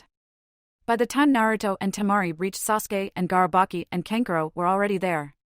Thank you so much for leaving me alone up there to freak out about Gaara not following the plan, Temari fumed, smacking her puppet-obsessed brother on the head. Hey, it's not my fault. Kankuro protested. I didn't make the finals, remember? Which was totally your own damn fault for not taking this seriously, Temari reminded him. And little details like don't belong in the box didn't actually stop anyone from Konoha. Well, to be fair, those people are crazy, Kankuro replied. Hey! Naruto objected. Do you still think I'm evil? Kankuro demanded, turning to him. I forget, Naruto confessed. Kankuro turned back to his sister. Case in point. Gaara, do you remember the plan? Baki asked urgently. Gaara ignored him. Gaara? Baki tried again. Obito sighed. Hold on. He stepped between the still fighting pair. You guys can stop fighting. The Chunin exam is over. Good, Gaara said. Because I swear this headache is getting really bad. Did I win? Sasuke demanded. Because if I didn't win and the match is just over, then I refuse to acknowledge that. Obito rolled his eyes. Fine, yes, you won because Suna appears to be invading. And Oto. And a couple of ANBU, but they are probably spies, if not outright invaders, who stole ANBU masks. Do you remember the plan, Gaara? Baki asked again. Gaara nodded. Yes, it was wipe out the Oto shinobi, right? Did Gaara just defect? Kankuro asked, stunned. Temari sighed. Probably. I don't get it, Kankuro murmured. He's always hated Suna, and now he loves Konoha? I'm not surprised this has been coming on since Naruto decided you were the evil one, Temari told him. I'm nearly positive he hadn't defected when we got up today. Why didn't you stop him? Kankuro asked accusingly. He didn't say anything until right before Sasuke and Sakura's fight. Temari defended herself. And how was I supposed to stop it? They're nice to him. Trying to make him leave so as not to get influenced wouldn't work, as we can't make Gaara do anything, and it would only serve to further contrast our behavior with that of the Konoha shinobi we know and push him even further to their side. Baki shook his head. No, it was wipe out the Konoha shinobi. The ones with the misshapen leaf on their forehead protectors instead of the random musical note. Gaara cocked his head. Really? Because I could have sworn when I heard about the plan it was Oto shinobi. If the Konoha thing is a last-minute change, you should know I do not do well with those. No, it was always killing Konoha shinobi. Baki attempted to convince Suna's not-so-secret weapon. Can you handle that, or do we need to abort your mission? I assure you, I am perfectly ready and willing to kill Oto shinobi, Gaara answered. He turned to Obito. Would that negatively affect my chances of making Chunin? Surprised, Obito shook his head. As long as you don't start killing people indiscriminately and only go after invaders, it really shouldn't be a problem. Yes, it would be a very big problem, Baki countered. Seeing as how Oto are our allies in what? You're saying that the unyouthful fiend Orochimaru unyouthfully murdered the Kazekage and took his place so as to trick Suna into invading and starting a pointless and destructive war? Guy cried out, shocked and horrified. Baki, Temari and Kankuro automatically turned towards their Kazekage, only a pale black-haired man standing in his robes. Is that Orochimaru? Kankuro asked. Sasuke nodded grimly. Yes, it is. He paused. He also killed my family. Naruto groaned. So not the time, Sasuke. It looks like we've been set up, Baki growled. Gaara, if you're sure you can handle it, go off and kill all the Oto shinobi you can find. We need to spread the word about the Kazekage. We will not throw our lives away for a Konoha ninja's petty revenge fantasy. Sasuke, as much as I know you like siding with anyone who is out to get vengeance, you already tried that, and it would get in the way of your own need for vengeance against Orochimaru, so don't even think about it, Naruto warned. I won't, Sasuke promised. After all, while some may not think preventing us from fighting is enough cause to kill someone, well, I've sought vengeance for less. Sakura, I am impressed that you've already managed to kill 10 Oto shinobi, Guy complimented. You seem quite youthful in your eagerness to help keep Konoha safe. I didn't get to work out all my frustration with Sasuke during our match, Sakura explained. And ruining the tournament just so he could invade, would it really have killed him to wait?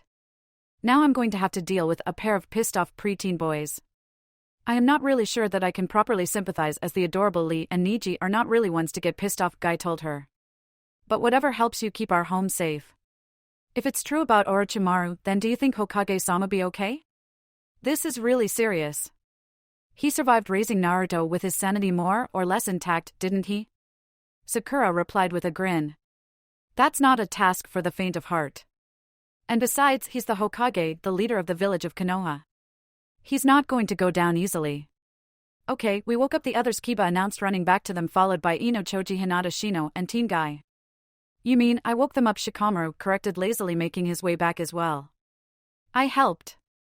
Kiba insisted. I made sure no one attacked you while you were reviving them. Troublesome, Shikamaru muttered. I should have just gone with my original plan of pretending to be unconscious. I might have even gotten a nap out of the deal, then why didn't you? Kiba challenged. Is it because you realized that you really want to help protect Konoha after all? No, Shikamaru shook his head and yawned. I just realized that since there are 3 other people with me who could dispel Jinjutsu as well, one of them would have probably tried to wake me up. Probably Naruto, as he is the most troublesome. You all prove that you are all either ready to become Chunin or on your way, Guy told them seriously. Even though you are all only Genin right now, we need you to help defend Konoha. Can you do that? The Genin nodded determinedly. I've got to get back to my team, Sakura said apologetically. I'm sure you guys can handle things up here, and I'm also equally sure that they are going to do something stupid. Since God knows I'm somehow the responsible one, I need to make sure they don't get themselves killed. Guy gave her a considering look before nodding. All right. Be careful getting down there.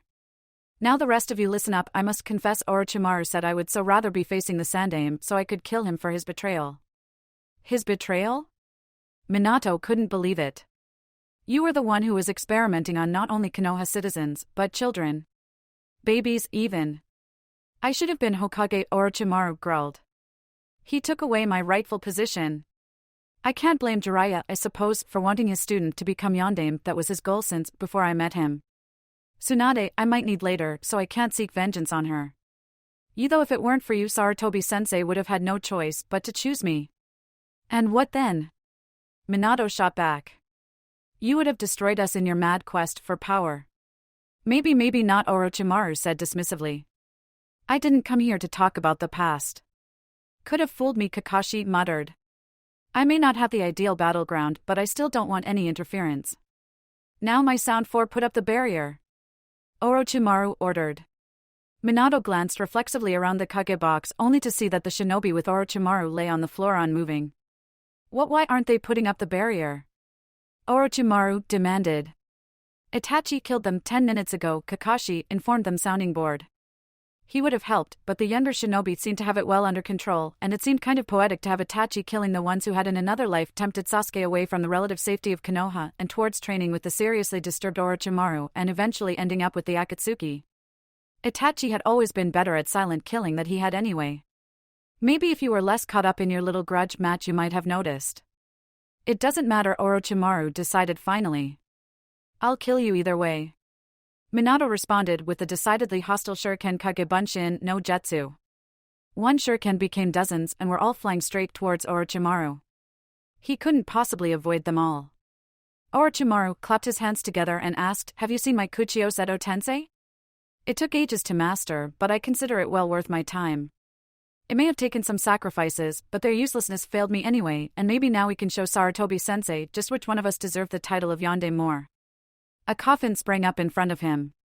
You know, just the fact that if Minato-sensei had lost he wouldn't be throwing an epic hissy fit and trying to kill everyone makes him a better candidate even should you win this fight, Kakashi couldn't resist pointing out. Orochimaru glared at him. Nobody asked you. No, but if you're planning on asking the Sandaime, he'll just tell you the same thing, Kakashi countered. Albeit, he'll be a lot sadder and more disappointed than I am. A second coffin sprung up and then a third, but Minato quickly made a few hand signs. The first and third coffins creaked open while the second remained stationary. The Shodai's revival didn't work? Orochimaru complained. And I so wanted to see the Mokutan in action. I did sacrifice 59 infants for the chances after all. Oh well, at least there is always the Nidaime and the Sandaime. Sure enough, when the two functional coffins opened fully they revealed Sarutobi Hiruzen and a man Minato recognized from his portrait to be Senju Tobirama. So you're the Yondaime, Tobirama said. I may not know you, but I have faith in Hiruzen, and if he chose you, you must be a worthy successor. Especially so when you consider the other candidate.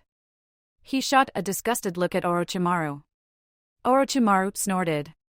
Please, like I need your approval. Well, you won't be getting mine either, Sarutobi informed him flatly. He turned to his successor. It's been a long time, Minato. I am pleased to see you're doing so well even if this isn't exactly the best of circumstances. I never expected to see you again, Minato confessed. I'm sorry that I have to fight you, but Orochimaru is leaving me no choice. Do not blame yourself for doing what needs to be done, Sarutobi said gently. That is what it means to be Hokage, after all. And I do hope that you've stopped blaming yourself for my death. The Kyuubi needed to be stopped and Konoha and Naruto needed you. I was an old man and it was time for me to step aside. Sandaime-sama Minato trailed off. Since I have you here and Orochimaru has yet to do anything to try and control you, can you answer a question for me? Kakashi spoke up. Sarutobi looked surprised. Certainly, Kakashi. What do you wish to know? Do you in any way blame me for your death? Kakashi demanded. What? No, of course not, Sarutobi assured him. If you hadn't told me of Minato's plan, it is true that he probably would have died in place of me, but it was for the best and it was my decision. That's what I thought, Kakashi said triumphantly. Could I maybe get that in writing though? He glanced at Orochimaru. You don't mind, do you? It's kind of important. Be my guest, Orochimaru said, bemused. I'm just going to have them kill you once you're finished, but by all means assuage your guilt. Kakashi's eye twitched as he pulled out his book. I don't feel guilty no matter what they might say. Okay, Jiraiya signed the front cover, so could you mention that you don't blame me on the back? Maybe it's just because I've been dead for the past 12 years, Sarutobi said as he obligingly absolved Kakashi from blame, but I just don't understand you people anymore. Also, I'm thinking of just announcing at the beginning of stories that they are parodies because people do actually review saying that they think the story is unrealistic and then review again a few chapters later saying they didn't realize it was a parody. Although if that wasn't clear, then maybe that's a whole other problem. Thanks again for doing this, Kakashi said again. Seriously, you've just saved me many an accusation of murder. That's quite all right, Sarutobi assured him. And really, I don't think I want to know. If you two are quite done with that, then it's time to move things along, Orochimaru announced. He took out 2 kunai that had seals attached to them and plunged one into the back of each of the former Hokage's head. Feel free to resume your true appearance now. They look cleaner, Minato noted. But other than that, pretty much the same. What did you do? The seal I put in them puts them directly under my control, Orochimaru bragged. And the nice thing about this resurrection technique is it's a form of immortality. Until I stop powering them, they will continue to exist here no matter what you do. If you remove a limb, it will grow back. Every time you knock them down, they will simply get up again. You can't win. So you're saying we need to kill you first, Minato said, flatly staring hard at his former compatriot. Orochimaru laughed. As if you could. Dear Sarutobi-sensei and Naidame-sama wouldn't let you get anywhere near me, and even if you could manage it, I've seen you in action before. Do you really think I'd come here if I was going to be risking death? Are you? Kakashi trailed off incredulously before starting again. Are you honestly telling us that if either of the 2 former Hokages had bothered to move instead of standing right in front of you and within kunai plunging range, they might not have been taken over and we could have avoided all of this? I suppose so, Orochimaru agreed. Too bad for you they didn't. Itachi, Kakashi, Minato said in a low voice. I want you 2 to go after Orochimaru. I can handle myself against my predecessors, and if anything goes wrong, then killing Orochimaru should destroy Sandaime-sama and Naidame-sama's incarnations. We don't know what steps Orochimaru has taken to try and achieve immortality, so if necessary, Itachi use the Sakanagi no Tachi. Itachi nodded. Understood, Hokage-sama. Don't die, Minato-sensei, Kakashi said, knowing very well that this battle had cost Sarutobi his life, although he wasn't clear on the details. Something about sealing Orochimaru's arms? Wouldn't dream of it, Minato promised. I will not fall to the likes of Orochimaru. Oh, so the 2 of you are going to be facing me now? Orochimaru asked, arching an eyebrow at them. I had so wanted to watch Minato die, but I suppose that this will at least give me something to do while he realizes that resistance is futile and abandons all hope of surviving. If I hurry, I might even get done in time to watch Yondaime-sama's death. You're confident, Itachi said quietly. Immortal people often are, Orochimaru replied. And I mean real immortality, not those parlor tricks of Haydn's. Why we're considering letting him join is beyond me. It would be so much easier if Kakuza just learned some self-control if you're immortal, and not even slightly worried about Minato-sensei kicking your ass, then why did you feel the need to summon 2 dead people to stand between the 2 of you? Kakashi asked innocently. I don't need to explain myself to the likes of you, Kakashi, Orochimaru sniffed. And you, I know who you are. Indeed? Itachi asked rhetorically. You're the one who pinned your massacre on me. Orochimaru exclaimed. My massacre? Itachi repeated. I'm afraid I don't know what you mean. I wasn't anywhere near Konoha that night, and yet somehow everyone blames me for wiping out such an honorable and distinguished clan, Orochimaru hissed. The acclaim was appreciated, but being held responsible for wiping out such a powerful bloodline? I've come to feel it is not worth it. I failed to see how that is my fault, Itachi told him. Anko was the one who identified you that night. I'm sure she was, Orochimaru said patronizingly. That girl never did like me after I left. I think she might have abandonment issues. Still, I wonder what dear little Sasuke-kun would have to say about all of this. He was such a delight when we met in the forest. Itachi's eyes flashed. I will kill you before allowing you anywhere near my brother again. You can try, Orochimaru invited. The Sharingan might be a good deal rarer than it once was, but that only adds to its value. I've always wanted an Uchiha, you know, and now it seems fate has seen fit to give me one. You mean like a pet? Kakashi felt compelled to ask. Or do you mean more like a sex toy? Itachi eyed his fellow Konoha shinobi reproachfully but said nothing. At least not now, although after the invasion was over might very well be a different story. What? No. Orochimaru insisted. I am not a pedophile. I just want his body. There was an awkward silence. Are you sure you're not a pedophile? Kakashi asked finally. Because from the sounds of it, yes, I'm sure. Orochimaru cut him off. He opened his mouth wide and a snake extended from it. Oh, that is just gross, Kakashi exclaimed. What did you eat a snake now? Does one live in your intestines? On second thought, I really don't want to know. If you are going to complain every time Orochimaru does something disturbing, this is going to take twice as long, Itachi told him. And once this battle is over, we will still be needed to deal with the rest of the invasion. I know, it's just. Kakashi trailed off as the snake's mouth opened to reveal a blade that shot forward in his general direction. Once the sword was gone, the snake receded back into Orochimaru's throat and he shut his mouth. Jumping out of the way, Kakashi continued, if he was just going to use the snake to store the sword, why even bother with that? Is he just trying to be creepy? I know you can swallow swords without the aid of reptiles, because God knows I've seen Anko do it often enough. Kakashi felt that even now he still wasn't a match for Orochimaru. Minato definitely was, but he was a little busy at the moment. Even Sasuke had only managed to beat him because the snake Sannin was already suffering the effects of his borrowed body's breakdown, even if Sasuke usually denied it. Not that that really reflected badly on either of them, except Sasuke really should have put himself in a position where he was so close to being assimilated, since Orochimaru had proven capable of standing up to Naruto when he was using Four Tails. Really, the only person he knew to defeat Orochimaru in anything resembling a fair fight was Itachi, and he'd pulled it off at 13 or so, and thus Kakashi was perfectly happy to leave the snake fighting to the Uchiha and deal with the legendary sword himself. Unfortunately, said legendary sword had this annoying tendency to be able to slice through anything. Well, anything except multi-tailed Jinchuriki chakra, and Kakashi was sadly bereft of that. Fortunately for him, tossing random kunai exploding tags or even jutsus at the Kusanagi no Tsurugi Kuno Tachi was enough to slow it down, as even though he was just essentially stalling, doing nothing but running away would be really embarrassing. It might even convince Orochimaru not to waste his precious sword on him and recall it, meaning he would be no help whatsoever. Kakashi stopped suddenly and almost got impaled as a result when he saw a giant flaming humanoid spirit surrounding Itachi. That must be Susanoo. Orochimaru paused for a second to whisper in wonderment, the Sakanagi no Tachi. All these years, and you've had it.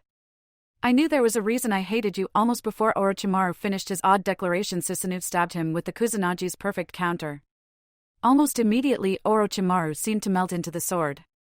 Without Orochimaru to guide it, the Kusanagi dropped lifeless to the ground. I've always wanted an unbreakable sword, Kakashi mused, picking it up. Or at least I have since that thing started chasing me. Sasuke will probably steal it from me first chance he gets, though. After all, the fact that he kept calling his sword Kusanagi kind of suggests an act of interest on his part. Itachi quickly dropped the Susanoo, and he and Kakashi turned as one to see how Minato was faring. Minato was standing back and watching as two clones of his held the Sandaime and Nidaime in place.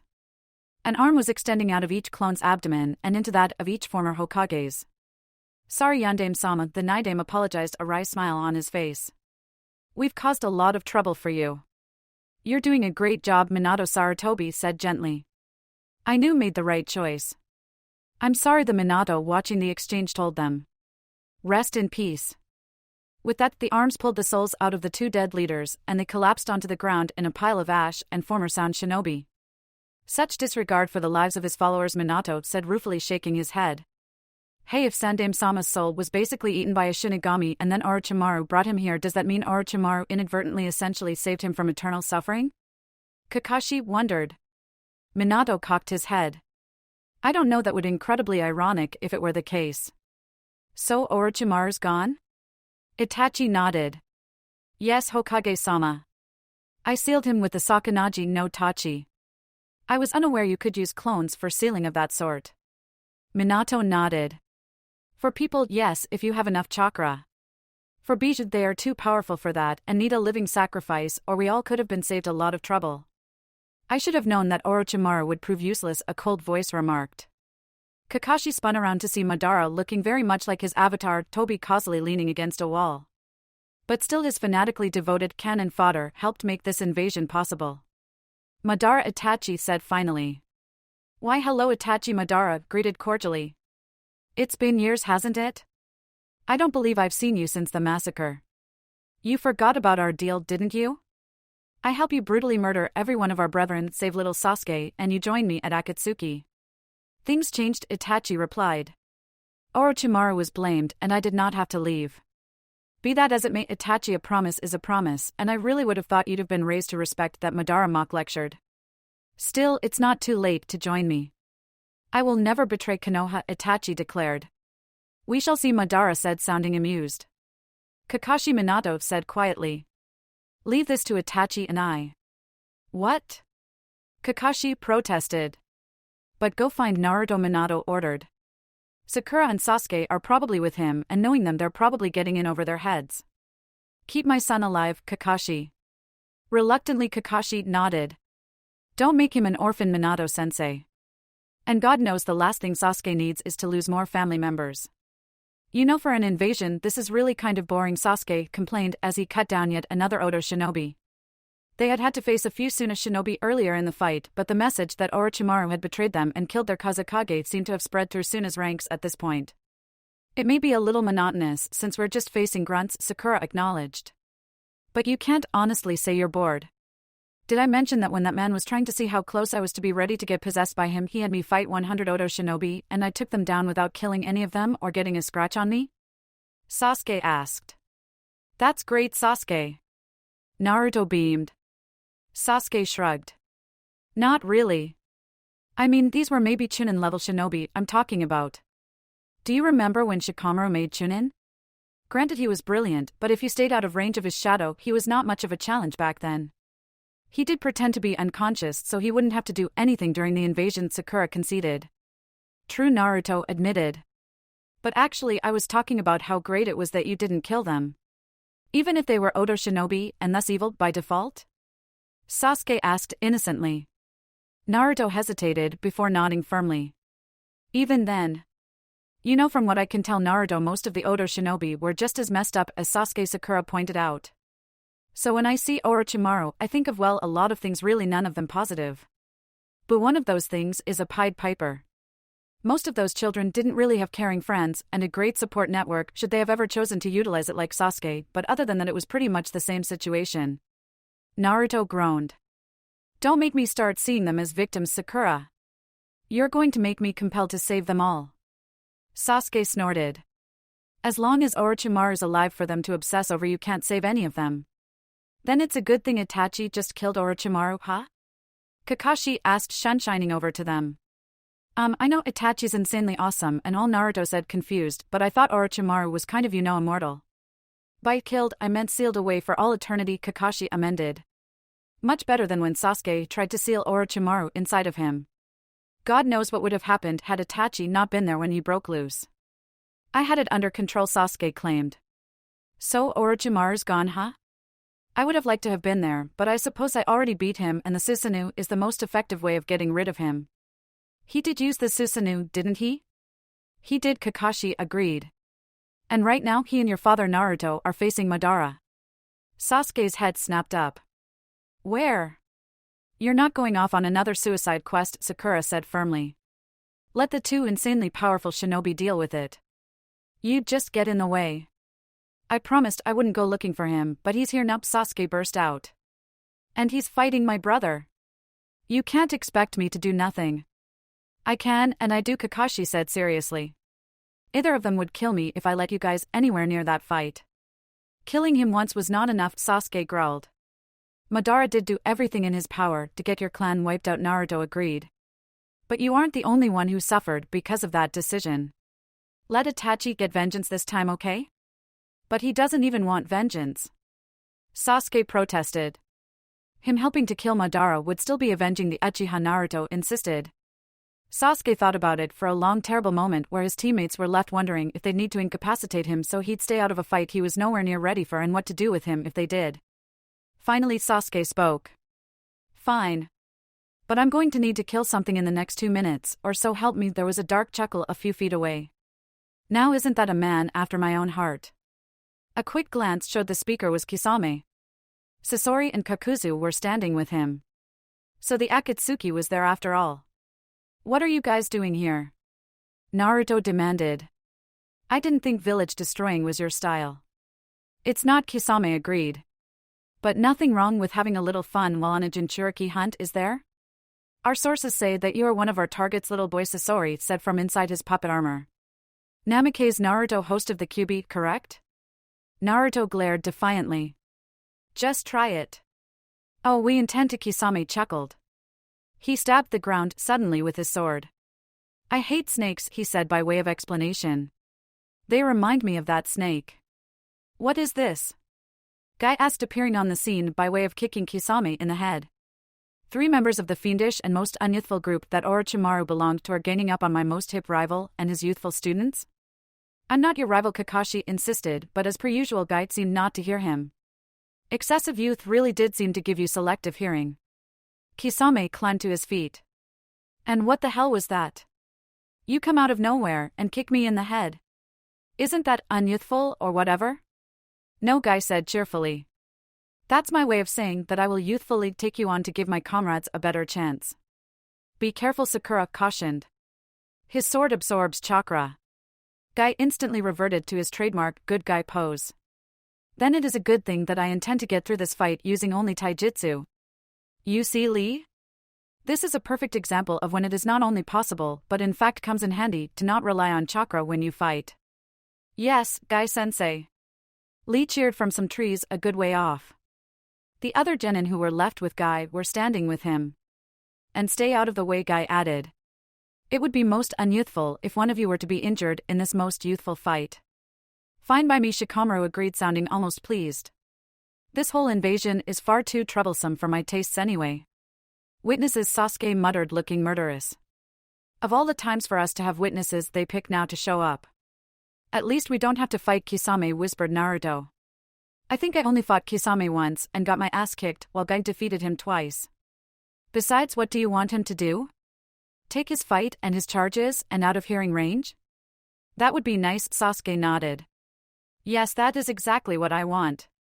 That's really too bad, Sakura told them flatly. You couldn't actually provide a decent excuse and I refuse to let you sink low enough as to tell him this spot is unyouthful.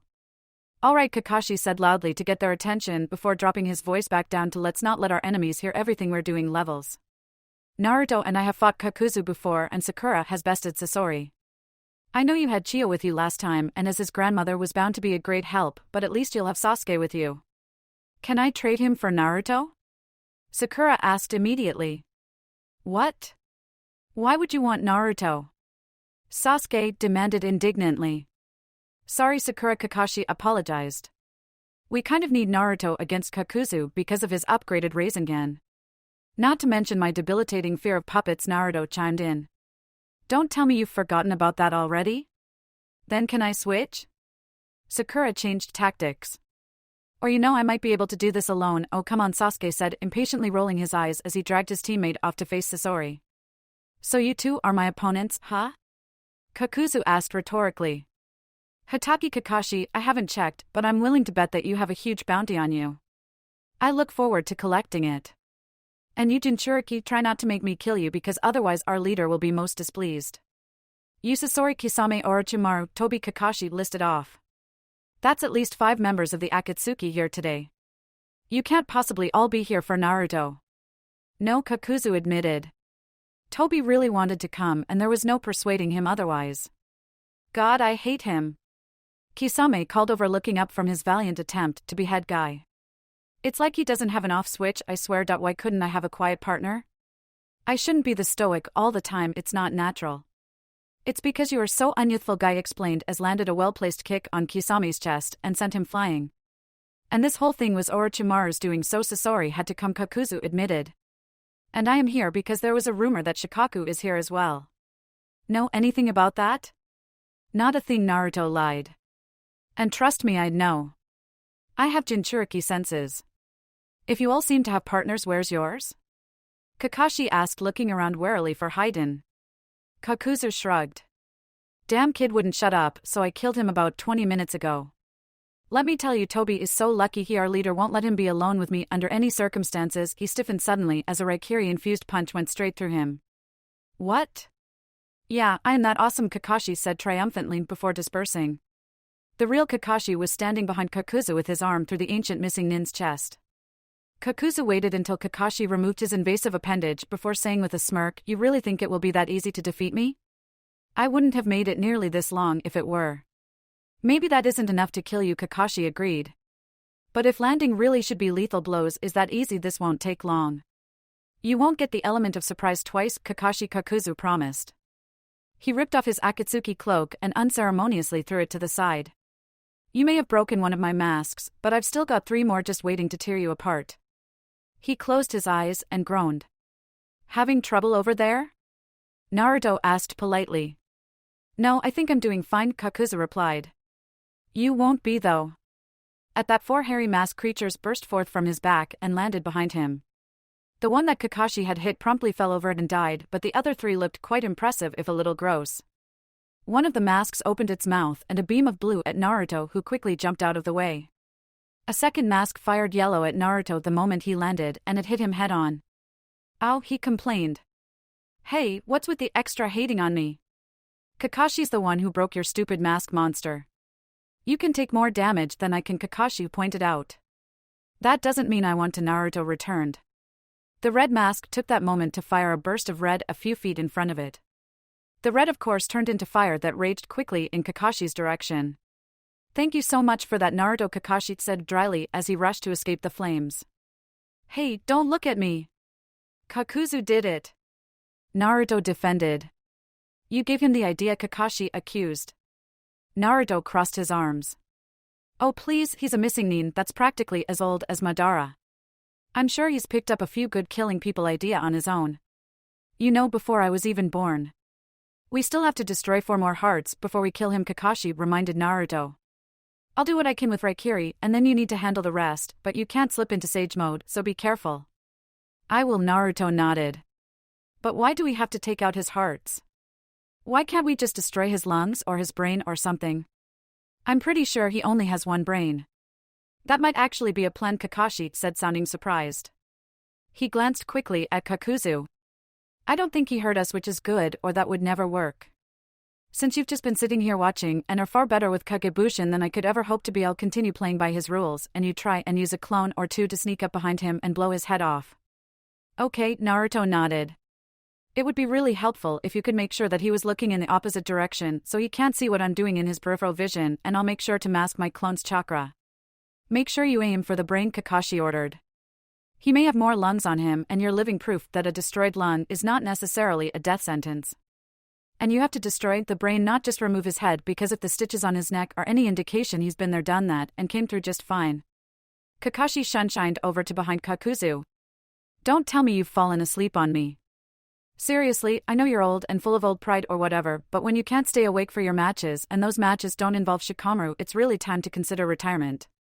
Kakuzu sensibly spun around to avoid having yet another heart destroyed. "I'm torn between tearing out your still beating heart to replace the one you stole and just killing you now. Do you have any preferences?" Kakashi shrugged. "Not really, but it doesn't matter because you're not going to kill me." "Are you so certain?" Kakuzu taunted as another tower of fire came hurtling Kakashi's way. Kakashi jumped back and used a Sui Tensei Jinhiki to try and calm the flames. "No go," he murmured. "Must have been combined with wind." Thread shot out of Kakuzu's arm and wrapped tightly around Kakashi's leg, pulling him to the ground. "Well, this is awkward," Kakashi noted as Kakuzu stood over him. "I've decided," Kakuzu announced. "Your heart is mine now." He stopped suddenly when he felt 2 hands grab the back of his head.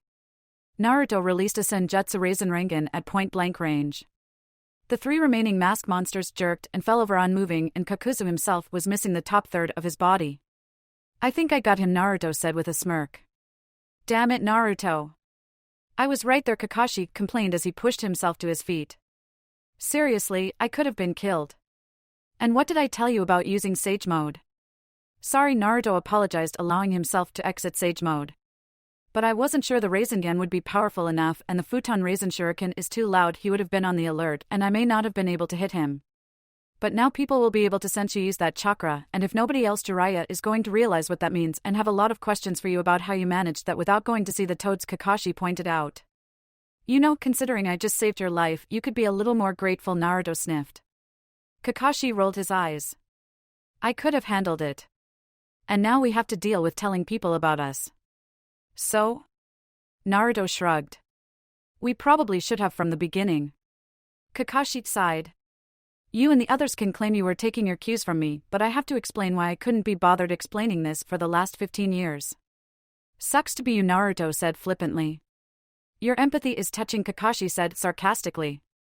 I do try, Naruto said modestly. But really, how bad could it be? Who do we have to tell? Jiraiya, of course, Kakashi said. Because he'll be able to tell something's wrong from the Sage Chakra. He'll insist on telling Minato, so that's two. Who are we telling what? Sakura asked, bounding over to him, followed by Sasuke. Naruto used Sage Chakra, so now we have to come clean to at the very least, Jiraiya and Minato, Kakashi summarized. You're an idiot, Sasuke said bluntly. I thought you weren't going to use that. I wasn't, Naruto admitted. But it seemed like the most efficient plan. But now we've got to tell people, Sakura grumbled, running a hand through her hair. Definitely not my parents. They'll never understand, and they'll be happier not knowing. I mean, coming back because the world ended or Naruto or Sasuke died might freak them out, but they could understand it. Coming back pretty much for the hell of it, not so much. It wasn't just for the hell of it, Kakashi protested. My life is about 1,000 times better now than it was at the same point in the other timeline.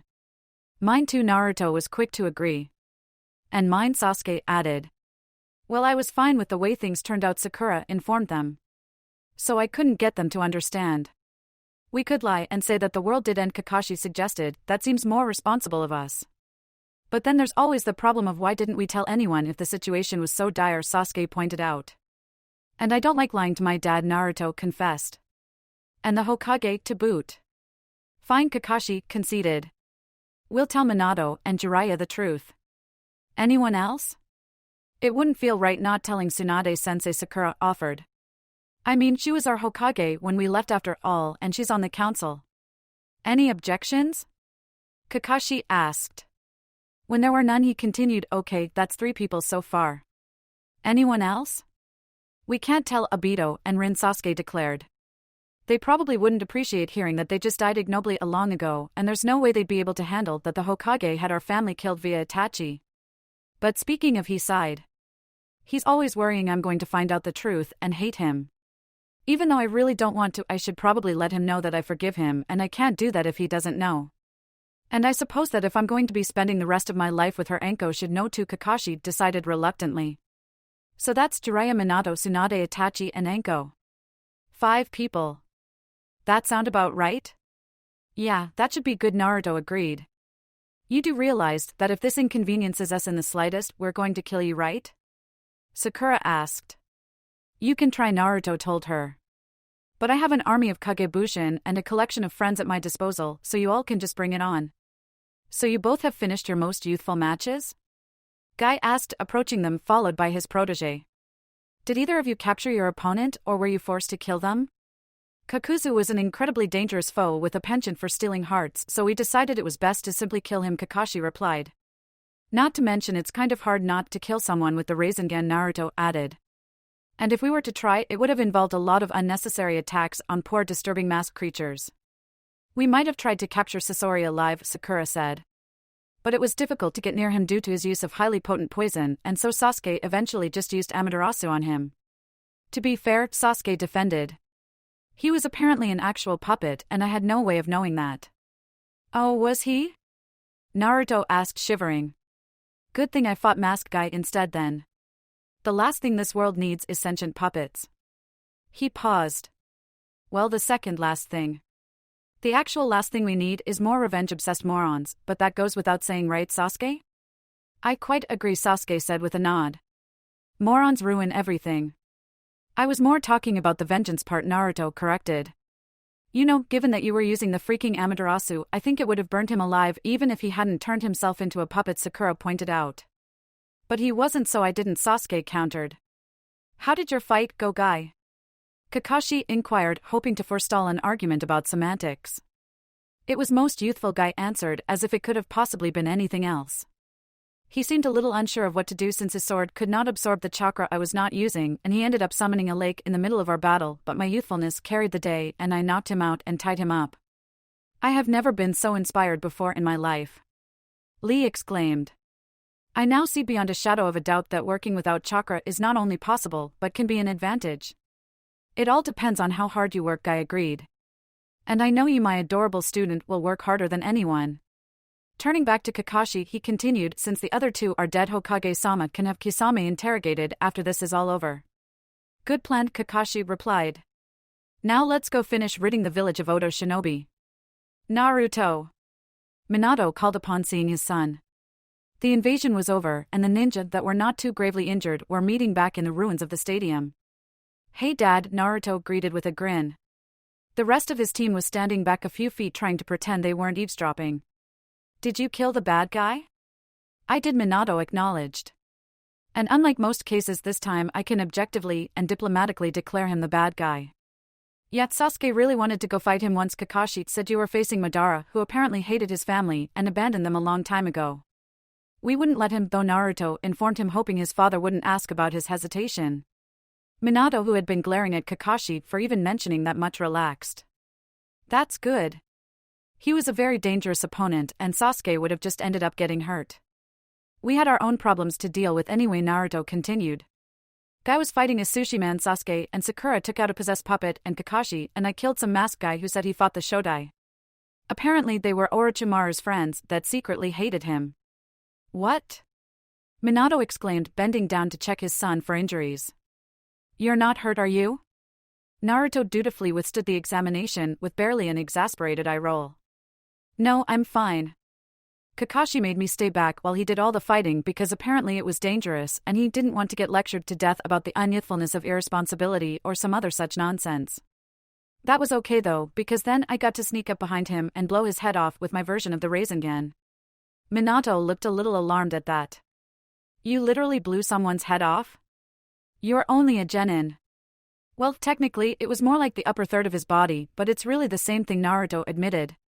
And hopefully my genin status will be short-lived, or else I swear to God I'm running away to Suna. Are you threatening me to get a promotion? Minato asked incredulously and a bit worriedly. Because you know the last thing I want to do is have you killed, but genin can't really go wandering off by themselves. It's not a threat, Naruto assured his father. It's just the only appropriate response to the prospect of a year of springtime of youth. Sakura and Sasuke would probably agree to come with me if it comes to that. Sasuke's always more than up for a change of scenery anyway. We'll deal with you lack of promotion if it comes to that, Minato promised. In the meantime, don't even think of leaving. And are Sasuke and Sakura okay? Huh? Oh yeah, they're fine. In fact, Naruto confided. I heard Sasuke complimenting Sakura on her one-hit puppet destroying. I should probably say something about that too, because the two of them really did the world a favor tonight. Minato sighed and shook his head. We have got to look into getting you therapy for this puppet issue of yours. Or maybe Obito could talk to you about it. Are you sure that's necessary? Naruto asked, really not looking forward to the prospect of seeing a therapist now that his problems had mostly resolved themselves. I mean, after what happened with that Sasori guy, I feel totally vindicated. We'll talk about it later. For now, I've got to have a quick meeting with the daimyo and the other judges before they leave to see who gets promoted. Hopefully, even though we didn't get a chance to finish the exam, we got through enough that there will be at least one brand new Chunin. After that, I've got to organize the rebuilding, so you may be off the hook for a while, Minato told him. Oh, Minato-sensei, Kakashi said, giving up any pretense of not having been paying attention to their conversation. I still have that recommendation sheet Orochimaru gave me earlier. Do you want that? Minato blinked. I'd actually completely forgotten about that. I can see why he'd give it to you before Sasuke and Gaara's match, but why would he even write one out if he was trying to kill me? Maybe it was a contingency plan in case he lost. Considering he had to sit through all those matches, maybe he wanted to get at least something out of it, Kakashi suggested. So do you want it, or should I just keep using it as a bookmark? We may as well take it into consideration given that while he was not actually Kazekage, he was the leader of Oto, which has been recognized as legitimate enough to send candidates, Minato decided. And honestly, I'm a little curious as to who he thought should make the cut. Is there anything else, Minato-sensei? Kakashi asked. Just one more thing, do you have any reservations about your team getting promoted? Minato inquired. I understand if you have any reservations about telling me you think your students are insane in front of them, so if you want to let me know later, that's fine. On the contrary, Kakashi lied through his teeth. I have never before met such happy, well-adjusted individuals. Thank you so much for that, Naruto, Kakashi said sarcastically once Team 7 was alone. They had naturally decided to forego helping to deal with the aftermath of the invasion until they got a chance to compare notes and were sitting in the middle of their old training ground, which was mercifully unmarred by the invasion.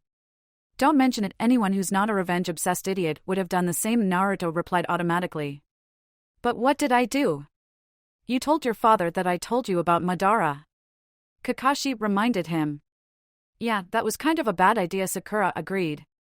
I kept waiting for you to shut up, but I couldn't do anything as I was too far away to hit you, and I couldn't say anything because I couldn't explain and don't want them to think we're not fit to pass the MSR. We're probably not, Sasuke spoke up. Don't say that. Naruto cried out. We'll pass it and we'll avoid guys training, believe it. Do you? Sasuke challenged. Well, you see, Naruto hedged. If he did, he probably wouldn't have threatened to run away from home, Sakura pointed out. Do you think that will negatively affect us? Sasuke wondered aloud. I didn't threaten it exactly, Naruto corrected. And I hope not. It's kind of meant to have the opposite effect. And it's a hyperbole, right, Naruto? Kakashi asked. Silence. Right, Naruto? Kakashi repeated louder this time. Because if you leave and your father kills me, I am so going to plague your dreams with visions of me eating ramen and not letting you have any for the rest of your life. I'm already not on his good side for telling you about Madara. You can always come with me, Naruto offered with a weak smile. And I forgot we weren't supposed to know about him yet. I kind of panicked when I realized that even if you did mention him, Sasuke would need a reason to want to go looking for him. Especially since I don't have a reputation of wanting to complete my family massacre like I had last time, Sasuke agreed. And I fully acknowledge that there are better times and places than a high-profile fight in the middle of an invasion for a family reunion. So what even happened? You said something about Itachi sealing Orochimaru away forever? Sakura asked curiously. Oh right. Well, Orochimaru gave me a list of names for who he thought should make Chunin. Kakashi began. Are we on there? Naruto interrupted. Kakashi shot him an annoyed look. I don't know, I didn't read it. Well, you should have, Naruto muttered, crossing his arms. Given I managed to beat him, I probably made the list, Sasuke declared confidently. Sakura rolled her eyes. Given that he's in love with you, you probably are the list. Careful, Sakura, Sasuke cautioned. You sound jealous. Of you? Sakura made a face. I'd rather date Ino. That wasn't quite what I meant, Sasuke replied. Although it is a nice thought, Naruto said dreamily. The only reason I'm not smacking you for being a pervert is because I was the one brought it up, Sakura informed him matter-of-factly. Duly noted, Naruto gulped. If you guys are quite finished, Kakashi said quickly, then I could tell you how Orochimaru was indeed pretending to be the Kazekage and summoned Minato-sensei's predecessors. Fortunately, Minato-sensei managed to do something to stop the Shodai from returning, but he still had to face the Naidame and the Sandame who you killed Team 7 in tone together. Kakashi's eyes crinkled excitedly, and he whipped out his book. I thought you might say that, which is why I brought this. You brought porn to show us that you didn't kill the Sandame? Sakura was decidedly unimpressed. No, Kakashi shook his head and flipped to the back cover. Read this. I, Sarutobi Hiruzen, being of relatively sound mind though a makeshift body, do hereby absolve Hatake Kakashi from all possible guilt in my death. Without his information, I may still be among the living, but my successor would not be, and I made my own decisions. Although I still don't see why this is so important that we need to do this now, Sakura dutifully read. And for that matter, neither do I. You did what? Naruto couldn't believe it. And Orochimaru just let you do it? Kakashi shrugged. He seemed confused but pretty apathetic about the whole thing actually. You realize that this changes nothing, right? Sasuke asked him seriously. What? Kakashi cried out. Come on, I got a dead guy to give written proof that he doesn't hold me accountable. What more do you want? The Sandame was brought back to life by the Orochimaru's Kuchiyoseido Tensei, which could very well have unintentional side effects like skewed judgment, Sasuke answered. And even if it doesn't, you could have forged his handwriting. Or maybe he's just trying to appease your guilt. Or it could be that since he doesn't actually know that you're from a different timeline where he died today, he doesn't appreciate just how much his death is your entire fault. All of those are excellent suggestions, Sasuke. Sakura smiled. I think I'm partial to the last one. Naruto nodded. Me too. Kakashi hung his head. I pull off the impossible, and it's still not good enough for you people. It's your own damn fault for telling us that you're the reason my father is alive and old man Hokage isn't, Naruto told him unsympathetically. If you had said something about how either Obito or Rin did something, then things would be different. Then you wouldn't keep accusing me of killing him? Kakashi asked hopefully. Oh no, we still would, Sakura corrected. But it would be inadvertent then. Less murder and more manslaughter, if you will. I hate you all, Kakashi said flatly. Yes, Naruto said impatiently. We're horrible people for holding you accountable for your actions. I know, Kakashi nodded. Especially since you never hold anything Sasuke does against him. That's because Uchiha are immune from the consequences of their actions, Sasuke explained. Unless of course the person dealing the consequences is another Uchiha.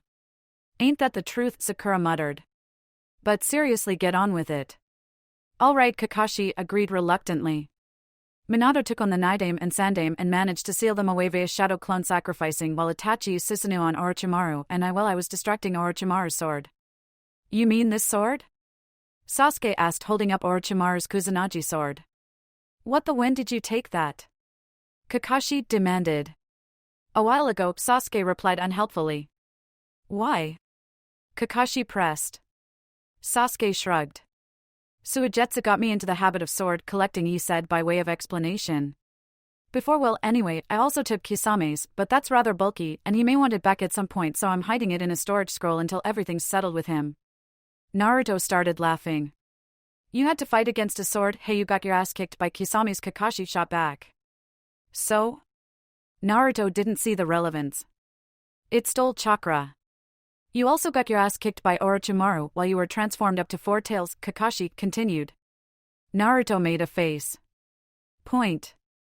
After that, Madara showed up, mentioned how he was ticked Itachi never joined Akatsuki like he promised, and Minato-sensei sent me after you guys. He seemed to think you'd do something stupid, Kakashi concluded. Like take on members of the Akatsuki? Sakura queried. I think that would most definitely fit the bill, Kakashi agreed. Although in our defense, they found us, not the other way around.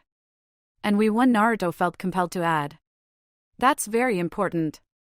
Of course we did, Sasuke said matter-of-factly. I always win. I don't know, Sasuke, Naruto said slowly. I seem to recall you losing to a man who was legally blind, literally drowning in his own blood and trying to let you win. Sasuke glared at him. I so won that fight. Yeah, if by win you mean your opponent died right as he had you cornered, Naruto scoffed. He's lucky he did too, or else he would have had some explaining to do. Yeah, for all you've spent most of the exam calling me useless, I can honestly say that's never happened to me, Sakura chimed in. I hate you all, Sasuke echoed Kakashi's earlier sentiment. At least we still like each other, Naruto told Sakura. Our friendship has seen us through many an emo mood swing, Sakura agreed. What did you guys do before I found you? Kakashi inquired. I heard guys shouting something about how Orochimaru had killed and replaced the Kazekage, and so I'm assuming that was you, but how did you know? We didn't, Sakura replied. But Naruto thought that it was a valid possibility and might unbalance some of the Suna forces. We didn't expect the entirety of the Suna shinobi to realize we were right and switch sides in the middle of the invasion. Although it certainly made things easier, Naruto remarked. And Gaara had all but defected at that point anyway, so I think Baki and his siblings were just glad they could stay on the same side. I'm still not happy the invasion couldn't have waited until after the exam, Sasuke scowled. And Naruto and I will definitely need to have our match soon. He paused. But for the record, I totally beat Gaara. 3 days after the invasion, the results of the exams were finally ready, and so the Chunin hopefuls and their sensei were gathered in Minato's office, which had not suffered any extensive damage and had quickly been repaired. Why are we all being called in here? Sakura whispered. There was a ceremony after I made Chunin with Choji and Ino, granted, but after the original invasion I was with Shikamaru when he got the news. Basically, one of the Chunin who worked at the Hokage Tower just threw a vest at him, congratulated him, and left. I'm sure they didn't just throw it at him, Naruto said skeptically. He had a lot of faith in the ninja he wanted to someday rule or govern, but he knew that Sakura would know better than anyone else since it never actually happened to anyone who hadn't been time-traveling. Sasuke and Kakashi had been made comatose by Itachi, and he himself was off trying to convince Tsunade to come back and take up the mantle of Hokage. He decided it was too troublesome to duck, and the zipper caught him in the forehead and left a red mark for days, Sakura informed him. Although he later said he should have just gotten out of the way because having to explain to everyone why he had a zipper-shaped indentation on his head was even more troublesome. Last time they probably kept things more low-key because the Sandaime was dead. Itachi snuck back into Konoha and managed to have a nice lunch and do God knows what else before being detected, and then took on 3 Jounin at once and 1 in Kakashi and I were in the hospital, Sasuke answered. Besides, Suna's change of heart means there was a lot less damage done than could have been. I know that they were in the exam and all, but why are they even here? Kiba demanded, loudly pointing at Temari, Baki, and Gaara. Why do you ask me such questions? Shino complained. You just answered it yourself. But they betrayed us by allying with that one snake guy and helped to invade. Kiba cried. Yeah, for about 2 minutes, Temari scoffed. Then we realized that we too had been betrayed and helped save your precious Konoha. It's still weird, Kiba insisted, crossing his arms. Oh, you have no idea, she said, unconsciously eyeing her little brother. You know, when I first entered this exam, I thought it would be a good opportunity to test my power of youth and hard work against the plethora of geniuses that were also in the exam, and I believed I was excited, Lee confided. But now I see that I was absolutely apathetic compared to how excited I am now. I must confess, I never truly believed an S-class missing Nin could be brought down by taijutsu alone. I will never doubt again.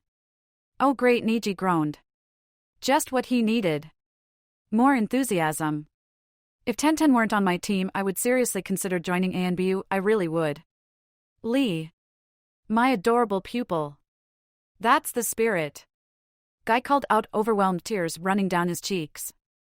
Kakashi coughed to get Guy's attention without actually having to touch his fellow Jounin sensei, lest the other man take that as a cue to initiate a bonding session. Maybe you should save the encouragements for after the results. He'll either be very happy or very disappointed, and either way you should save all your youth for that. Excellent idea, my most hip rival, Guide beamed.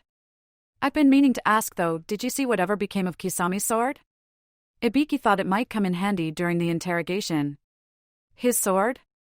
Kakashi repeated innocently. No, I haven't seen it.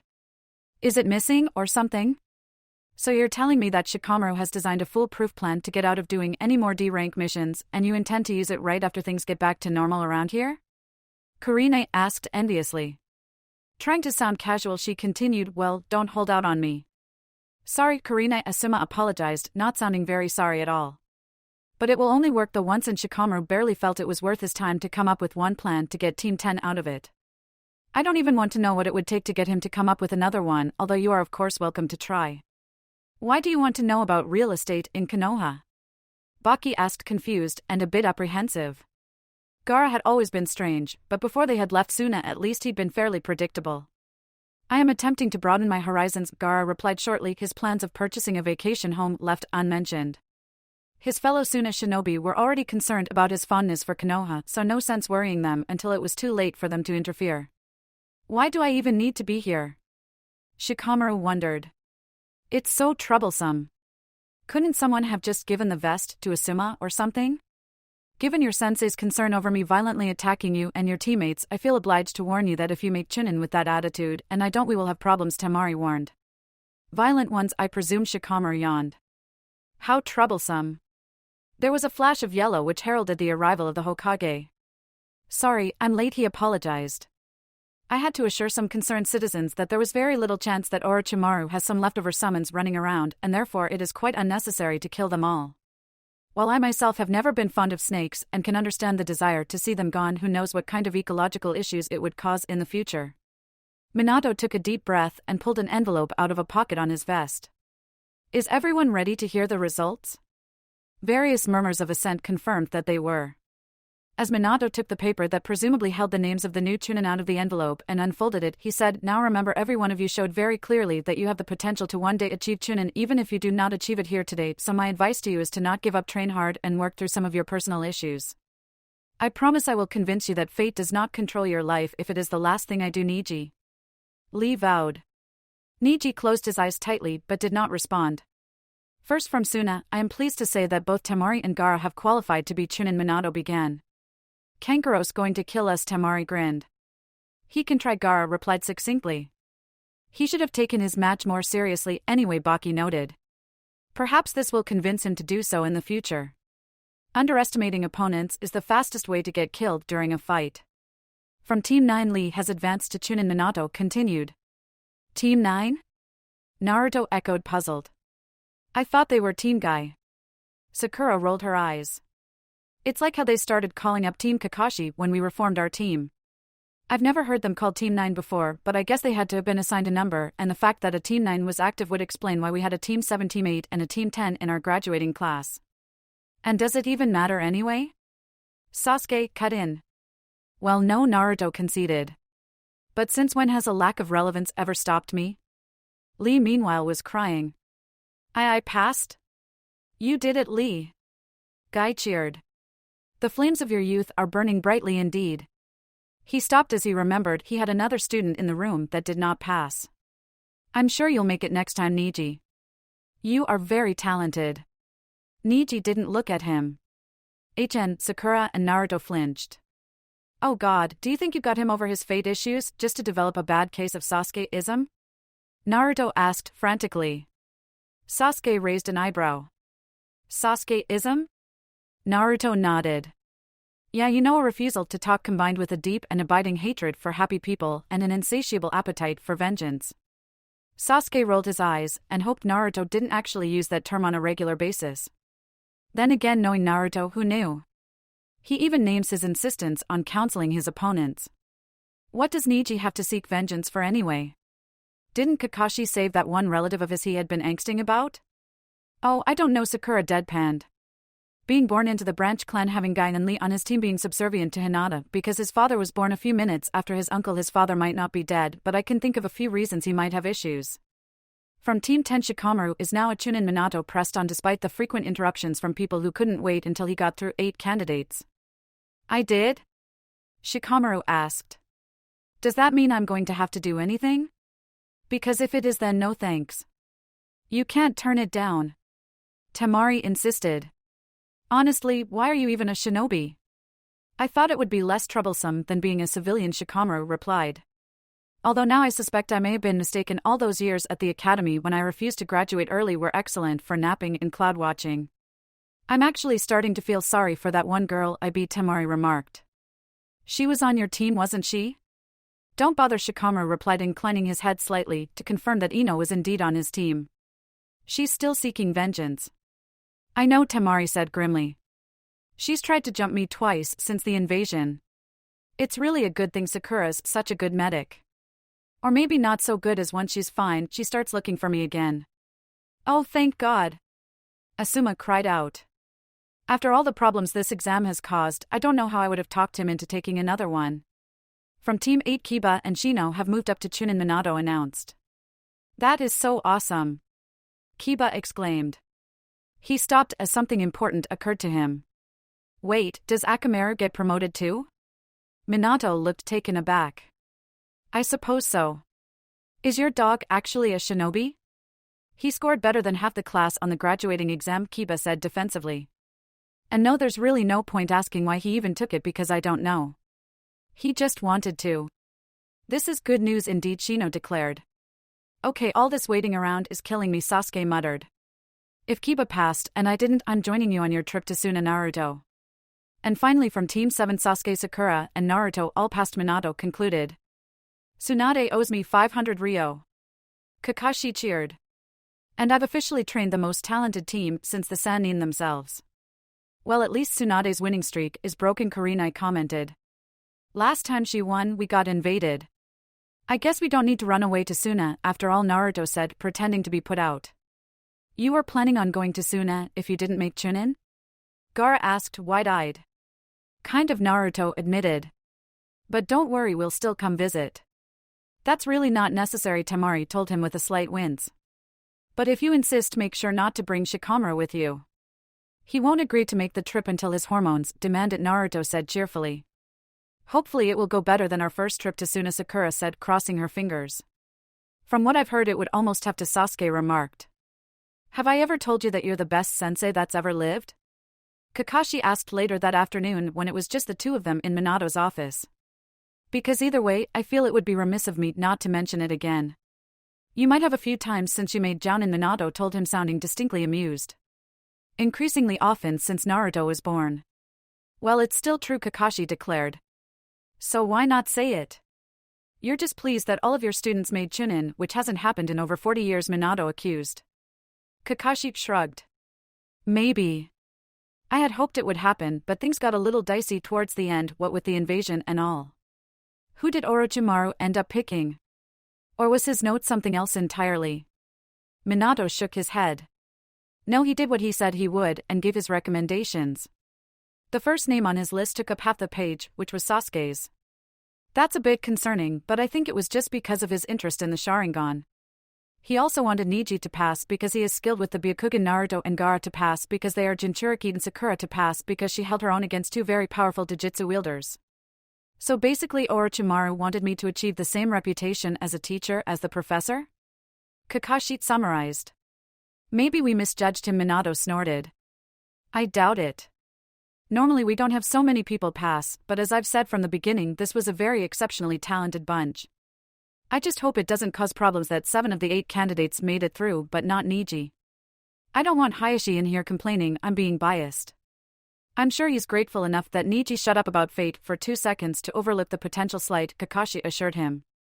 Besides, it's one thing to stop in the middle of a fight to start ranting if you're going to use it to effectively neutralize an opponent and possibly turn them into an ally like Naruto does with his therapy jutsu, but stopping to tell people to give up because they're failures, there are so many ways that could backfire, not the least of which is pissing his opponent off enough to break through their limits. True, Minato acknowledged. It's not often that the MSR causes someone to fail, and not a lack of ability because it really isn't that hard to pass, but it does happen. It's a good thing they qualified now though, because in a few years I can see him being more youthful than his mentor.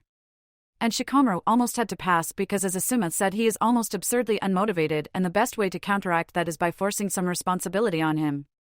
Were there any concerns with my minions? Kakashi asked curiously. Students, Kakashi Minato corrected absently.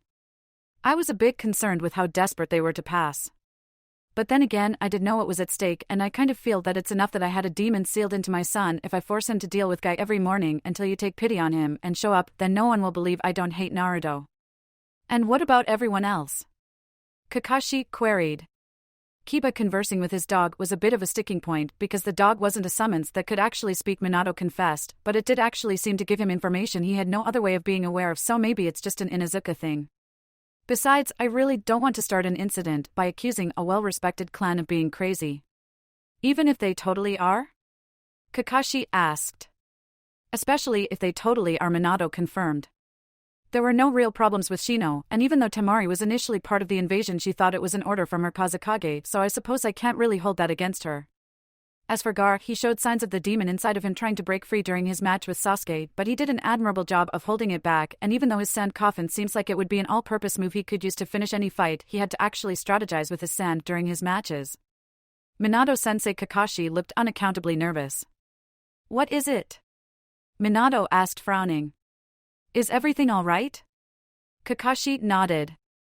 Everything's fine. It's just there's something I need to tell you tomorrow. The next day, Minato, Anko, Jiraiya, Tsunade, and Itachi were all waiting in Minato's office for whatever incredibly important and mildly top-secret news Team 7 had for them. Sakura, Sasuke, and Naruto were pacing outside of the office, and Kakashi hadn't shown up yet, although they really weren't sure if that was just a regression into his old tardiness or an attempt to avoid having to partake in the long-overdue secret telling. The newly promoted Chunin were shamelessly eavesdropping to see if any of the 5 they felt really should know their secret had any idea what they were about to tell them, but as of yet it didn't appear that they did. So I heard you lost a bet to Kakashi about whether or not his whole team would pass, Jiraiya was saying. Whatever happened to all of that? Have faith in your students you were on my case about earlier? I have plenty of faith in Sakura, Tsunade replied. And in Naruto for that matter. He's such a determined and hard-working individual. That he is, Minato smiled fondly. He's really a good kid. So you don't have faith in Sasuke? Itachi inquired, staring straight at the slug princess. It's nothing personal, Tsunade explained.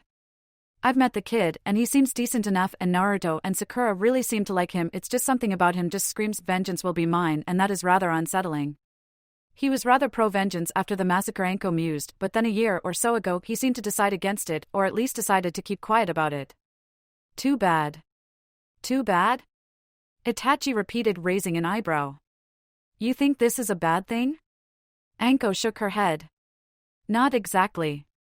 It's probably better for him and will leave him happier and saner in the long run, but I kind of miss those discussions we used to have, those mildly disturbing ones where you would describe in great detail all the ways you wanted to torture Orochimaru before killing him. Itachi asked. Anko smiled nostalgically. Yeah, those were the days. You probably don't want to hear this, but your brother actually had some very creative ideas on the subject. You're right, I'd rather not hear about it, Itachi said shortly. You're the one who got vengeance in the end, though, Anko noted wistfully. Itachi looked surprised. Vengeance? Anko nodded. By sealing him away forever, which is probably the best you could have done given his long-held interest in cheating death, you got vengeance for me, for Sasuke, for everyone he's experimented on and killed, and for yourself. I have never sought vengeance, Itachi told her. And yet you got it anyway, Anko replied with a shrug. Lucky bastard, Kakashi had apparently felt he'd made them wait long enough as he chose that moment to stroll casually towards the Hokage's office. So? He asked cheerfully. How did it go? We didn't actually get around to telling them yet, Naruto told him bluntly. Seeing as the whole reason we're in this situation is because of you, we thought it would be only right to wait for you, Sasuke added. And you'll probably want a chance to tell your side of the story too, Sakura told him. Because if it's just up to us, you might need to steal Naruto's idea and head straight to Suna. You what? Kakashi demanded, looking horrified. Well, in that case, good luck, and I'll be back in 20 minutes. Not happening, Sasuke said firmly. He pushed open the door as Naruto and Sakura pushed their teacher through. So nice of you to join us, Kakashi, Minato said dryly, and only 2.5 hours late too. I severely underestimated my students' patience, Kakashi said by way of explanation. So what is it you wanted to tell us? Jiraiya wanted to know. Does it have anything to do with how Naruto knows Senjutsu when I know you don't know it? And why are you only telling us? Tsunade asked. Minato looked stunned. Naruto knows Senjutsu? Since when? Jiraiya shrugged. I don't know, but he was using it the night of the invasion. I take it that means you didn't know? I can answer all of your questions, Kakashi promised. Glaring at his team, he continued, frankly, I'd rather someone else did, but as I seem to be out of options, answer me this: do any of you believe in time travel? No, Tsunade answered immediately. No, Jiraiya agreed. No, Minato said. No, Itachi concurred.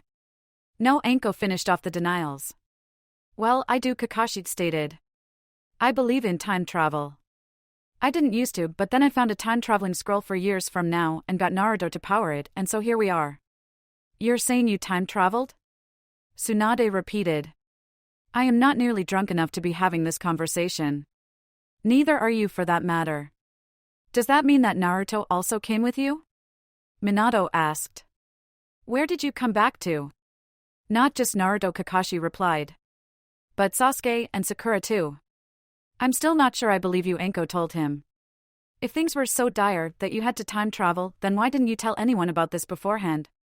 Even if you wanted to keep it a secret, you should have at least told the Hokage. Unless he already did?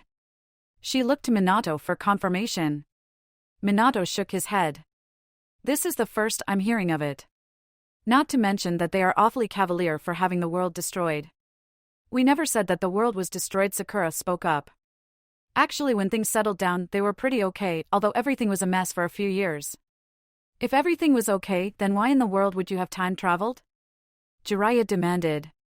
We were unsatisfied with our lives, Sasuke replied. Well, except for Sakura. We're not really sure why she wanted to go. I told you I wasn't about to be left behind again. Sakura said fiercely. You were always leaving me behind. Say we believe you, Itachi addressed Kakashi. We can work out whether we actually do or not later. If your story is true and the future was fine, what did you come back to change? I can only speak for myself, Kakashi began. I came back the day or so after I made Jounin. That far back? Anko's eyes widened. That means you're 10 years old than me. Mentally, perhaps, Kakashi allowed. Is that going to be a problem? It would have been nice to know, Anko said honestly. Which is why I'm telling you now, Kakashi replied. Minato-sensei went off to help our forces on the front lines and tasked us with destroying some bridge. I don't even remember what it was called. Rin was captured by the enemy and Obito wanted to go back for her. I did not. That was years ago, Minato said gently. She forgave you a long time ago for your hesitation and you came through for her in the end. Kakashi swallowed. This time. Before I wouldn't listen. I was stupid and arrogant and refused to consider the possibility that Obito was right, that anything could be more important than the mission. I didn't want to end up like my father, so I let Obito go off alone. I did change my mind eventually, and caught up with him. He looked almost like he was desperate for them to believe him. I'm sure you were, Minato assured him. What happened then? What went wrong? Right as I got there, someone snuck up behind Obito. I saved him, but it cost me my eye. Kakashi continued, unconsciously touching the eye he should have lost that day. Obito and I went in anyway and rescued Rin. Our teamwork was better than it had ever been, but on our way out there was a boulder. I wasn't paying attention to the enemy we had downed, but not killed, and I should have been. That boulder should have crushed me. It didn't. That sounds like a good thing, Tsunade noted. It would have been, Kakashi agreed. Had the reason I was fine not been Obito pushing me out of the way at the last second and getting crushed himself. He gave me his Sharingan, which he had only awoken less than half an hour before, to make up for the eye I lost saving him. He called it a Jounin present, since he hadn't gotten me one earlier. I didn't realize what the kunai you gave me really was, and so when I used it, it called you, and you saved Rin and I from the IWA reinforcements. Just like I did years ago, Minato said softly. Except that Obito, exactly, Kakashi nodded. We went on to destroy the bridge and end the war. I've always been a genius, so you can imagine the things I could do with a Sharingan. I may not be an Uchiha, but I could wield it better than most of them ever could. I got a reputation as Sharingan Kakashi, which I must confess I much prefer to my current moniker Man Down Kakashi, but beggars can't be choosers, and I wasn't desperate enough to go corpse robbing. Rin died a little later, and even though I didn't come back to save her, things had changed enough by that point that she lived. Don't forget to mention the big thing, Naruto prompted. Because Sasuke bet me 500 ryo that it wouldn't turn out the way it has the last 3 times the subject has come up. Kakashi rolled his eyes. Right. You never told anyone how you planned to stop the Kyuubi all those years ago. By the time we found out, it was too late. You were dead and Naruto was an orphan. Nobody by Jiraiya and the Sandaime really even knew what the seal was. The Sandaime chose to try and protect Naruto from your enemies by not revealing who he was, and so he had Kushina's name. While no one felt the need to mention that he was the son of a hero, the Sandaime did decide to inform everyone of Naruto's Jinchuriki status. So? Anko was puzzled. Everyone knows now, and it's fine. I mean, maybe he wouldn't get special treatment for being the Hokage's son if nobody knew, but still, Naruto snorted. That's only because of Dad's "My son is a hero" campaign. With him dead, an old man Hokage pretending not to know who I was, well, with the fact that no one seemed to know anything about my parentage, a lot of people just assumed I was the Kyuubi sealed into human form. I'd rather not go into the details, but my childhood was far from idyllic. I didn't even find out why everyone hated me until I was 12, and someone who tried to betray the village decided to let me know, as there was a law preventing anyone from telling anyone, including me, that didn't hear about my Jinchuriki status from the official announcement. Minato's eyes flashed. I can't believe they would spit on your sacrifice like that. You haven't had any problems in this timeline, have you? None whatsoever, Naruto assured his father. In fact, it's kind of disturbing just how little hatred I'm getting. Before, I needed to defeat the guy who destroyed Konoha and convince him to bring half the village back to life before I was so universally accepted. I'm going to need to hear all about that. You do realize, Minato said seriously. Whoever managed, that sounds like a threat. I'm going to need to hear all about it too, Jiraiya added. Although mostly just because it sounds like quite a story. Was that what you meant when you said that Sandaime Sama's assertion that you were not responsible for his death would save you from many an accusation of murder? Itachi asked suddenly. And why you needed written proof? For all the good that did me, Kakashi muttered. Wait, Minato said slowly. Does this mean that you killed the third? Kakashi just groaned. Naruto blinked. Wait, he asked if that was the case instead of just assuming that it was. Does that count? I don't know, Sasuke admitted. Sakura? Sakura smirked. I think it does. And if you really wanted me to agree with you, maybe you shouldn't have given me such a hard time during the exam. I don't know what you're talking about, Sasuke denied as he reluctantly reached into one of the pockets of his new Chunin vest and took out 500 ryo. You're the best, Sakura-chan, Naruto cheered as he pocketed his winnings. Minato was confused. What? So is that everything? Tsunade inquired, bringing them back on topic. Kakashi thought back. Everything important, I think. Wait, no. Back when Hinata was 3 and that Kumo ambassador tried to kidnap her, Hayashi was supposed to kill him, and so when Kumo demanded blood, Hizashi was killed and sent over instead so the Byakugan would remain out of Kumo's hands. Niji had even more issues because of that. Minato looked mildly horrified. Even more issues than the ones that already caused him to fail the MSR? You did what you had to do, Kakashi. So that's basically it, Kakashi finished. And finding out that they would have been dead before they even got a chance to meet Sasuke or Naruto was part of the reason that I didn't want them to be here today. Only part? Itachi asked shrewdly. Naruto nodded, figuring it was his turn next. The other part has to do with when and why I came back. Everyone already knows this except for Bachan and Anko, I think, but it doesn't really matter if Bachan knows, and we can't really make Anko leave the room now, can we? Don't call me that. Tsunade cried. We've been over this before, Naruto reminded her.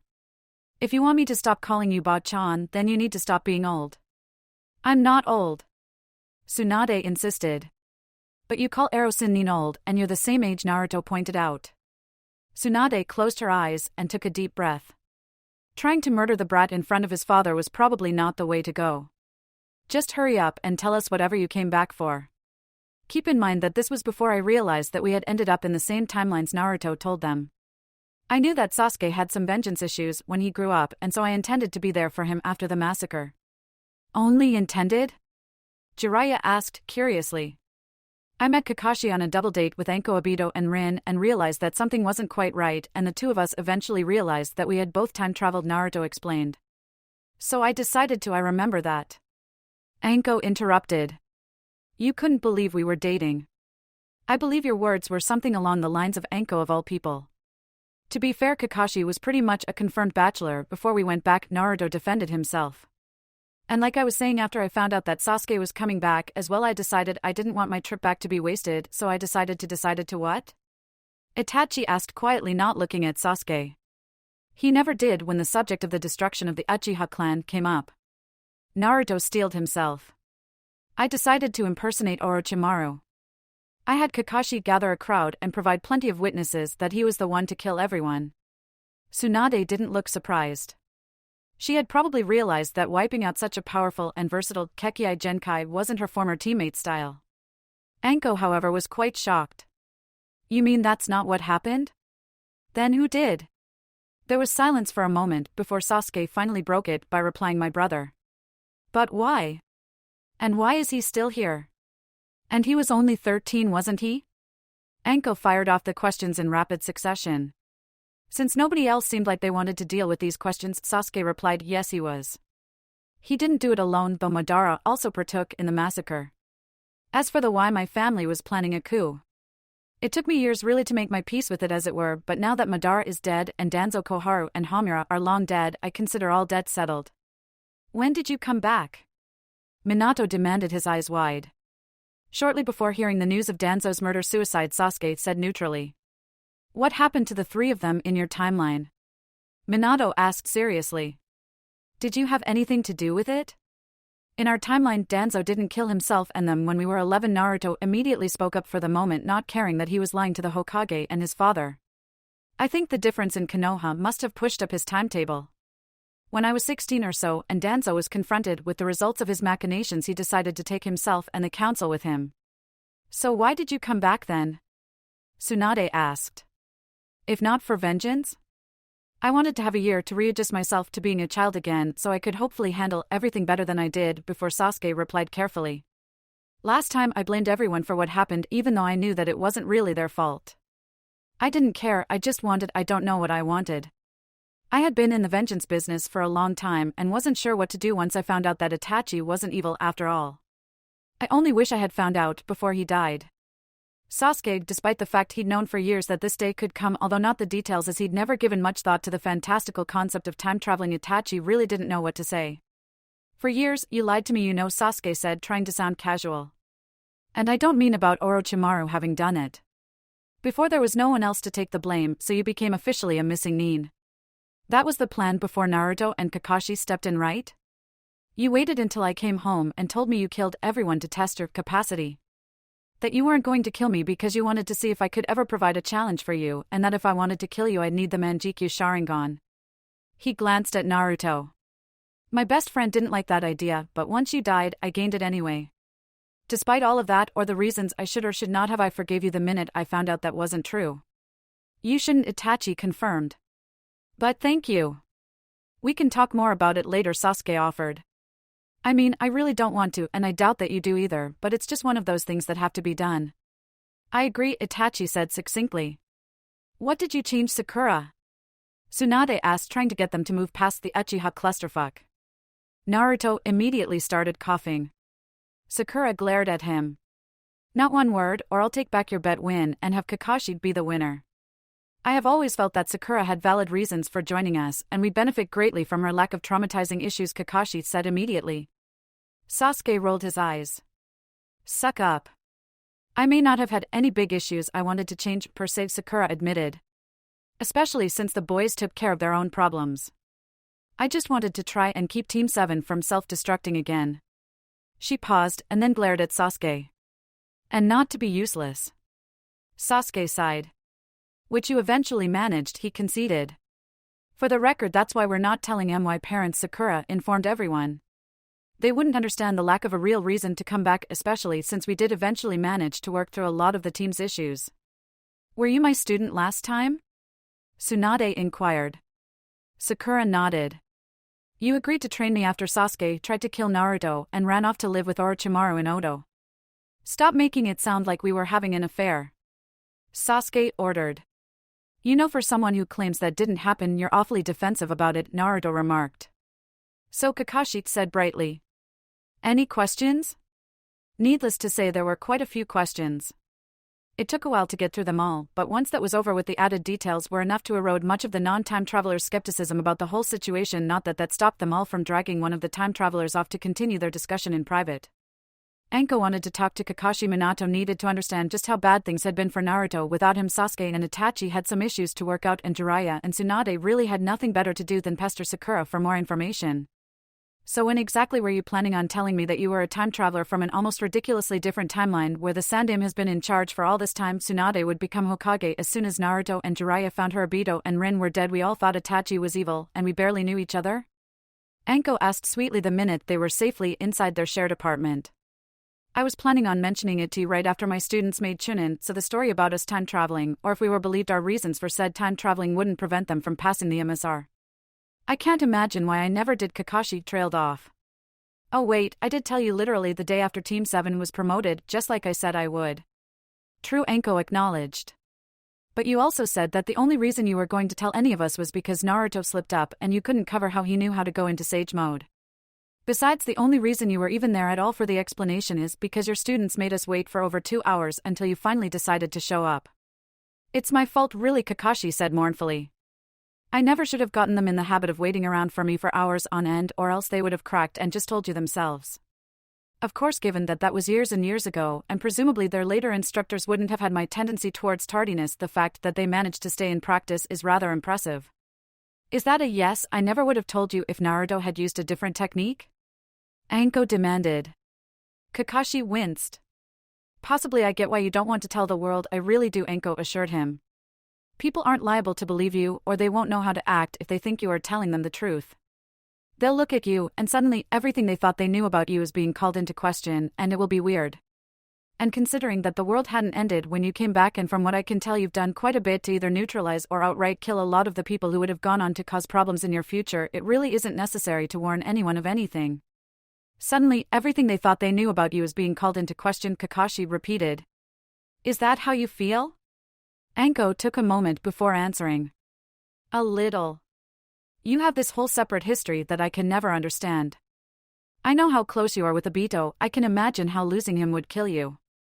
Then losing Rin and the Yondaime on top of it, I can imagine, but I'm never really going to get it because as far as I've seen you never did. You say we barely knew each other, and if that's the case, then I have to wonder, why would you go after me?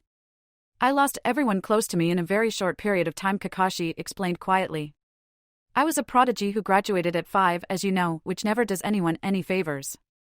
My father was disgraced and killed himself, and I overcompensated, but that still wasn't enough to save anyone. I had a lot of issues, and so honestly the prospect of entering a romantic relationship, it just wasn't going to happen. But Guy was always there to make sure I didn't steer completely away from human contact, and then my students came along, and even though there were many times that I thought they were more trouble than they were worth, particularly Sasuke when he was going through his crazy year after he technically killed Itachi, they certainly did their part in bringing me back to the land of the living. And me? Anko pressed, uncertain of what exactly she wanted to hear. Once my old team was saved, and I knew that even if they wouldn't necessarily be the same people I remembered, I would get my new team back. Things were different. I'd been through hell, I'd come back in one piece, and I highly doubted that I would manage to make things worse than they had been. It's not like I planned for us to happen, it just did, Kakashi told her seriously. He smiled wryly. As horribly cliched as it may be, sometimes love does just happen. Are you just going to stare at me all day? Naruto asked, fidgeting a little as he looked at his father, who had been staring at him from across their kitchen table for quite some time. Because it's getting a little creepy, sorry, Minato apologized, shaking his head as if to clear it. I just can't believe, well, any of this. The part about the time travel? Naruto asked. Because while I had kind of expected Kakashi to have already told you once I realized he'd spent a good decade living in the past, I can also sort of understand why he wouldn't want to. Or even how to convince everyone that it was true, for that matter. No, I think I'm actually starting to believe you, Minato confided. You know far too much, both as a newly minted Chunin and as my son, who I wanted to keep far away from some of Konoha's less than proud moments. Then what's the mental stumbling block? Naruto wanted to know. Just how bad was your childhood? Minato demanded. I mean, I knew it wouldn't be easy, and there was a sizable resistance to seeing you as the hero you were back in those early days, but by the time you were actually old enough to remember anything, the villagers had come around. Naruto thought back. The ninja themselves were always professional, if unhelpful. It was the citizens who understood even less than the ninja did and lacked their discipline that caused most of my problems. How bad was it, Naruto? Minato asked again, piercing his son with a gaze. Naruto merely shook his head. You love this village, Dad.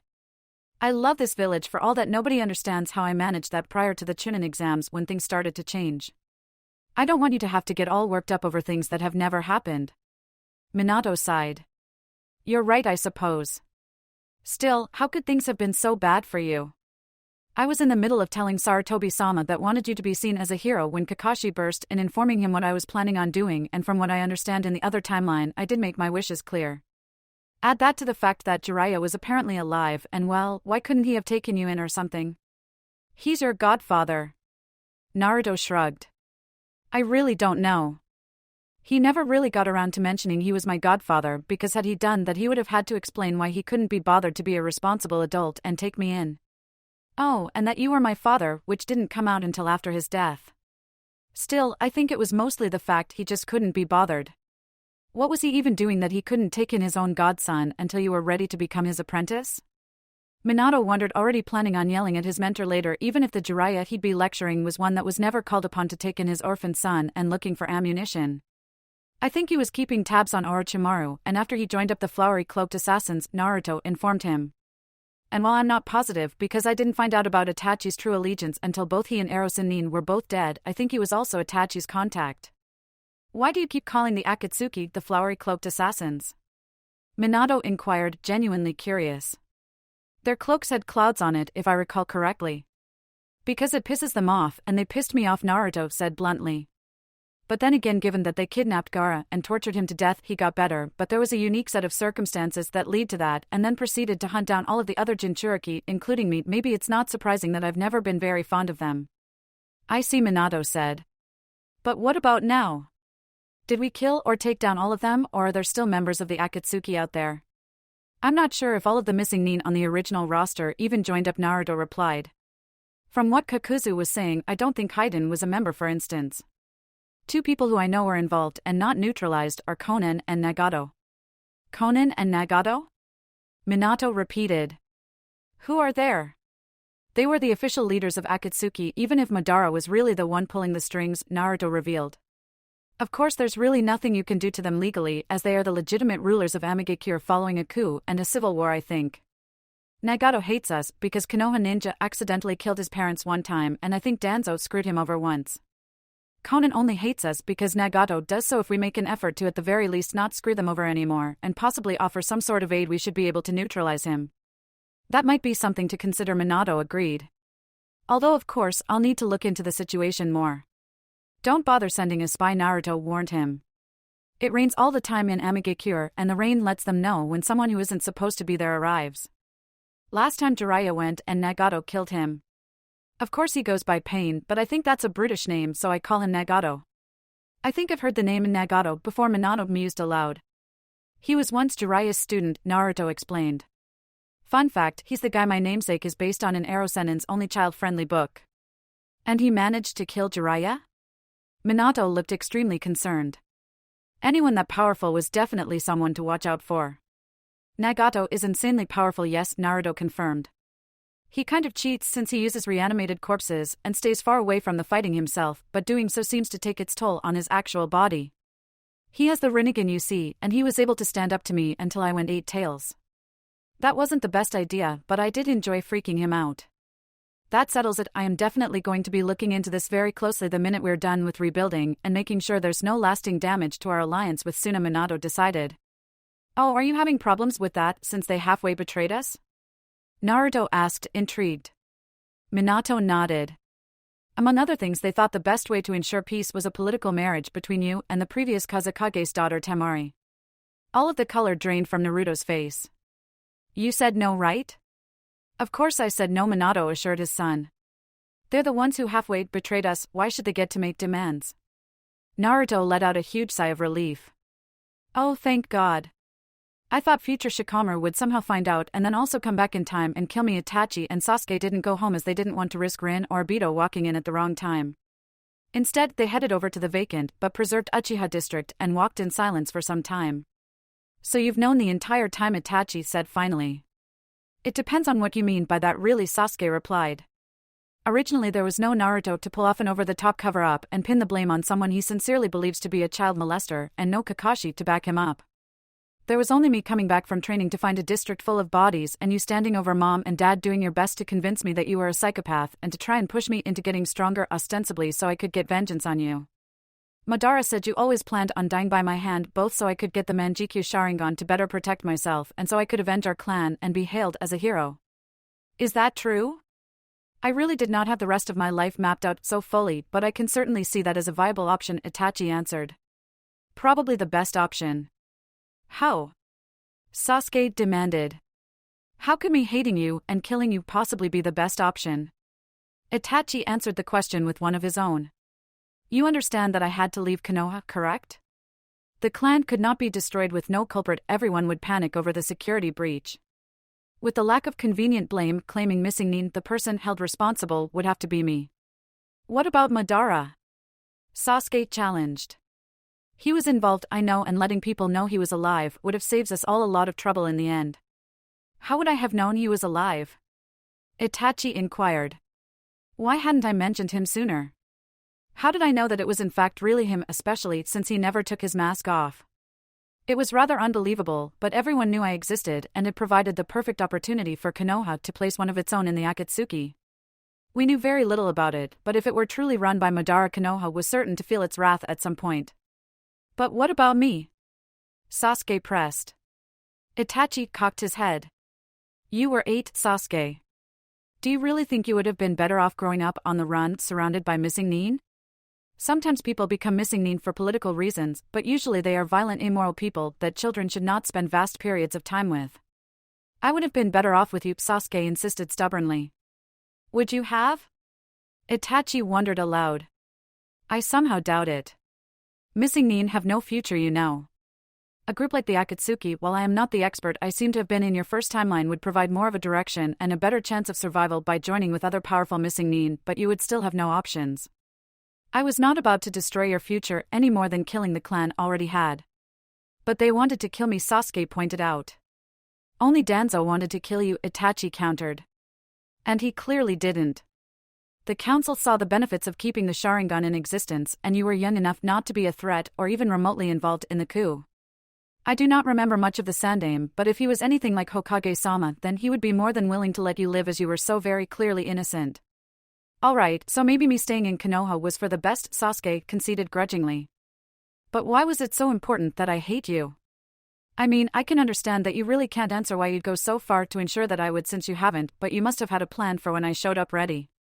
Getting me on the path you wanted, since that was going to be the last I'd see of you for years, was a little too important to be left to improvisation. I had just ruined your life, Sasuke Itachi explained. And you were 8.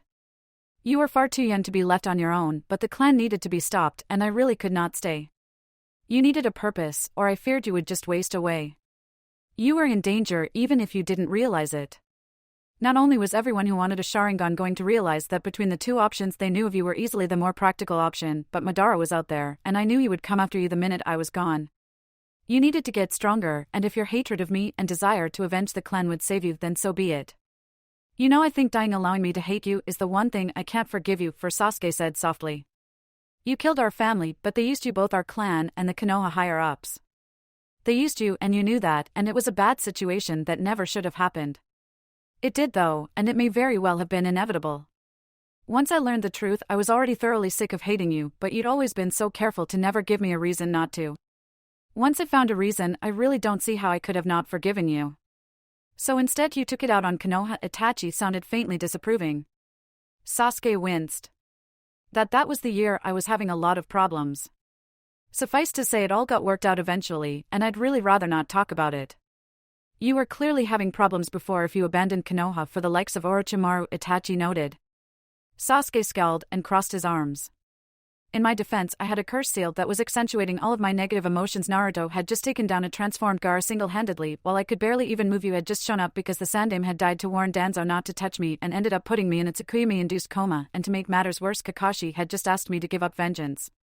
Those Otonin caught me at a really good time.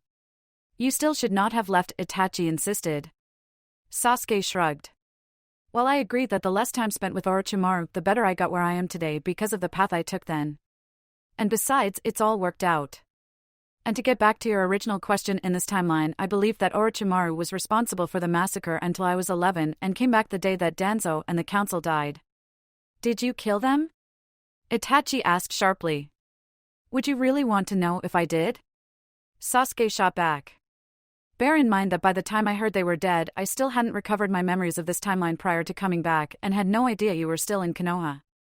Itachi was quiet for a moment. No, I would rather not know, he conceded. So Jiraiya and Naruto forced me to become Godame, huh? Tsunade asked the moment the three of them were alone in her office. I guess so, Sakura confirmed. I personally wasn't there, but Jiraiya said it was all him. Then Naruto said all he did was get poisoned, and so he was really the one who did all the work. All I know is that it involved you kicking Orochimaru's ass. Poisoned? Jiraiya moaned. Jiraiya the gallant should never get poisoned, it's just bad form. I'm going to blame Tsunade Haim for that one, since you obviously wouldn't know. I kicked Orochimaru's ass? I suppose that couldn't have been that bad, then Tsunade decided. Still Hokage? My great-uncle warned me about that position. That talk gave me nightmares about never-ending piles of paperwork for a year. Really? Jiraiya asked, surprised. I thought he didn't want the position because of Dan and Nawaki. No, Tsunade shook her head. It was definitely hearing about all the paperwork. Since Dan and Nawaki's dreams of becoming Hokage didn't go so well, that just furthered my resolve. Thank you so much, Sakura, for saving me from the horrors of Hokagehood. She paused, then continued nervously, you do think I'll be safe from being Godame, right? Because if not, I can resign from the council and the hospital and leave right now. Hokage-sama is a lot younger than Sandaime-sama, Sakura was quick to remind her mentor. So he probably won't be dropping dead of old age anytime soon. And Sandaime-sama was killed by Orochimaru, and Orochimaru was neutralized by Itachi, so that won't be an issue. With any luck, Hokage-sama can stay in charge for a while, and Naruto will become the Godame. If not, just make Kakashi do it. Trust me, he's had experience, and Naruto likes the idea of being Rokodame better anyway. If you say so, Tsunade said suspiciously, making a note to herself to have an escape plan ready if need be, much as she had when it looked like Minato might die during the Kyuubi attack. Hey, I've been wondering something, Jiraiya spoke up. Since Naruto basically united and saved the entire ninja world, does that make him the child of prophecy that I was supposed to teach? I always thought it would have been Nagato. I mean, he had the Rinnegan. I didn't even think that really existed before I met him. I heard he died, though he didn't die, Sakura informed him. He kind of went crazy and set himself up as Pain, the leader of Amigakure and Akatsuki, and mostly speaks through his friend Yahiko's dead body that he controls, but he's not dead. Neither is Conan for that matter. And I think the consensus on the prophecy issue was basically he and Naruto were both the children of prophecy, but you should probably ask him about that. There was silence for a moment. And that is exactly why I keep telling you that taking in apprentices, and then ditching them to go off researching is a bad idea, Tsunade said triumphantly. Exactly? Jiraiya asked skeptically, raising his eyebrows. Tsunade nodded. Exactly. Maybe I should have listened to Orochimaru and simply killed them, Jiraiya said sarcastically. It certainly seems like it would have saved a lot of problems. I'm not sure I would go that far, Tsunade objected. If this whole mess has taught us anything, it's that listening to Orochimaru is a bad idea and we should try to avoid that where we can. You didn't answer my questions, Jiraiya pointed out. Do you think I have done that if Orochimaru hadn't been the one to suggest it? If this whole mess has taught us anything, it's that listening to Orochimaru is a bad idea and we should try to avoid that where we can. 3 weeks passed and everything was slowly returning to normal after the invasion, although the effects of the time travel secret being shared were still lingering.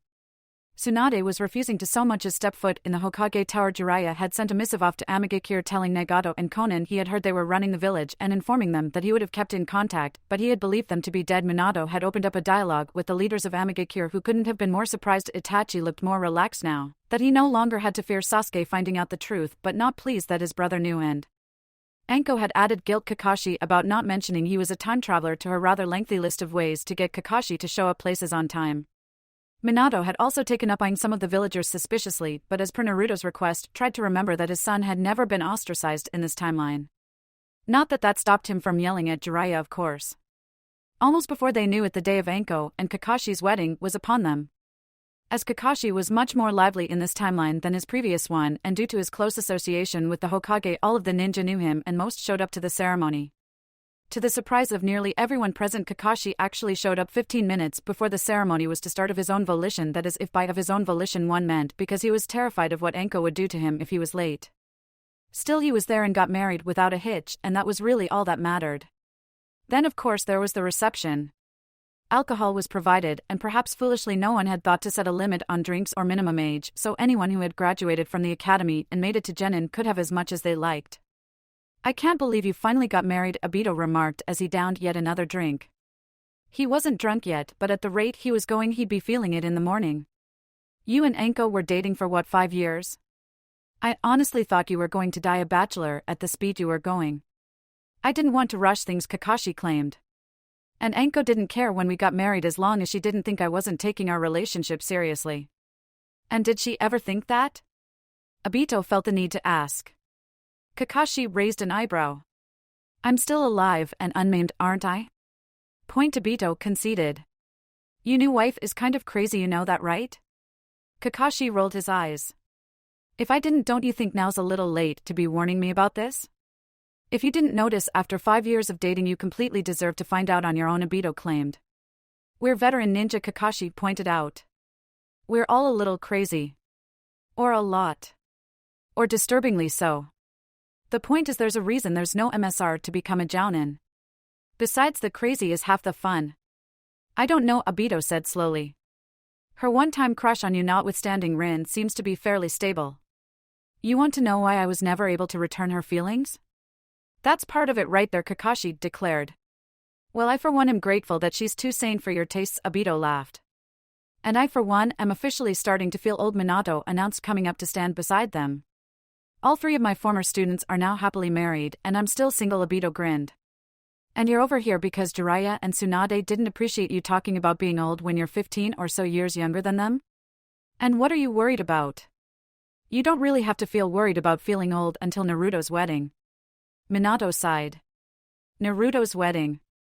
I know he's only 13, but I've heard so many things about his potential love interests that I'm starting to have nightmares about it already.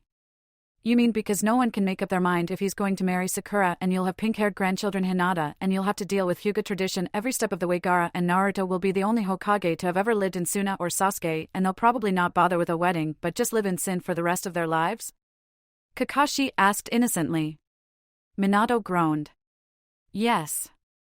I have got to stop talking to Kurenai or I'm never going to get any sleep until he's engaged. Or not if it's Sasuke, Kakashi added helpfully.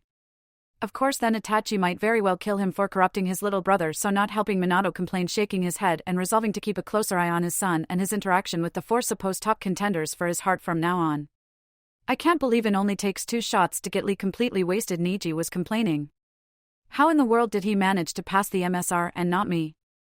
I suspect the lack of alcohol present at the exam might have had something to do with it, Tenten replied dryly. And so what if he has a bit of an extreme reaction to alcohol? That doesn't necessarily bring his sanity into question. He's fighting imaginary opponents, Niji pointed out. And 2 shots isn't nearly enough alcohol to start hallucinating, so he's either seeing things on his own, which calls his sanity into question, or legitimately thinks he's fighting invisible opponents, which also coincidentally calls his sanity into question. 2 shots might be enough alcohol for that last one, Tenten told him thoughtfully. I could always call him over and ask him whether his enemy is invisible or not if you'd like. No! Niji shouted. He cleared his throat. I mean, that's hardly necessary. He's likely to do less damage fighting his invisible enemies. True, Tenten allowed. So I suppose we should be thankful that it's worked out like this. Remind me to never ever let Lee near alcohol again though. Sooner or later he'd do some collateral damage or start looking for real opponents. Agreed, Niji said grimly. Where's Guy-sensei anyway? He should be putting a stop to this or something. He's right over there, Tenten said, gesturing over to their teacher standing a few feet back from Lee and partially hidden by some trees. I think he's taking notes. Taking notes? Niji repeated.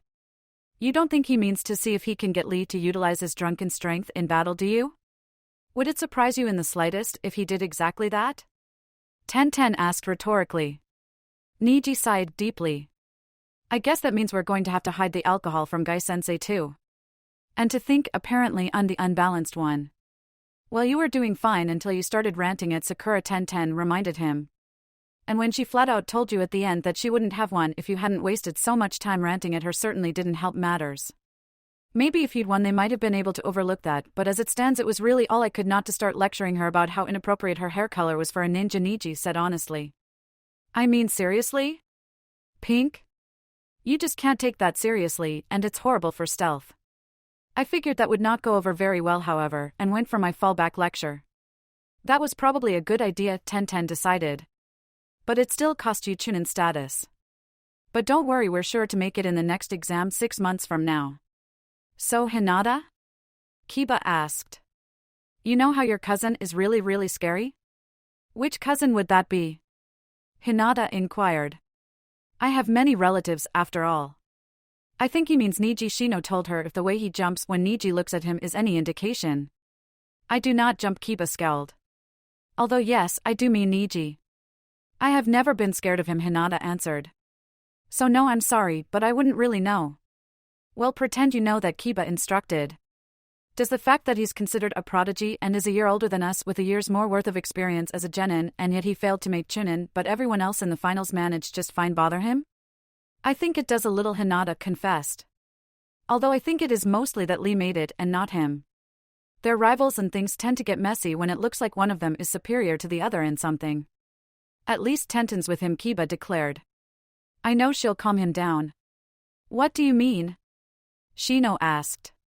No wait, I am nearly positive I do not wish to know. Too late you asked, Kiba told him smugly. Tenten and Niji are so clearly interested in each other that it's inevitable that they'll start dating sooner or later, especially because they have no real reason not to, as neither of them is in denial about their sexuality or have a single-minded obsession that precludes them from committing to a relationship. You think that they like each other? Hinata asked, surprised. How come? I wouldn't know for sure, of course, but I think that they were drawn together by their need to find a bit of sanity amongst the craziness, which is Lee and Guy, Kiba theorized. Which is rather ironic given that Lee passed the MSR and Niji didn't. Tenten didn't have to face the MSR, so I don't know how she would do. Perhaps I have it all wrong and Guy and Lee are too sane for them. Of course that is in and of itself a very scary thought. Why must you attempt to play matchmaker with everyone you know? Shino demanded. It gets very tiresome sometimes. I do not play matchmaker. Kiba insisted, affronted. I just point out the obvious. And speaking of, I saw Kurenai-sensei and Asima holding hands last week, so I'd like it to be known that I was totally right about that. If you pair everyone up sooner or later, you will be right once, Shino said shortly. I do not pair everyone up, Kiba claimed. Really? Hinata asked, surprised. It really seems like it though. Sure, the most obvious secret love is the one between Sasuke and Naruto Ino, and that one guy with the navel shirt I thought would be good together talked for the better part of 2 hours earlier tonight. Temari and Shikamaru seem like they could balance each other out when he gets older. Tenten and Niji are practically dating already. Kurenai-sensei and Asuma are dating. Jiraiya seems just a few more rejections away from a shot with Tsunade, and Kankuro spends a little too much time with his puppets. Is no reason to think I'm obsessive or anything, Kiba claimed. Where did we go wrong with you? Shino wondered aloud.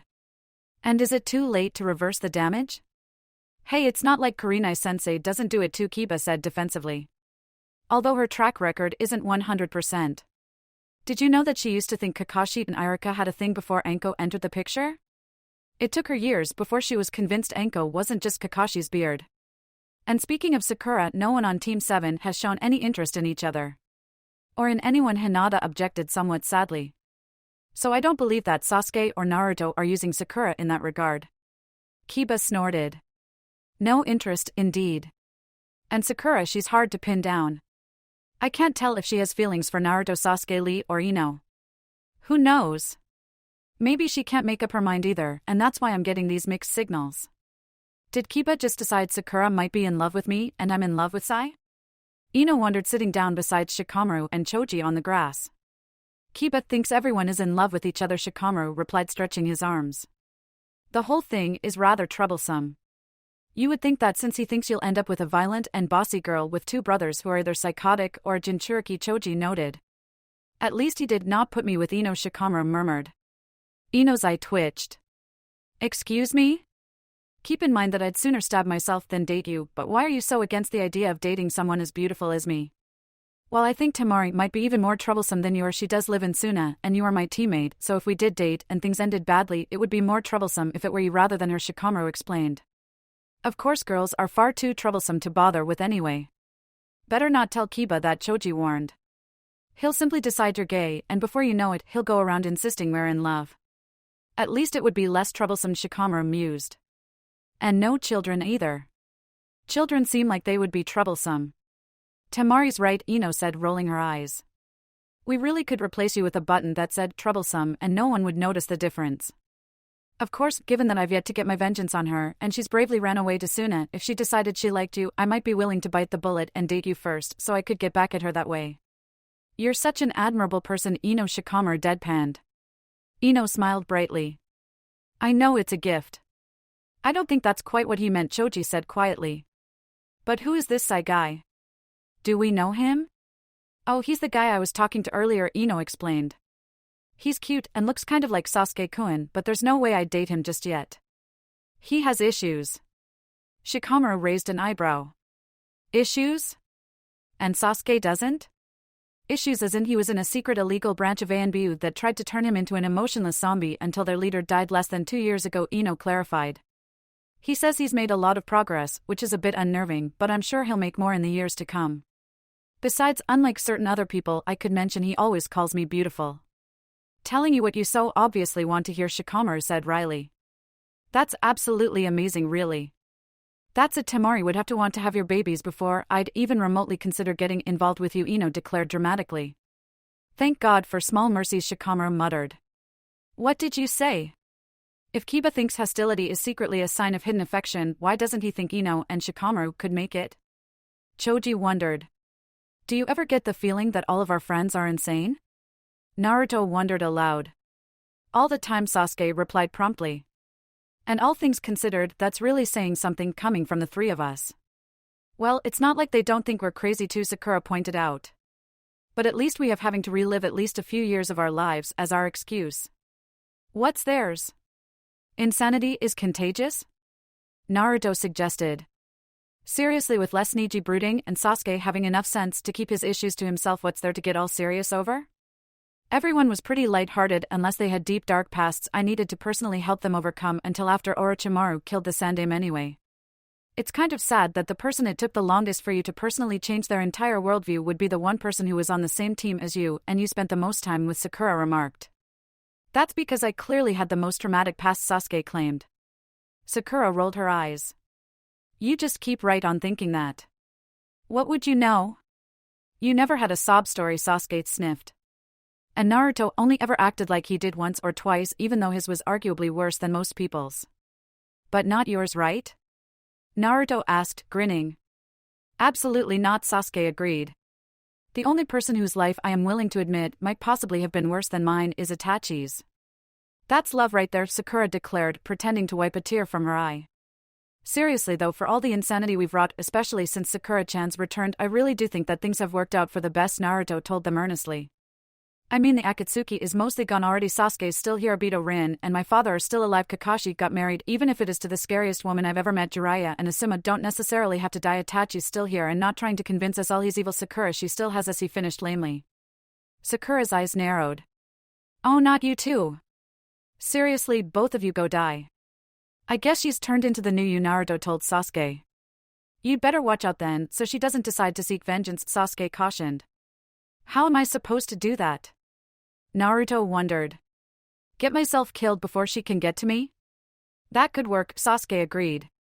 Or possibly me if she holds me responsible for this. Or maybe he trailed off. Naruto cocked his head. You think it would work? I don't think she's ever been on the receiving end of one before. Sasuke shrugged. Why not? It's worked on everyone else, you've ever tried it on even me eventually. Sakura was starting to get nervous. What are you guys talking about? Naruto and Sasuke's matching smirks were decidedly evil. I'm going to give you a friendship speech, Naruto said cheerfully. Sakura gulped. The end.